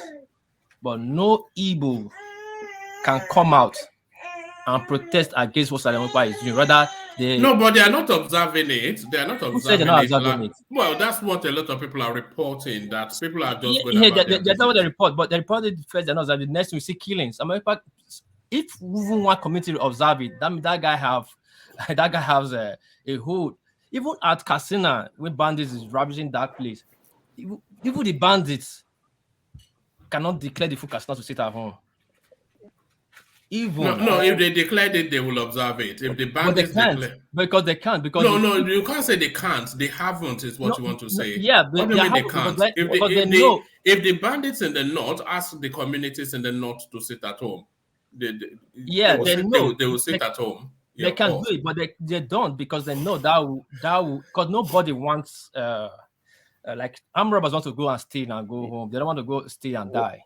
Just go and enjoy their loot. So they don't want anything that will disrupt their activity. So they want to carry No, out. they've not had the thought to do that. It's not anything like it's not. They've not had the thought to do that, and it's not their politics to go that way. So why is it that anybody, any person now in the Southeast can just come up and make a decision for the government in the Southeast? What do you mean make a decision for the government? I have told you, it is very wrong to say the people are observing it and the governors are observing it. I have told you that the reason people are not observing it out of their way, people are just sitting at home for fear of gun threats. If they come out, can you come out and lose your life because of the unknown gunmen that are parading themselves on all these days? There is serious insecurity in the Southeast, and it's growing every day. Father. Yeah. Did you? I saw a video. It's viral on TikTok about the pop say no napkin, no December. They're threatening and saying Peter, but you're a killer. I was shocked when they said them bold. That's dangerous. Sorry. What did you say on the TikTok? Oh, sorry, I missed that. No. It's a viral video. It's viral. Yeah. I send you, but it's too graphic for YouTube. Very viral. They say no camera, no December. Oh yes, I saw that. Yes, I saw that. That's one of the things that that the Ohaneses are looking for to use to extradite Simon Ekpa. Hold on, what please? No Nandekano, no December, no Christmas. Yeah, have you heard that, Saki? I've not heard that, but that one is not going to be possible. People are. What do you mean it's not possible? You've just said now when there are guns all over the place. No. What I'm saying is that you know there is what we call carrying capacity. There is a level, a limit you push people. You know. They've not reached the limit yet in the Southeast. No. They have reached to that limit. So I don't think this thing. So why are we not saying the pushback? Let me tell you something. You know, there is a platform, a WhatsApp platform. I'm in the platform, like Igbos, you know, in abroad, like such association, you know. So in that very platform, 2 days ago, you know, we are like discussing on how the Igbo barristers we have like abroad practicing in Europe, in the European Union, who can help out to like initiate some legal actions. So we are just discussing that. People are talking about it seriously. So people are offering themselves to go to the what do we call it, to the Finnish government in Finland and make some legal actions, you know, on this very basis. People are talking seriously about this issue. So I'm telling you the truth, you know. So I think, let's say in the past, that would be an exercise in futility. Simon Ekpa, he has citizenship. No, people are not even. Of course, possibility of extraditing him is not going to be easy. It's not going to. It's almost. It's almost a hard nut to crack. But what people are trying to say, people are now documenting like video evidences to buttress their point, to present their point before the Finnish government. Because even if Simon Ekpa the most you can get is to get him imprisoned in Finland. Yes, that's the most, that is what that is the action people are going towards, to get him in prison in Finland, and to show to Finnish government that this guy is even committing like all these is it cyber terrorism, something like that, cyber something, because all this is he's saying via the internet, you know, they are inciting statements, you know. So I think people want to take those legal actions, you know, against him. So it has really gone beyond the manageable extent. The video I saw when you were talking with him, one man, I was like I got I was like irritated by that very by the way he was talking on that very video. So I don't really know how somebody that is as he is will be issuing things that will be killing his people. Yeah, people are dying, and you keep saying this and that on daily basis. I don't really understand. But that please, who are these people killing these your people? Yeah, Igbo? They said the unknown gunmen. I don't know whether they are actually unknown or known, but I think there was a time that the narrative was. Give. You remember they were saying it was Fulanis at one point in time. It was Fulani, yeah. No, I don't think. Now they acknowledge it that it's Igbo that is killing Igbo. Yeah, I think there was a time Soludo gave some security reports, and he said that the number of people that the security agents have caught in Anambra State, that almost 95% of them are from Southeast. So what I feel is that it is also possible that these unknown governments committing all these atrocities are not even the IPOB narrative. It might be that they are people that just saw this very space. No, they are criminal elements mainly. They are They are not agitating for anything. It's just an opportunity to lose. It's an opportunity to. Yeah, so that is why one man. What is their end game? What is their No, they are criminal elements. They are just here to profit of crime. They waylay people on the road and then they relieve them of their worldly goods for reasons of the people not sitting at home. They're just robbing people nowadays. Yeah, they are the people Simon Ekpa are using, the people they got out from the prison break in Imo and. I don't know about that. No, that's the most. They arrested most of them. They confessed. There's a double, what they call the bush line, whatever they call it. They are on social media. They're arresting them. Most of those criminals are the one that escaped from the prison break. But anyway, Sakiba, what I want to tell you, if you are telling me the Southeasterners are sitting at home because of fear, that's a big joke to me. When they have a city governor, chief secretary of the state that has military, air force. Sorry. What are you? What are you doing now? No, no. What are we doing?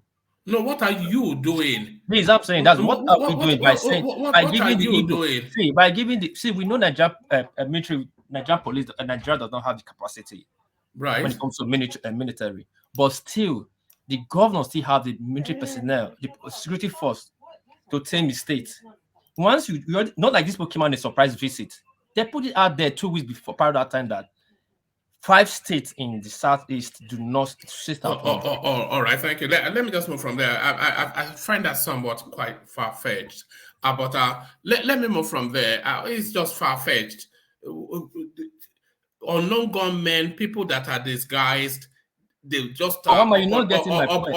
No, I get your point, but what's my point? You are trying to say that how can Simon Ekpa make a pronouncement when the state has all of this apparatus to control the security of the space? That's not my point. All right, make the point and then we move on. How can this unknown government make a claim that 3 weeks to then they'll say sit at home, and yet on that day the government cannot even present its presence of security around the state to make the people feel secure, even in the capital state?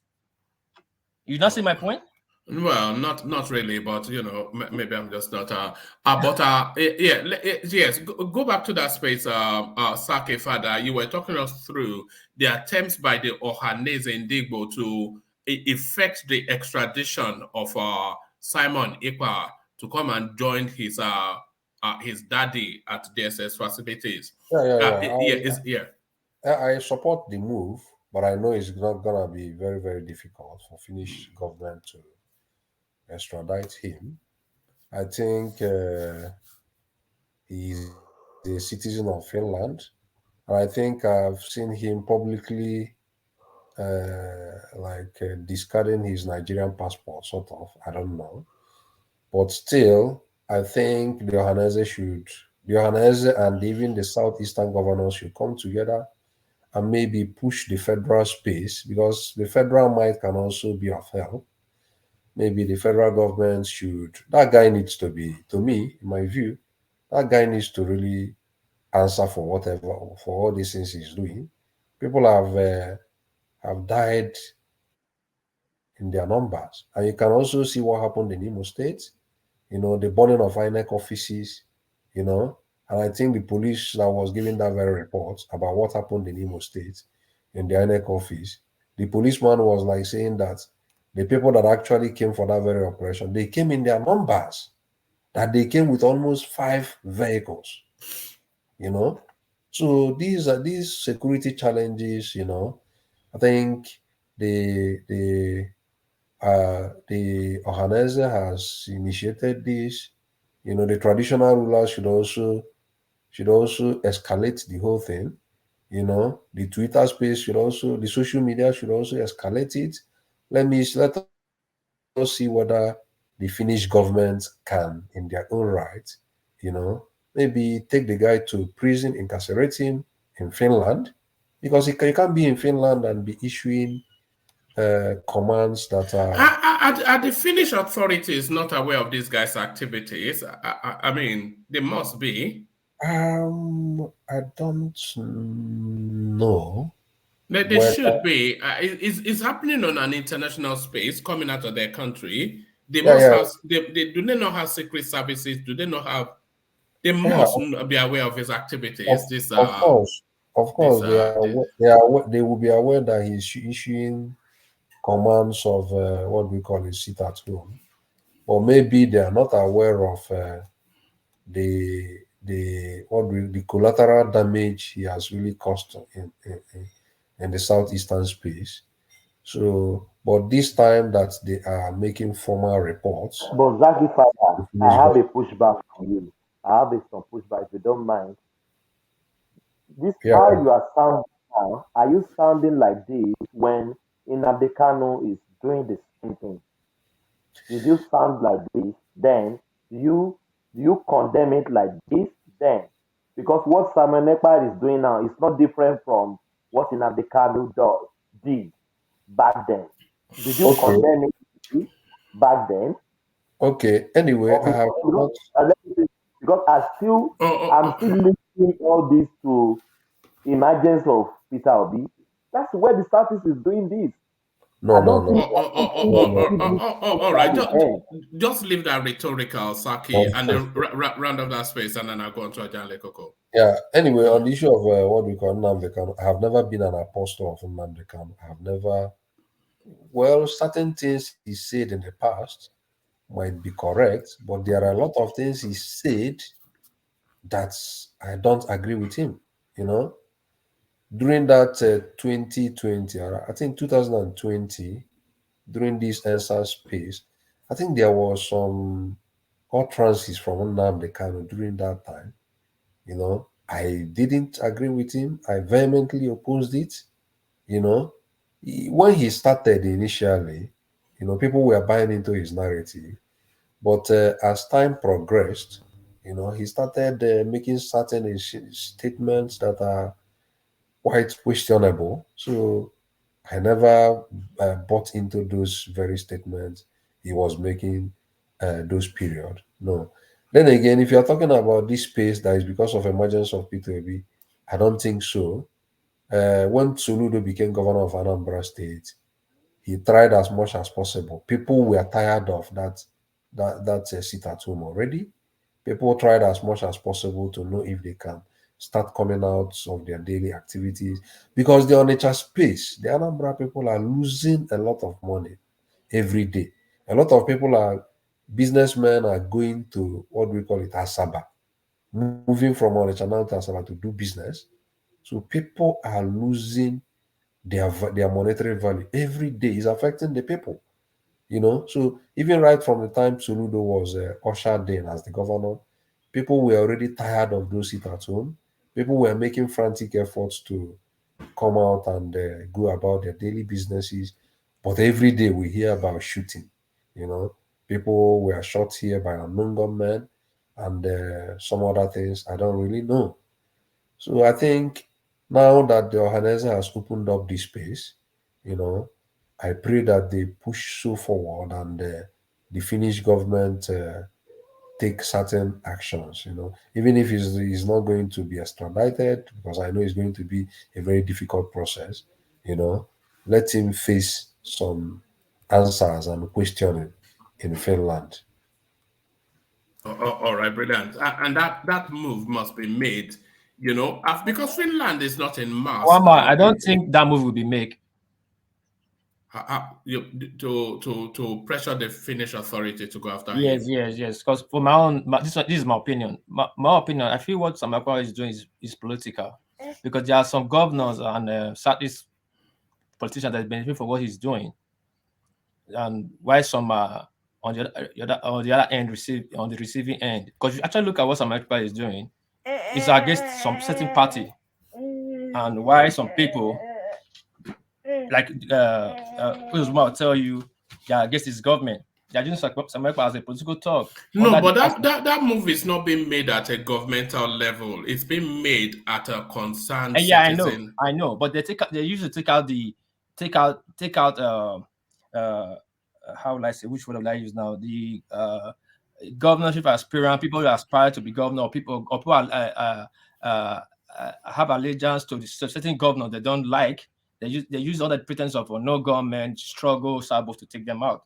Now and again. No. What Saki Father is saying is that there's a strong mass of diaspora professional Southeasterners. Yeah, that's the point I was coming to. Hold on. Who have concerns about what this guy is doing, and they are trying to perfect a plan to get the Finnish authorities to rein him in. So it's nothing to do with the Nigerian authorities or even anything, especially political. It's just senior people educated from the Southeast who want to use their international capacity to try and cage him. Yeah, that would be good. They can do that, but I think the problem these people they're going to have, or they will have, is that doing that would be good, but try to insert Nnamdi Kanu from it will be the problem. How do you mean? Because we'll go there to extradite, pin anything on Simon Ekpa by not adding the genesis of the guy. No, the genesis has nothing to do with it. What I mean, correct me, Saki Father, but my understanding is that these people who are hearing this guy making all these very insightful statements, which price is being paid in blood in Nigeria, are going to use the insightful statements that he has been making and the consequences of it, take it to the Finnish authorities and ask them to take action. So what's Nnamdi Kanu got to do with that? Okay, I get you. No problem. All right. Back to you, Saki. All right. That's it. Exactly what you said. One man. That is what concerns professionals living abroad. Majorly in Europe, they are compiling a lot of video evidence and utterances from Simon Ekpa, and they are going to make some presentations before the Finnish government. So, and I pray also that the Finnish government should also look into the merit of the matter and see, because they will show them like evidence of what is happening in the southeastern space. The lives that have been lost, people that have lost their lives, and present all this documentary evidence and see how the Finnish government is going to react. So that's the point there. Yes, if they are serious about it, I cannot see, because what all these European countries try to pretend is that they go by human rights sort of rules and laid down United Nations rules and all of that. So if they can present a compelling enough of an argument, which is easily done given the antecedents of that guy, I cannot see how the Finnish government can wriggle out of it. Yes, exactly. But it pains me quite well when I see that there are people that are blindly following this guy up to today. You know, people that are even praising him on what he's doing. Why do you say so? No, it doesn't mean that those people are not seeing the lives that are lost in the southeastern space. People are losing Exactly, their Father. Same why people are following and they cannot blindly as well. There's no difference. There is none. Thank you, Thomas. This is what I was trying to say. With all these things you are doing to In bring some Africa, the same Buhari has been buried at the shallow grave. Some people still believe it till today. with all When this, Silicon people with still all believe this it today. thing, What is it? with all these things What is moves you are making to bring some Ekpa down, and he still had this huge followers, how do you think it's going to be possible? And you try to insert Atiku from it. But it is. Hold on, let me land. Yeah. Just my opinion. To name Simon Ekpa, you must name him to Atiku, the genesis. You got to present it to the Finnish government. This is leader that he learned from. God bless you. No. You don't have to. Oh, you don't have to. What do you mean you have to? See, Adika grandson even do up to this. No. Keep it with Simon Ekpa. Simon Ekpa, he's making outlandish pronouncements, inviting people to act in violent manners, and people are acting on those insightful pronouncements. Other will struggle. It doesn't matter now. All right, just make that comment and then we go on. No, because not I'm the not. Comment. You don't get it. I don't think. Somebody is inviting somebody to go and kill. People are killing, and you are saying they have to go and check. The very act that is telling people to go and kill, and people are going to kill, if they are able to link that he's inciting people to go and kill, is what's making people kill. That's sufficient enough. Nnamdi Kanu or not. I mean, am I missing something? No, you're not missing. I'm not disagreeing what you're saying. Yes, so what's the argument then? My own opinion, I don't want it to get there and start having K-leg. They should nail it up to that, but up from they don't have to. They don't have to is the thing. But that's my own subjective view. But whether they nail him to Nnamdi Kanu or they don't nail him, does it exonerate Simon Ekpa in any way? No, that's the point. So Simon Ekpa should face the consequences of what he's doing. And the more so, Simon Ekpa is living in Finland. Nnamdi Kanu is a British citizen. So Finland should treat the case as it comes to them as Finnish citizen, So I think the push by Ohanaeze, I pray it becomes so. But is it just political talk, just for the cameras? I suspect. No. Is it you mean the Ohanaeze? Yeah, these pronouncements that they are in touch with they are going to contact the Finnish embassy. Is this just they just have to say something to the moment? Yeah. Is it just for the cameras? Well, don't forget that there is Ohanaeze. Is it Ohanaeze worldwide? So I think within that very Ohanaeze worldwide space, I think they will push.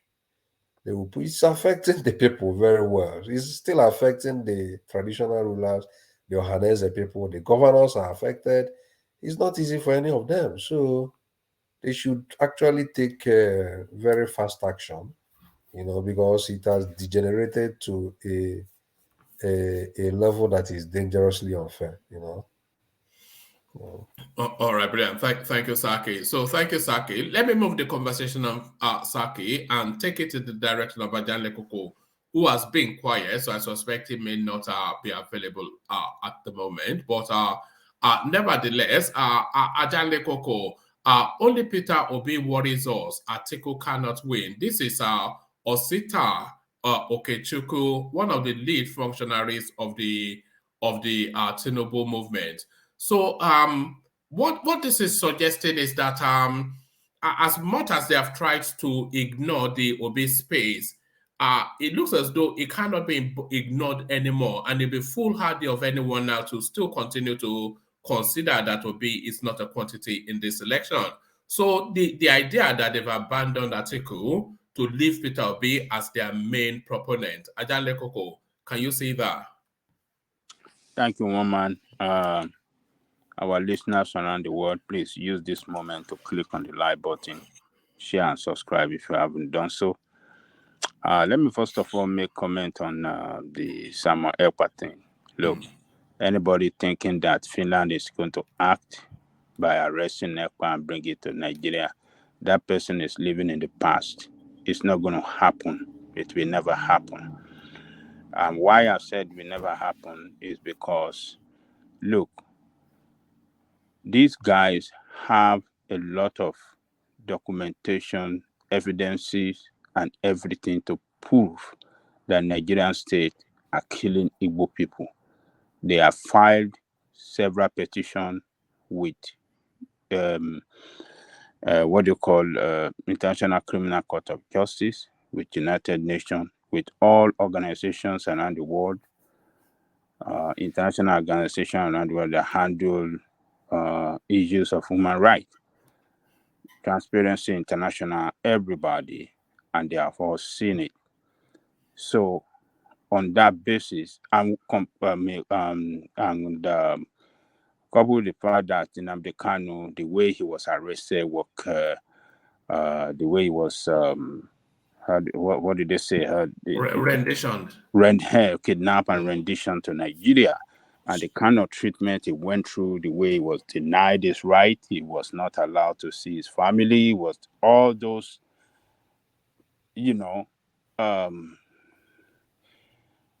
treatment and mistreatment that he went through, all those are in records to that. So they're not gonna act. They're not gonna do anything. That one with that guy. According to you, woman, you said Europeans like to when you pretend like they care about human rights. Human rights, thank you. Ajaleko, can I interject you a bit on that? That's right. Yeah, I think it is very important to separate Nnamdi Kanu's IPOB and the faction of Simon Ekpa. Are they not fighting for the same cause to get independence from the Biafra state? I think this time around there seems to be in another direction, sort of, because recently the barristers that are even fighting for Nnamdi Kanu are talking against Simon Ekpa recently.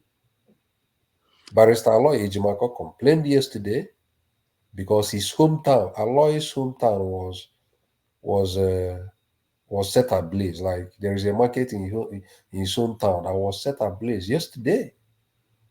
So Aloy even cried out. And when Simon Ekpa issued this sit-at-home order, I think 3 or 4 days ago, the lawyers, it was Ifeanyi Ejiofor, I mean the lead barrister to Nnamdi Kanu. It was Ifeanyi Ejiofor that came to social media and told everybody to disregard that order from Simon Ekpa. That Nnamdi Kanu has warned against that is not part of it. That people should not listen to whatever Simon Ekpa is saying. So I think there appears to be a kind of difference from Simon Ekpa fashion and the Ipobian fashion. That's my point there. Okay, so but the point remains that whether the whether the IPOB are against him or not, the main objective of who the lawyers are fighting for, Nnamdi Kanu, is to get Biafran line. The same with that of Simon Ekpa, to get Biafran line, to secede from Nigeria. That is their main objective. So, and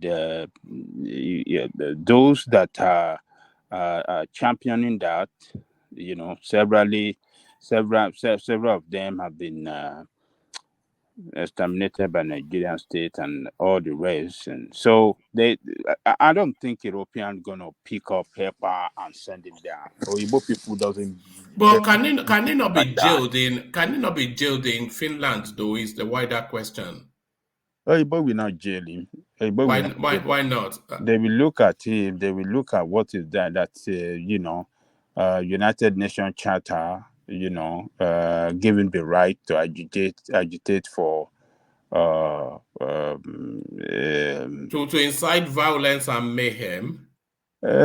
Incite violence. I don't know the way they're gonna consider that, but for the fact that he is agitating for their own land, which is which United Nations Charter,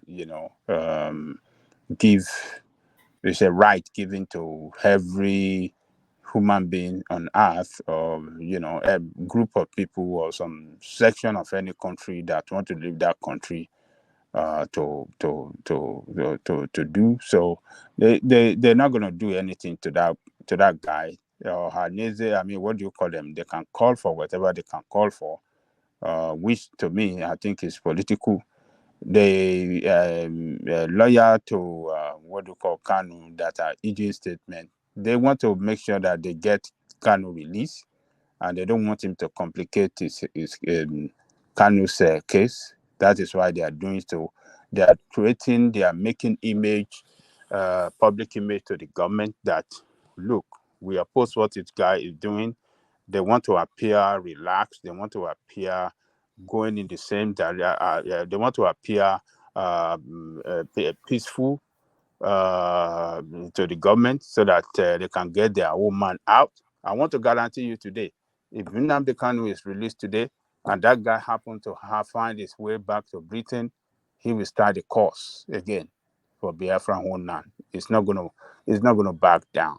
So Ekpa, I don't think what do you call it? I don't think Finland is gonna do anything. As long as it remains in Finland, it doesn't travel anywhere outside Europe. I don't think anything will happen to him. I believe he has learned his lesson from that of Nnamdi Kanu.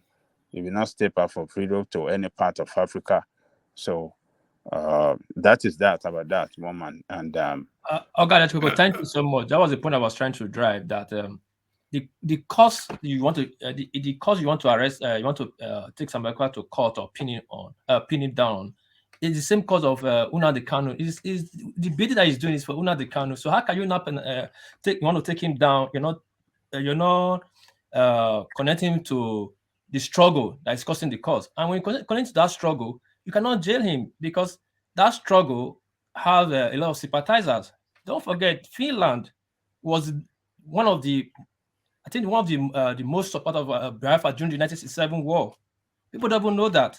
So you cannot take some Ekpa down in Finland. It's not going to happen. But then you want to remove Nnamdi Kanu from the issue and pin on some Ekpa. It will not make sense. It will be dead on arrival. We take it to any court. It will not make sense. It must be a genesis. You must say, okay, this guy is doing this guy bidding, and this guy bidding that he's doing is killing our people. As that simple. So, but if you want to now separate him and make Nnamdi Kanu a saint and make some Ekpa the devil or the villain, it will not work. It's not going to work now. It's not going to work. That's what I was trying to say. So no, pin some Ekpa down. You have that people to kill. On whose authority? On whose struggle? The Oranese that is going to take into court in Finland. They are supporting Nnamdi Kanu for Igbo nation. Then you say if some Ekpa should go to court, to go to jail on that same struggle. How would that work, Jali Koko? It's not going to work. Oyibo get sense now. The thing is, Oyibo get sense. That's that. Oyibo will not, when it comes to the issue of human rights, Oyibo will not say one person is being looked for from particularly Africa and they put that person back to them so that they can slaughter him. Oyibo will never do that. Oyibo could,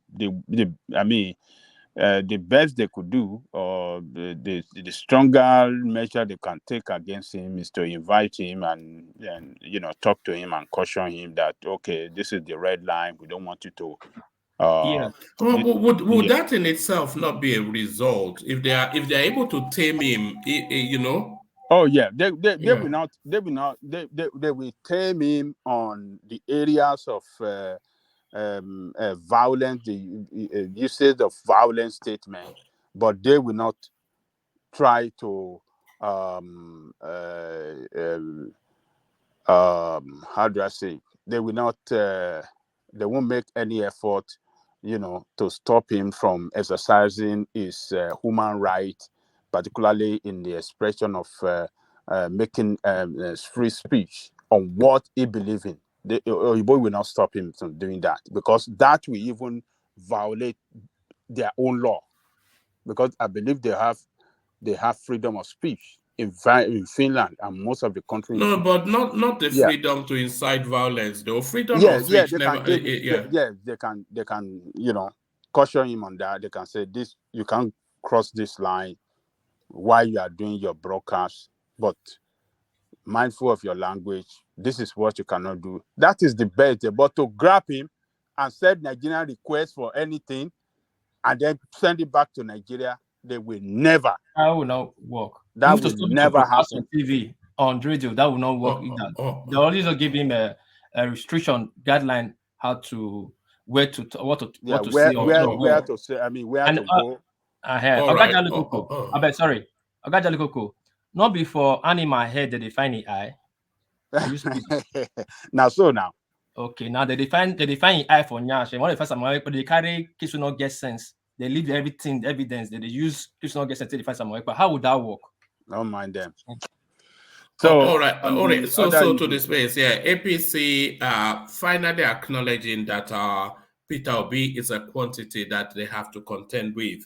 They really had no choice. The noise was too much. Who is that making that statement? Is it real? Is it fake? Or could that be real? Could that come out from APC? No, it was in the course of an interaction with one television. It's for Osita Okechukwu is the name.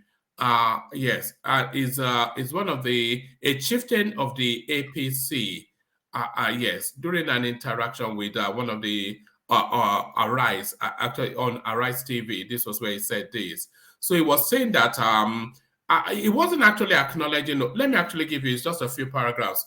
It says, ahead of the forthcoming presidential election, a chieftain of the All Progressive Congress APC, Osita Okechukwu, has said his party is only worried about Peter Obi, the Labour Party presidential candidate, and not Atiku Abubakar, the PDP candidate. Okechukwu also said Bola Tinubu, APC, our candidate, has come a long way and knows the country well to win the 2023 elections. The Director General of the Voice of Nigeria disclosed this on Monday morning whilst featuring on Arise TV's morning show. He said Atiku has lost his base and he could not harvest Buhari's 12 million votes. As per Asiwaju Bola Tinubu, what nobody can deny is that he knows the onion. He knows the gravitas. He knows the country. He has come a long way. And we are not bothered about PDP. For instance, Atiku has lost his base. We are more bothered about Peter Obi and others. Kwakwanso, we know he's qualified and highly capable, but he's riding against the zoning convention. And so, if you tell us about Peter Obi, then we'll say, okay, that is where we are worried, but not about Atiku, who has lost his base. So he wasn't necessarily speaking to Peter Obi, but in the course of trying to put Atiku down, I think he had to acknowledge that there was another champion riding in from the east. Yes, I think he's right. If that statement is, I mean, considering the position of position of strength that Obi enjoy over other candidates in the East, I think that is what is referring to. Obi is the headache of APC in the East. I won't believe that he's saying that in across the country, but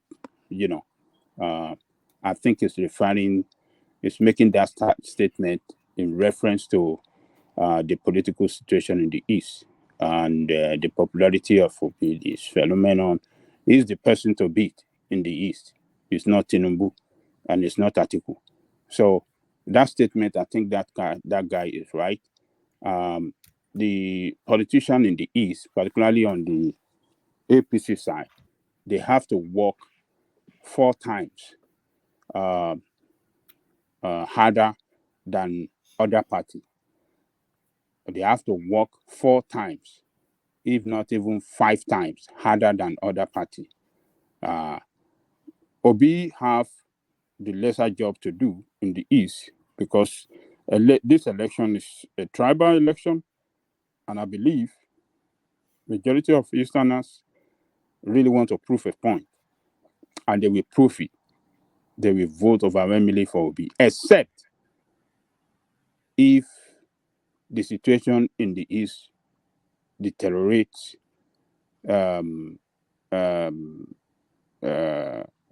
If the situation in the East got so bad that people cannot come out to vote on election day, that is the only one that could prevent them from coming out en masse to give that block vote for Obi. So PDP will still perform,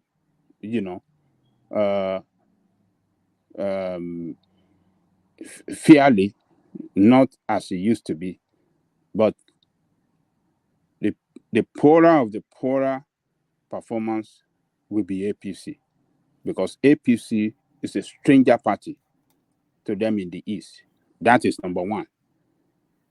The way they've been treated by the Buhari administration by sending army there to crush them in the heart of so many Easterners, they don't like APC, and they will prove a point. So Obi is the party to be. That man is right. If that statement is in reference to situation in the East, I think it's right, one man. All right, brilliant. So Ajale Koko, I want to replay a clip, and then I want to invite you and Saki Fada to comment on it. But before I replay that, it looks as though they've let him out of the penitentiary only for him to make a super chat. Is Solly, who I was just going to, I was just, I was thinking about him today, and I thought, okay, I have to drop him a DM on something that just to check on him. But here he is, Solly. It says, the day Nigerian military do another coup, they will have more than enough things to point out as why they did it. So there it is. The window for a coup is open for such a long time, which is to tell you that the Nigerian space, they've evolved beyond that now. I'm not sure that we'll ever see a coup in Nigeria again. I think we've evolved past that stage, Ajale Koko. Well, Mr. One Man, never say never. You see, going by the political history of that country, Nigeria, from First Republic, Second Republic, Third Republic, and to where we are today, I have seen that,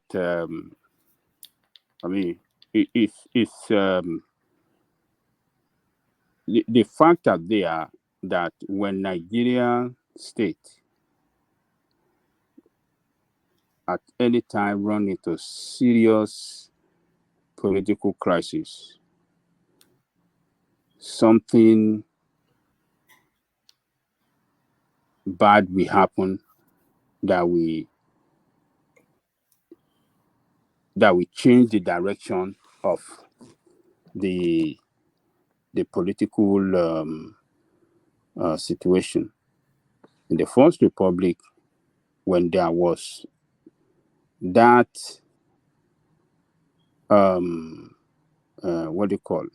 when Awolowo was arrested, when the country ran into serious political crisis, the military struck, and Then we had Unzegu failed. Then Unosi became the military head of state. Another coup go on around his time till Obasanjo. Obasanjo ran it, handed over to civilian. Then civilian again. Ran it 4 years. Then we are running into serious crisis. They didn't run it well. The military came. And from them, from military to Babangida, and then Babangida messed it up. Abacha took it. Serious crisis. Abacha died. Serious crisis. Serious political crisis. Then Abubakar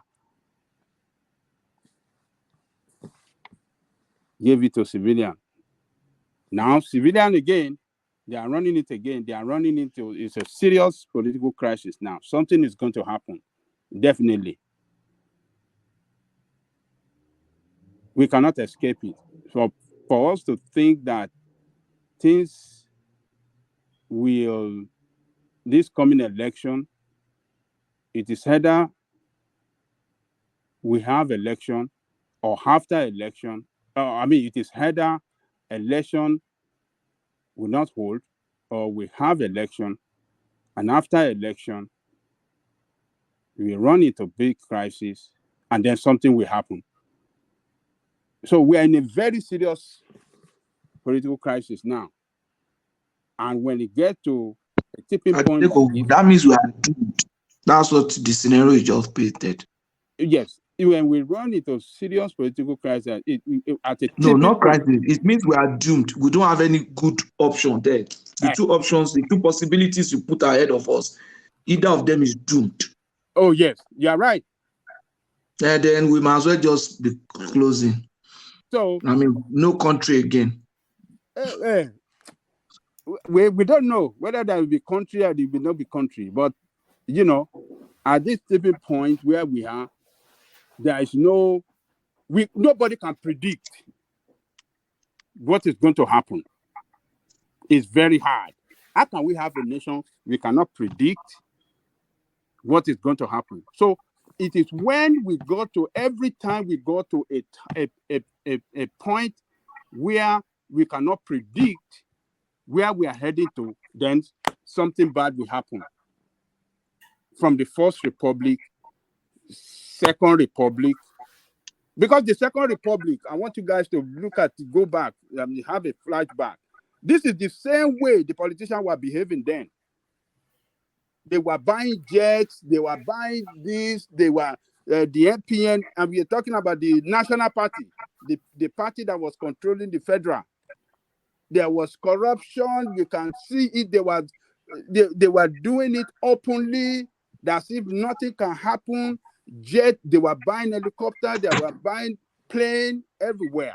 So the same thing they are demonstrating here. You see all those politicians, all of them have private jets.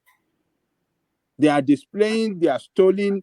Maridiko was making statements, we have not seen a Nigerian eating from the dustbin. And they are saying that things are hard in Nigeria. You can see that arrogancy behavior in the way the federal government, the personnel in the APN, then the way they are lavishing money and doing things, and then something struck. The military came. So this time around, again, you see them with their arrogancy, their entitlement, a way of doing things, and uncare attitude, and as if they own us, as if we are nobody. They don't care. Poverty on the high side, economy on the downside, and what is it? Financially going bankrupt. No, something will happen. I agree with you that something killed the Second Republic. but I don't agree on what you said killed it. It wasn't corruption that killed Second Republic, because we have outlived that republic and we have seen how less corrupt Shagari is. Shagari was not a rich man. It is not Shagari that was the problem. It was No, I'm just starting with that now. Okay. Shagari was the president. You and I know from Shagari outlived that period, and we saw that he's not a corrupt man. Ekweme, the man didn't die a rich man. These people that will say, even Akinloye here, he didn't die a rich man. Akijide, those are the people, the Minister of Justice, he didn't die a rich man. Even this Umar Rudiko that you are talking about, he didn't die a rich man like that. What killed the First Republic, that Second Republic, is what we are doing now. We are thriving us on insinuations. We like the negativity of things. We say, oh, they are useless, they are stolen all the money in the world, as if we are there. Now, when you keep trading those hatred and those negative things that you don't know the fact about, I'm not talking about you now, then the other people will continue to multiply it. And the hatred and the anger will continue to rise. Then there will be problem. Then all of us, we know that we have contributed to destroying that country. Let's kuku just put all our hands and destroy it together and be proud that we have done it. Let me tell you, I am not, it's not as if I'm not negative. I don't see negative. I don't enjoy this so much hatred, negativity, as if Nigeria is the worst country in the world. Woman, let me shock you one day. I was reading a discussion, and we just got, and there was a news that our military just got a very powerful helicopter from the US that was costing so much money. Do you know, I saw some guys saying, the plane will soon crash. Don't worry, the plane will soon. Not caring about the people that are flying. That's the kind of hatred. No. Do you know why they would have said that, Patrick? Yeah. You know, because the Nigerian military space, they have a history of claiming they have bought this new and fanciful something. Then they'll go and buy some refurbished nonsense from Pakistan. Do you remember how the planes were dropping? How many military seniors have been killed of all these dropped planes? You know, we don't get to see the black box, so it's a military kind of thing. But in warfare, plane crash now.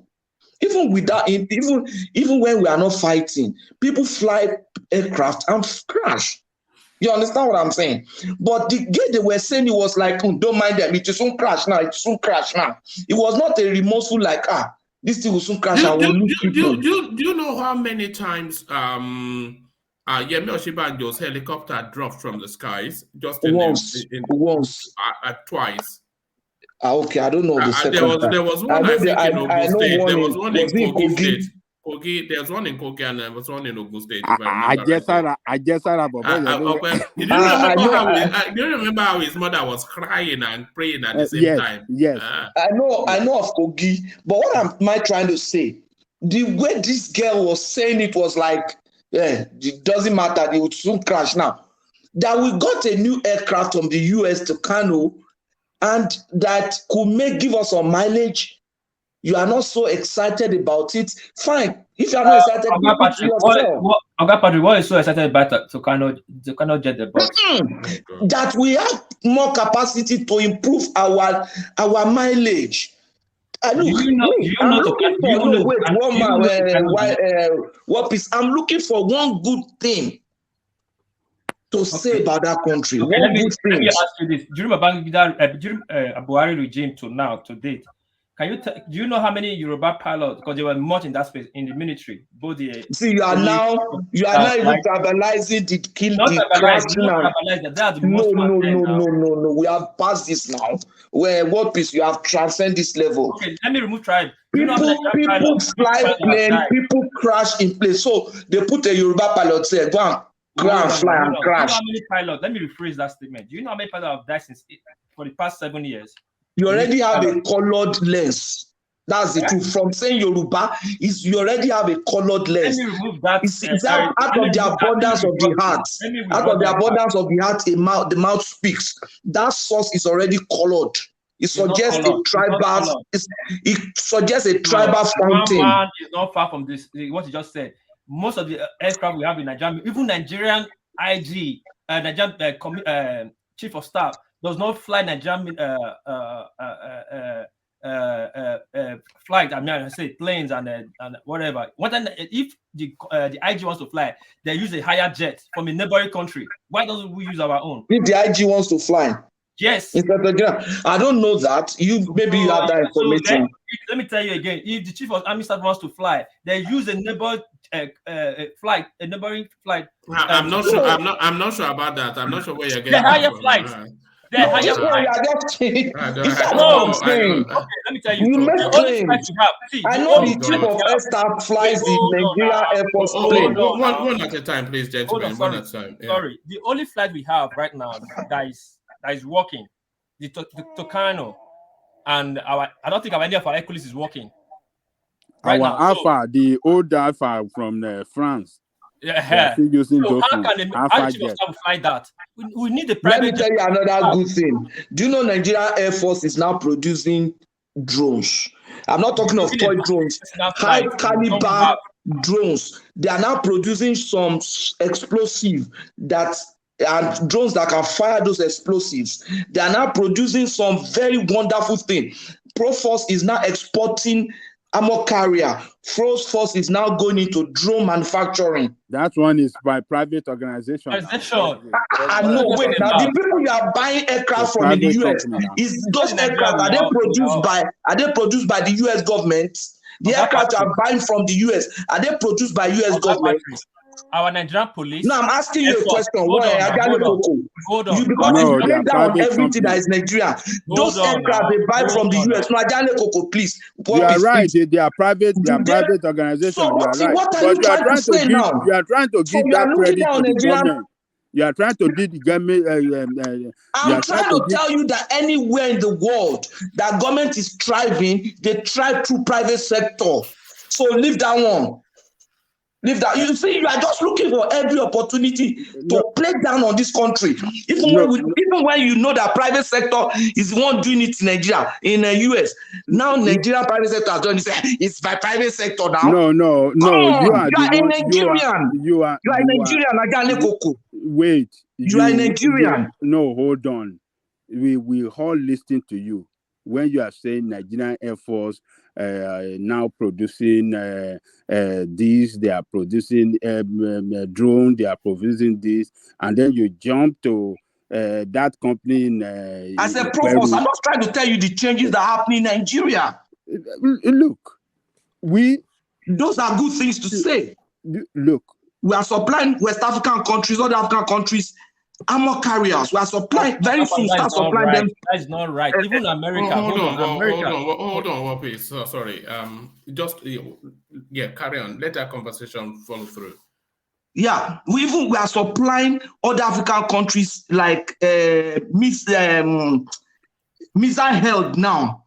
I will send that video to you, one man. Missile head.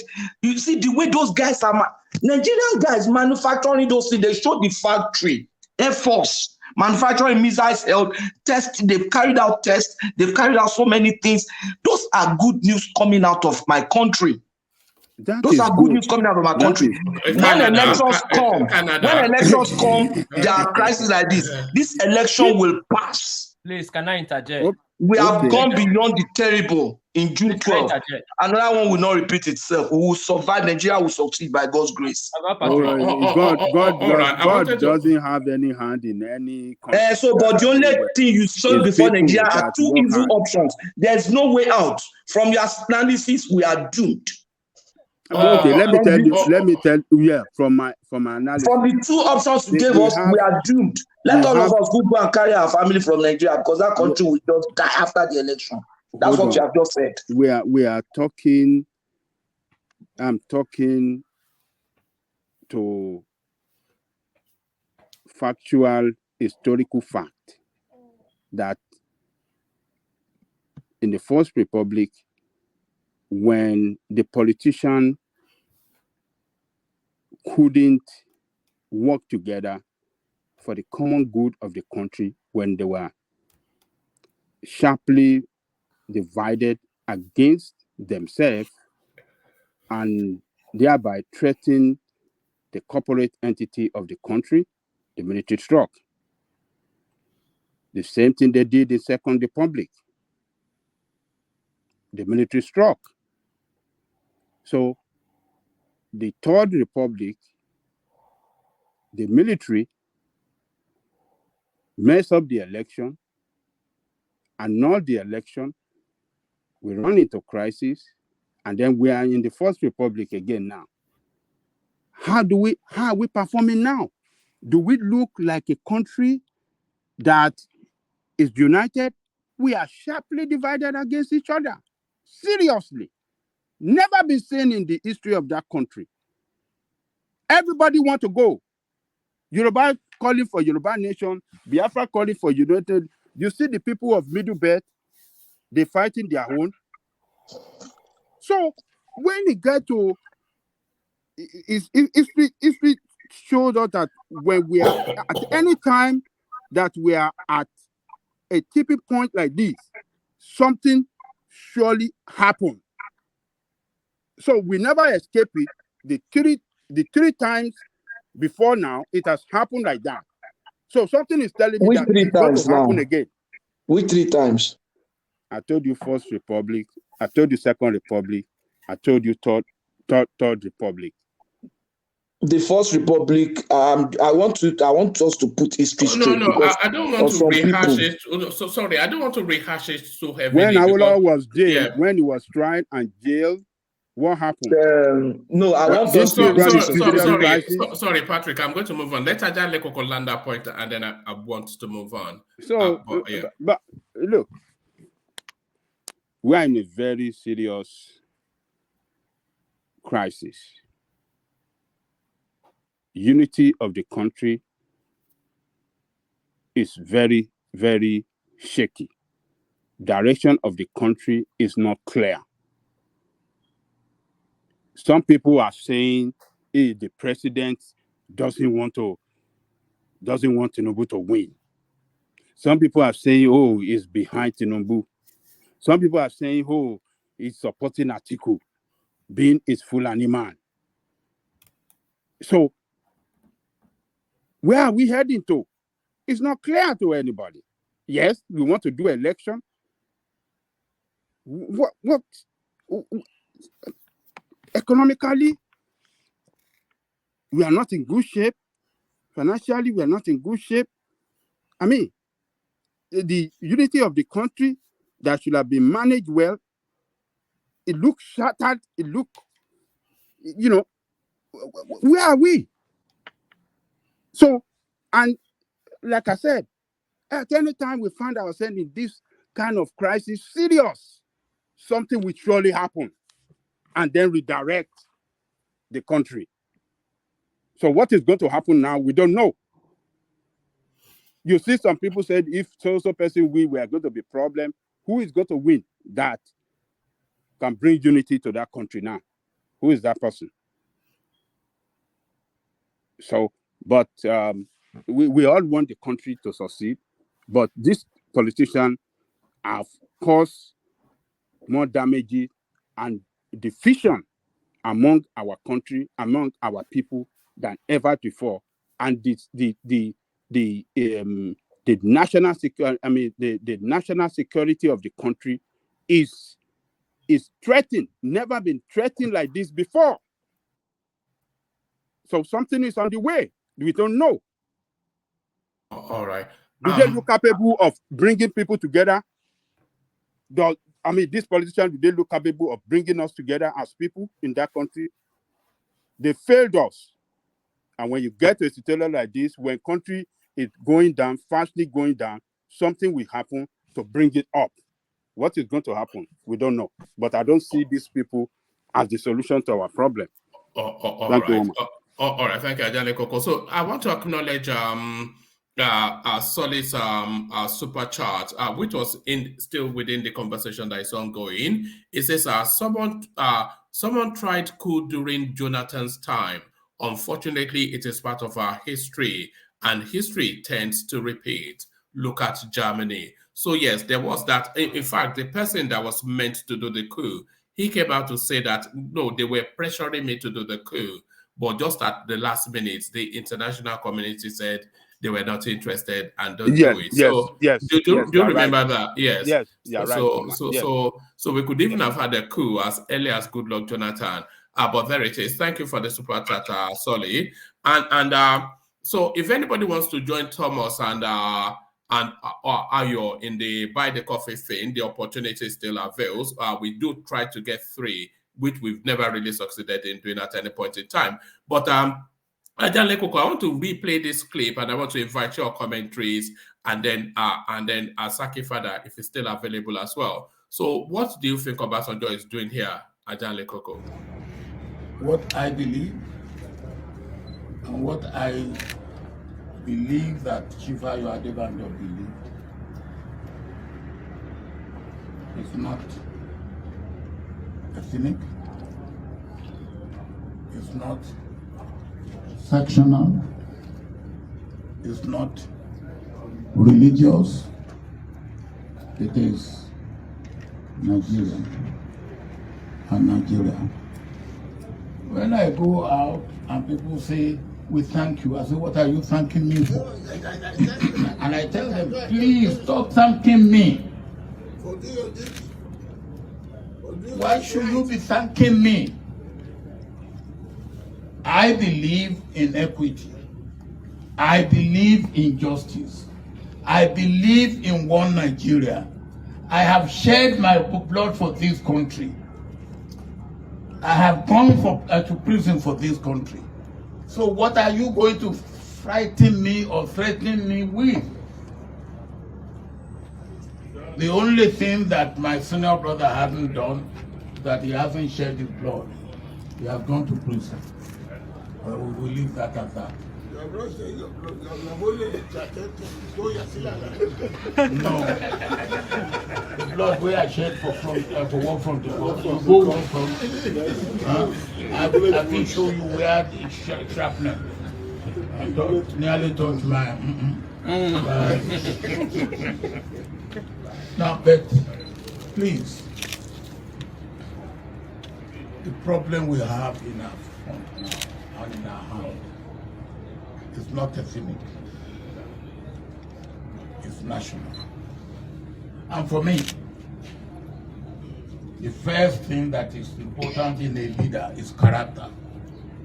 The problem we have had over the years is that we don't have leaders who have the right type of character that they should be entrusted with the leadership role. So if I put my finger on anything or anybody, it's because comparing one with another, I see that there is merit that would be of benefit to Nigeria. And I believe that Chifayo Adebanjo stands for the same thing. Oh, all right, so there it is, Ajan Lekoko, Odale, Afonja, Ota Yoruba, etc. Where do you want to start with this act of treachery by Baba Yabo?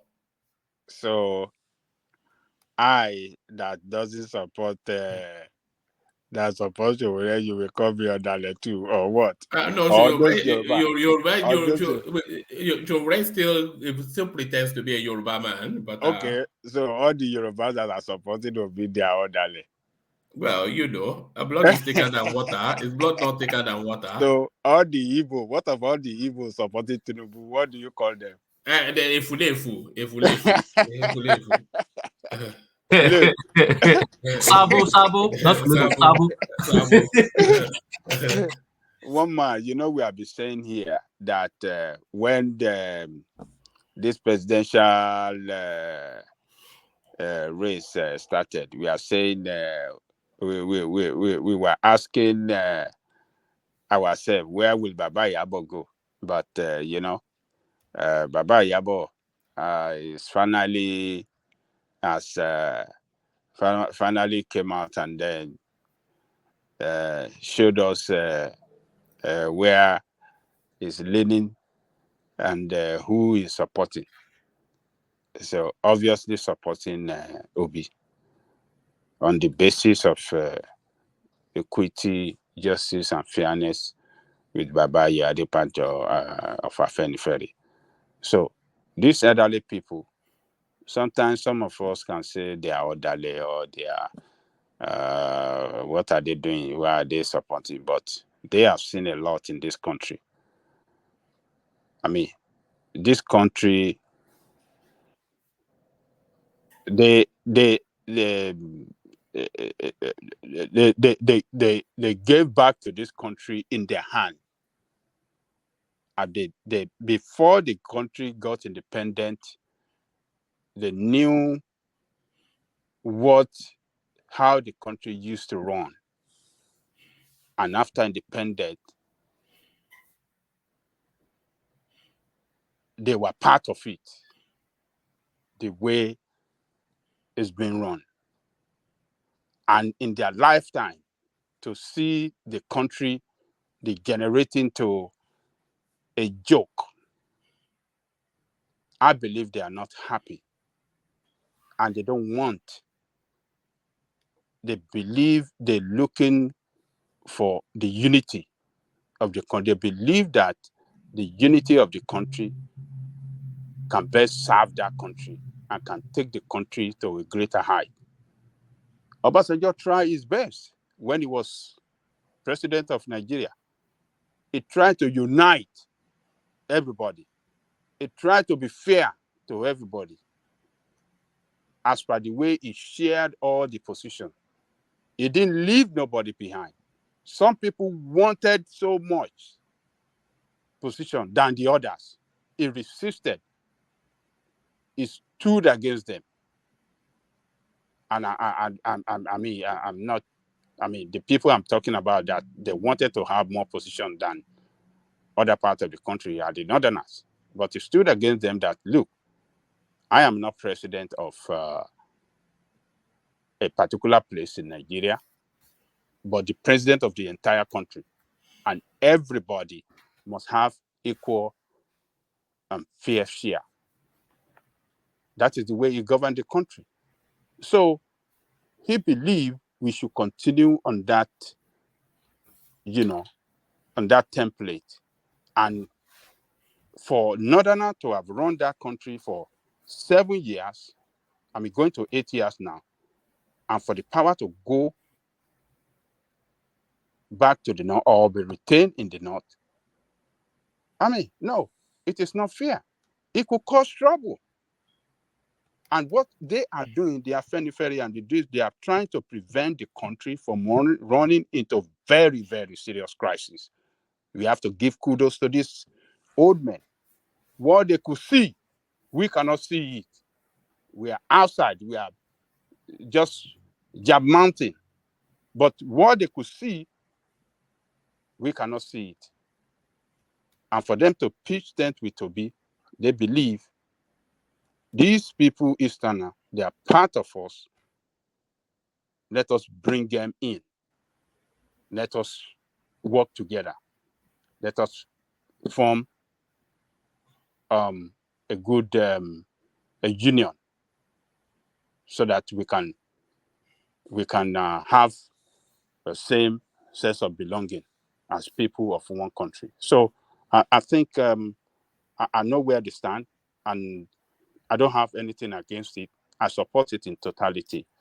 So, but election 2023 is in the hand of the people. Nigerian people will decide where they want to go.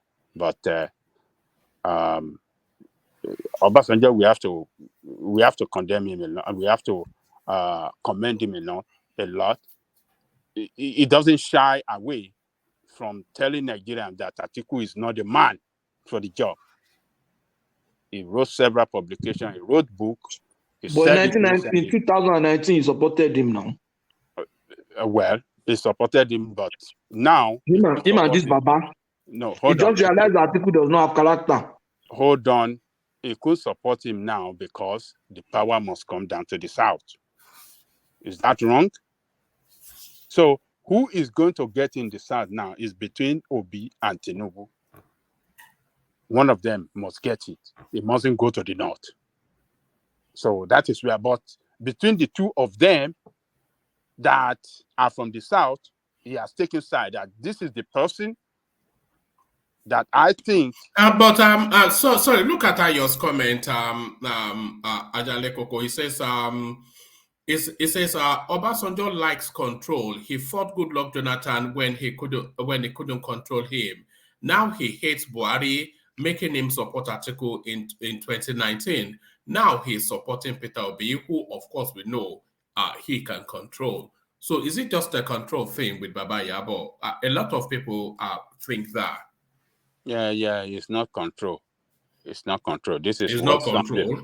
No, why does he want to control anybody? Yeah, has he not tried to control everybody that sat in that seat after him? It doesn't control. This is Obasanjo doesn't control.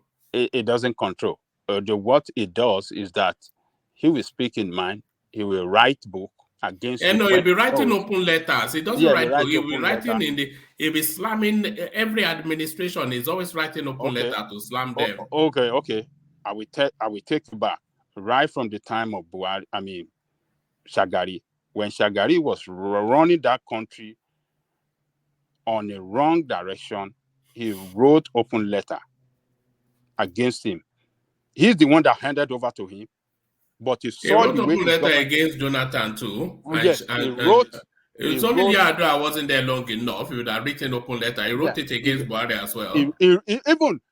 He said it in one interview. And it's not a control freak. It's what it's you're not saying. For control. No, it's not control. When he noticed you as a leader running the country, taking the country on the wrong direction, he doesn't shy away from expressing his own position. He will talk on the pages of a newspaper. He will talk. When you don't listen, then we go on the pages of newspaper to say his mind. That's a great leader. Even on Jonathan.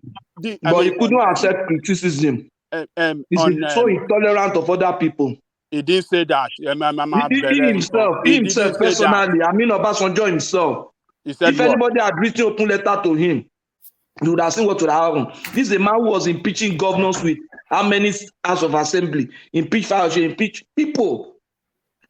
Well, and he's now seeing that he now knows how to write letter to people. Okay, let me say this. Even this problem we are having with petrol and this thing, it would have been solved.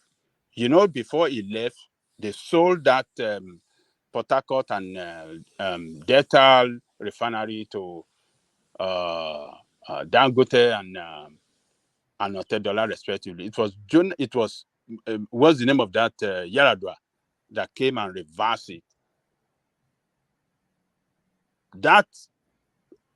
Those refinery will have been in the hand of private hand and will have been running well now. Dangote will have been running that of Rivers. But that does not address the question. This thing you have just said about it does not address the question of being. Hold on, I'm bringing out. No, it's not relevant to the issue.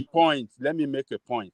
When that guy did that, when he reversed that decision, he came out against him that this decision is what is good for the country. Why can you reverse it? You said because of some power that be that doesn't want it to happen. Okay, that one by the side. Jonathan taking the country on the right direction? People want to say a lot of he control. Jonathan was taking the country on the wrong direction. And you wanted to sit down. That was in his own judgment. That was in his own judgment. Well, in your own judgment, let me ask you. Was Jonathan let me ask you. Let me ask you. Was Jonathan taking the country on the right direction? That would be in my own judgment too. My own judgment, let me tell you, Jonathan was not running the country on the right direction as if you throw that open now, some people will say no, he was doing his best that is at the time. That is some people, but majority of Nigerians spoke. They voted against Jonathan. So what I'm telling you, the same thing when Buhari started showing incompetence, when Buhari started showing that he is the worst ever president that that was trying to fulanize the country. What's fulanize now? Where's that fulanize now? Oh my you just speak some language and what's the fulanization now? So all of us are gone Fulani now. The man has ruled for 8 years. It was Islamized before. All of us have become Muslims, Abi. Now it's Fulanized. Oh, okay. I mean, we are tearing down that country. You don't with see this kind of thing you are saying, you are tearing down that country. Okay, hold on. I will tell you.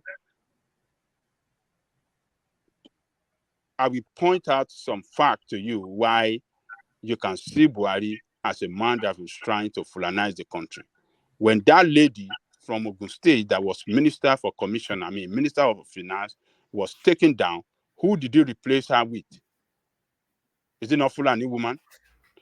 When another person, this guy from River State that was at the Port Authority or was the when he was taken out, is it not a Hausa person that he replaced with? So many positions, strategic positions. We have 17 top security positions in this country. They are all Fulani people. What are you talking about? Your chief of naval staff is Fulani man. What are you talking about? Your dear man is Fulani man. Look at these people that surround you. You don't need to question me for this. Look at the majority of the position. Is it Fulani that are capable of having? Okay, let me tell you. You have police officer, Fulani man. You have DSS, Fulani man. You have national security advisor, Fulani man. You have. Come on, look. Let us do this right. And when you see some people have the courage to come out and say this is wrong, we can't run this country like this. You don't want to look at the message, but you want to go after the messenger. Said, the messenger, let us go after the message. But the message will not resonate. I don't know of DSS. I don't know of it's a Fulani man that is there. Right, wait. Yes. I know of Police Service Commission. I know of Nigerian Army. And I think the same thing applies to Nigerian Navy. And Nigerian police. In the military, wait now. In the military, there's all the intelligent, the top of the intelligent. You have said that now. Okay. But I'm just trying to tell you that in the military, there's what called seniority role. In the military, and even if you are you don't need to take us on that direction. Did you listen to Adewumi? Commodore Adewumi. But I said your own. Let me finish now. No, you want to take us on a long journey. So why do you? Okay, you are moderating now. Oh, okay. Speak. Now. Speak.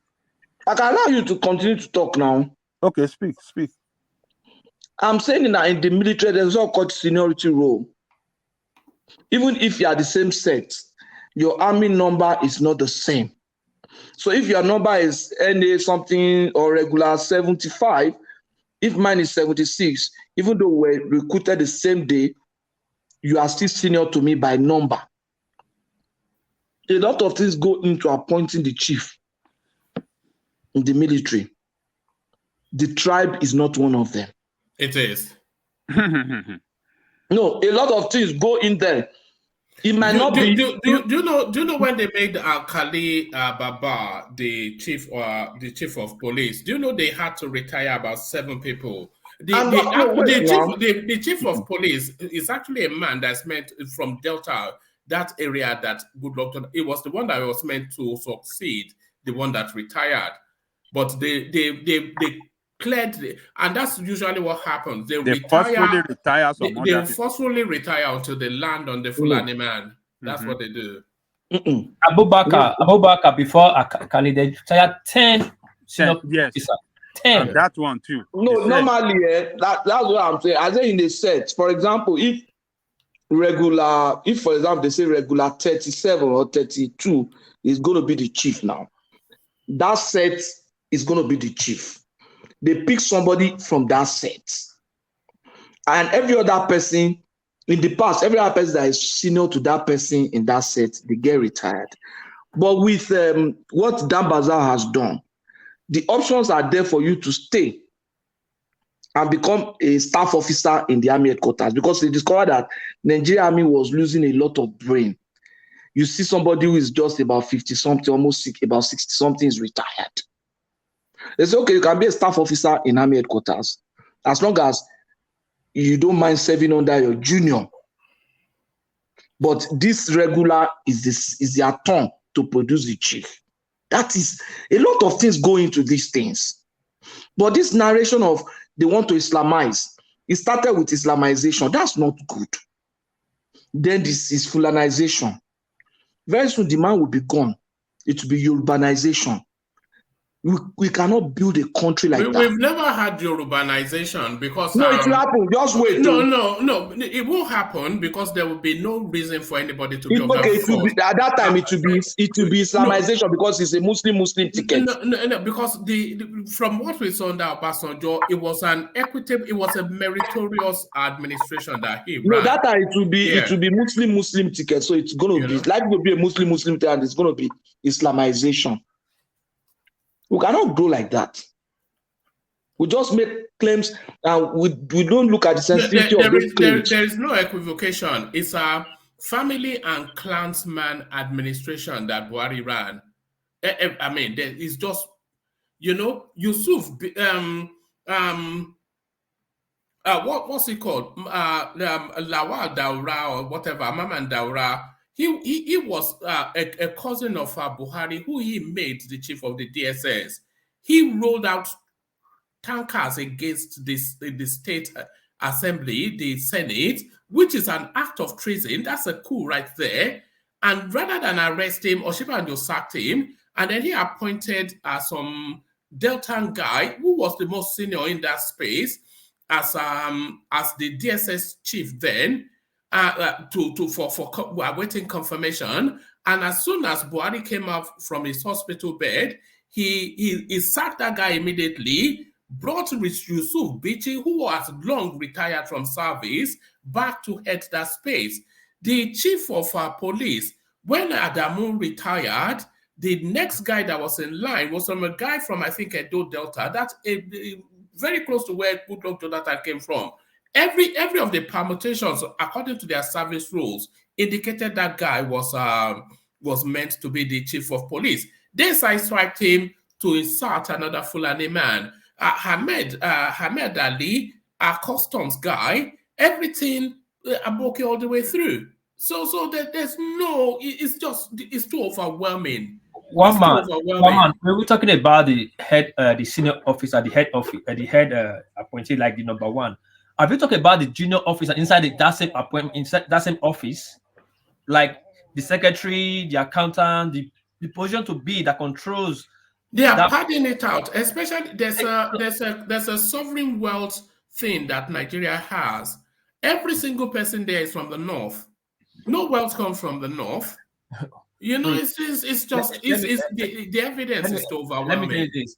My dad told me this when we were consulting. And they've embedded so deeply into the system that no administration can, at least it will take a good 12 years to flush these people out of the system. Let me quickly tell you this. When my father was consulting for BBC London, this is far back as 1989. So he was sent to, BBC London had the Nigerian section, which they have, they speak outside Yoruba, make their news, they broadcast from there. Right, so I don't know what my dad and his team, they sent there to do something in that department. My dad said at the third day he got mad, so mad. He asked these people, "Why is it that this department is just only northerners?" And they told him to go and ask their boss in Nigeria. This is a space that's supposed to have everybody, different tribe. You are speaking. This is a radio station that projecting Nigerian. but it's run by Fulanis or Hamsa as there at that time. So he got mad and he walked out. So imagine from number one man there, the boss, maybe the boss there, the deputy, the controller, the accountant, the person in charge of recruitment, all Fulani. So what will the normal man do? That was the my theory is that these people, they have one simple rule, which is to hold the South at gunpoint, and that is why they hold all the guns in their hands. We're hostages in that country, even if we may not know it, you know.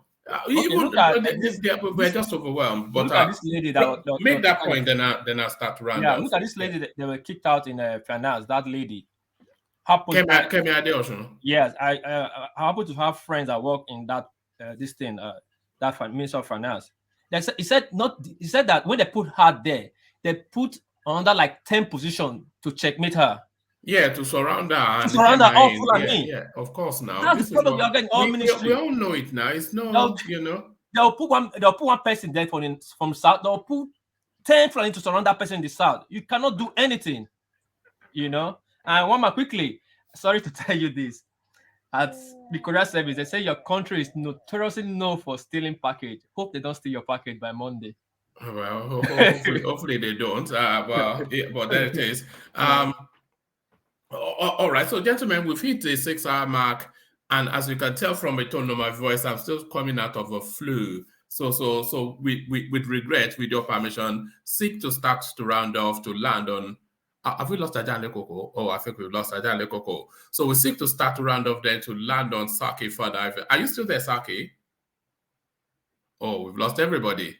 All right then. So yeah, I can hear you. All right. So we seek to start to round off to land on Saki further. We'll kick it off with Patrick, who has not yet had a good say. So Patrick, we kick it off with you. Apologies, but I'm coming out of a flu, so I probably need my bed right now. But Patrick, what's from you?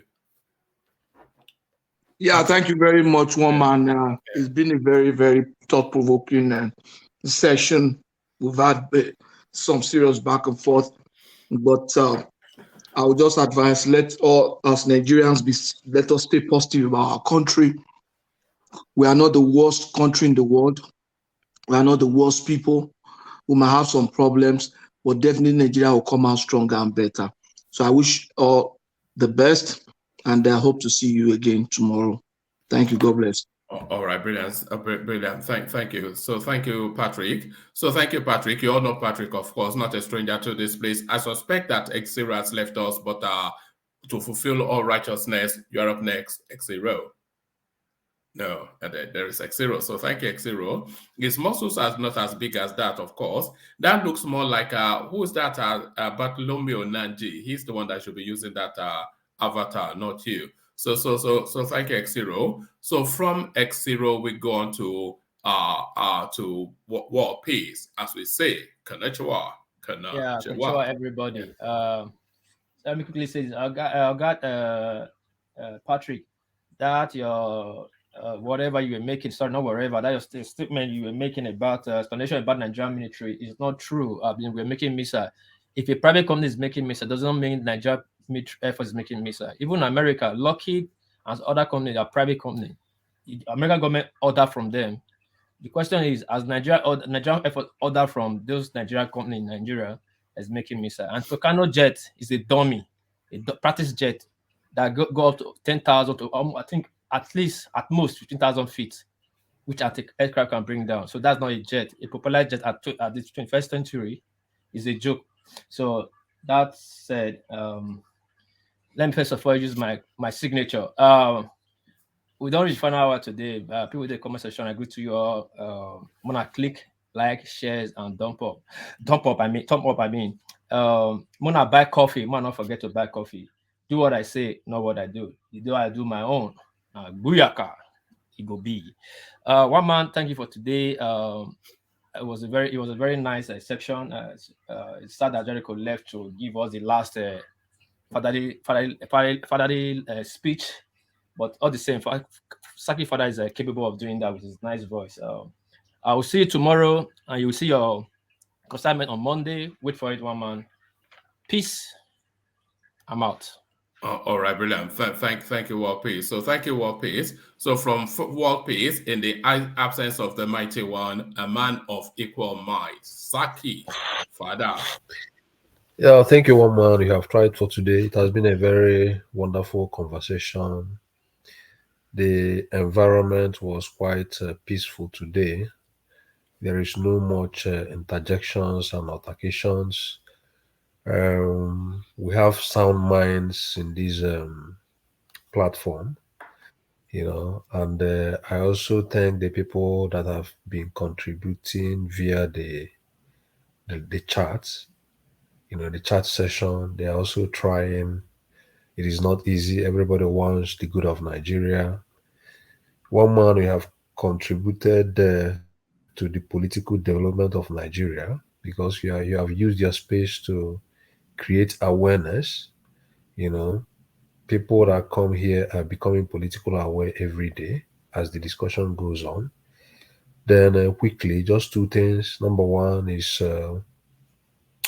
we should pray against the possibility of what Solly said. I think I'm beginning to think towards such possibilities.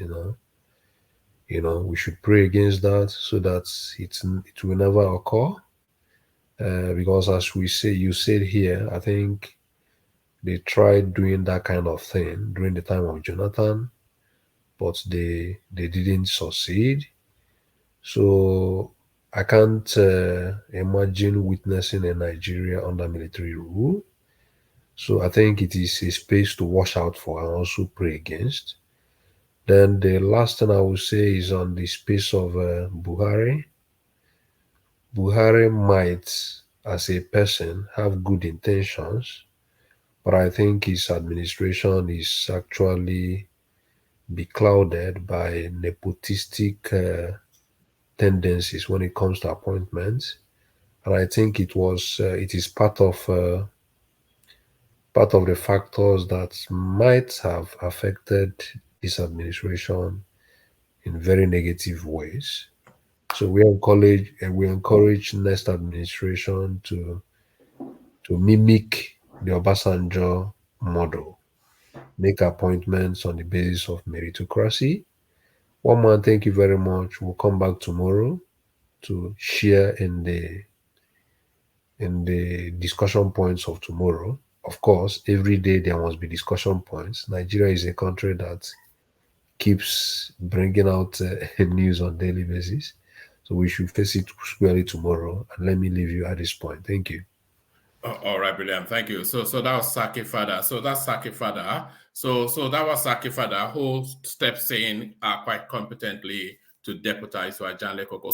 So that was Saki Fada, and that was the session. So hopefully my voice would have improved by tomorrow, and then or later on today even. So bed rest for me from any moment from now. To the super chatters, the coffee buyers who are Ayo and Thomas in this instance, and the people in between, thank you one and all. Reconvene. Right, just keep yourself permanently dialed to the space. It's a roller coaster ride. So you turn up 9:45 p.m. UK time, you fasten your seatbelt, and then you just go with the ride. It's going to be a knuckle buster, a knuckle whatever it is that they say. So I'll leave it there. Carry the conversation on within the comment section, but here I say peace.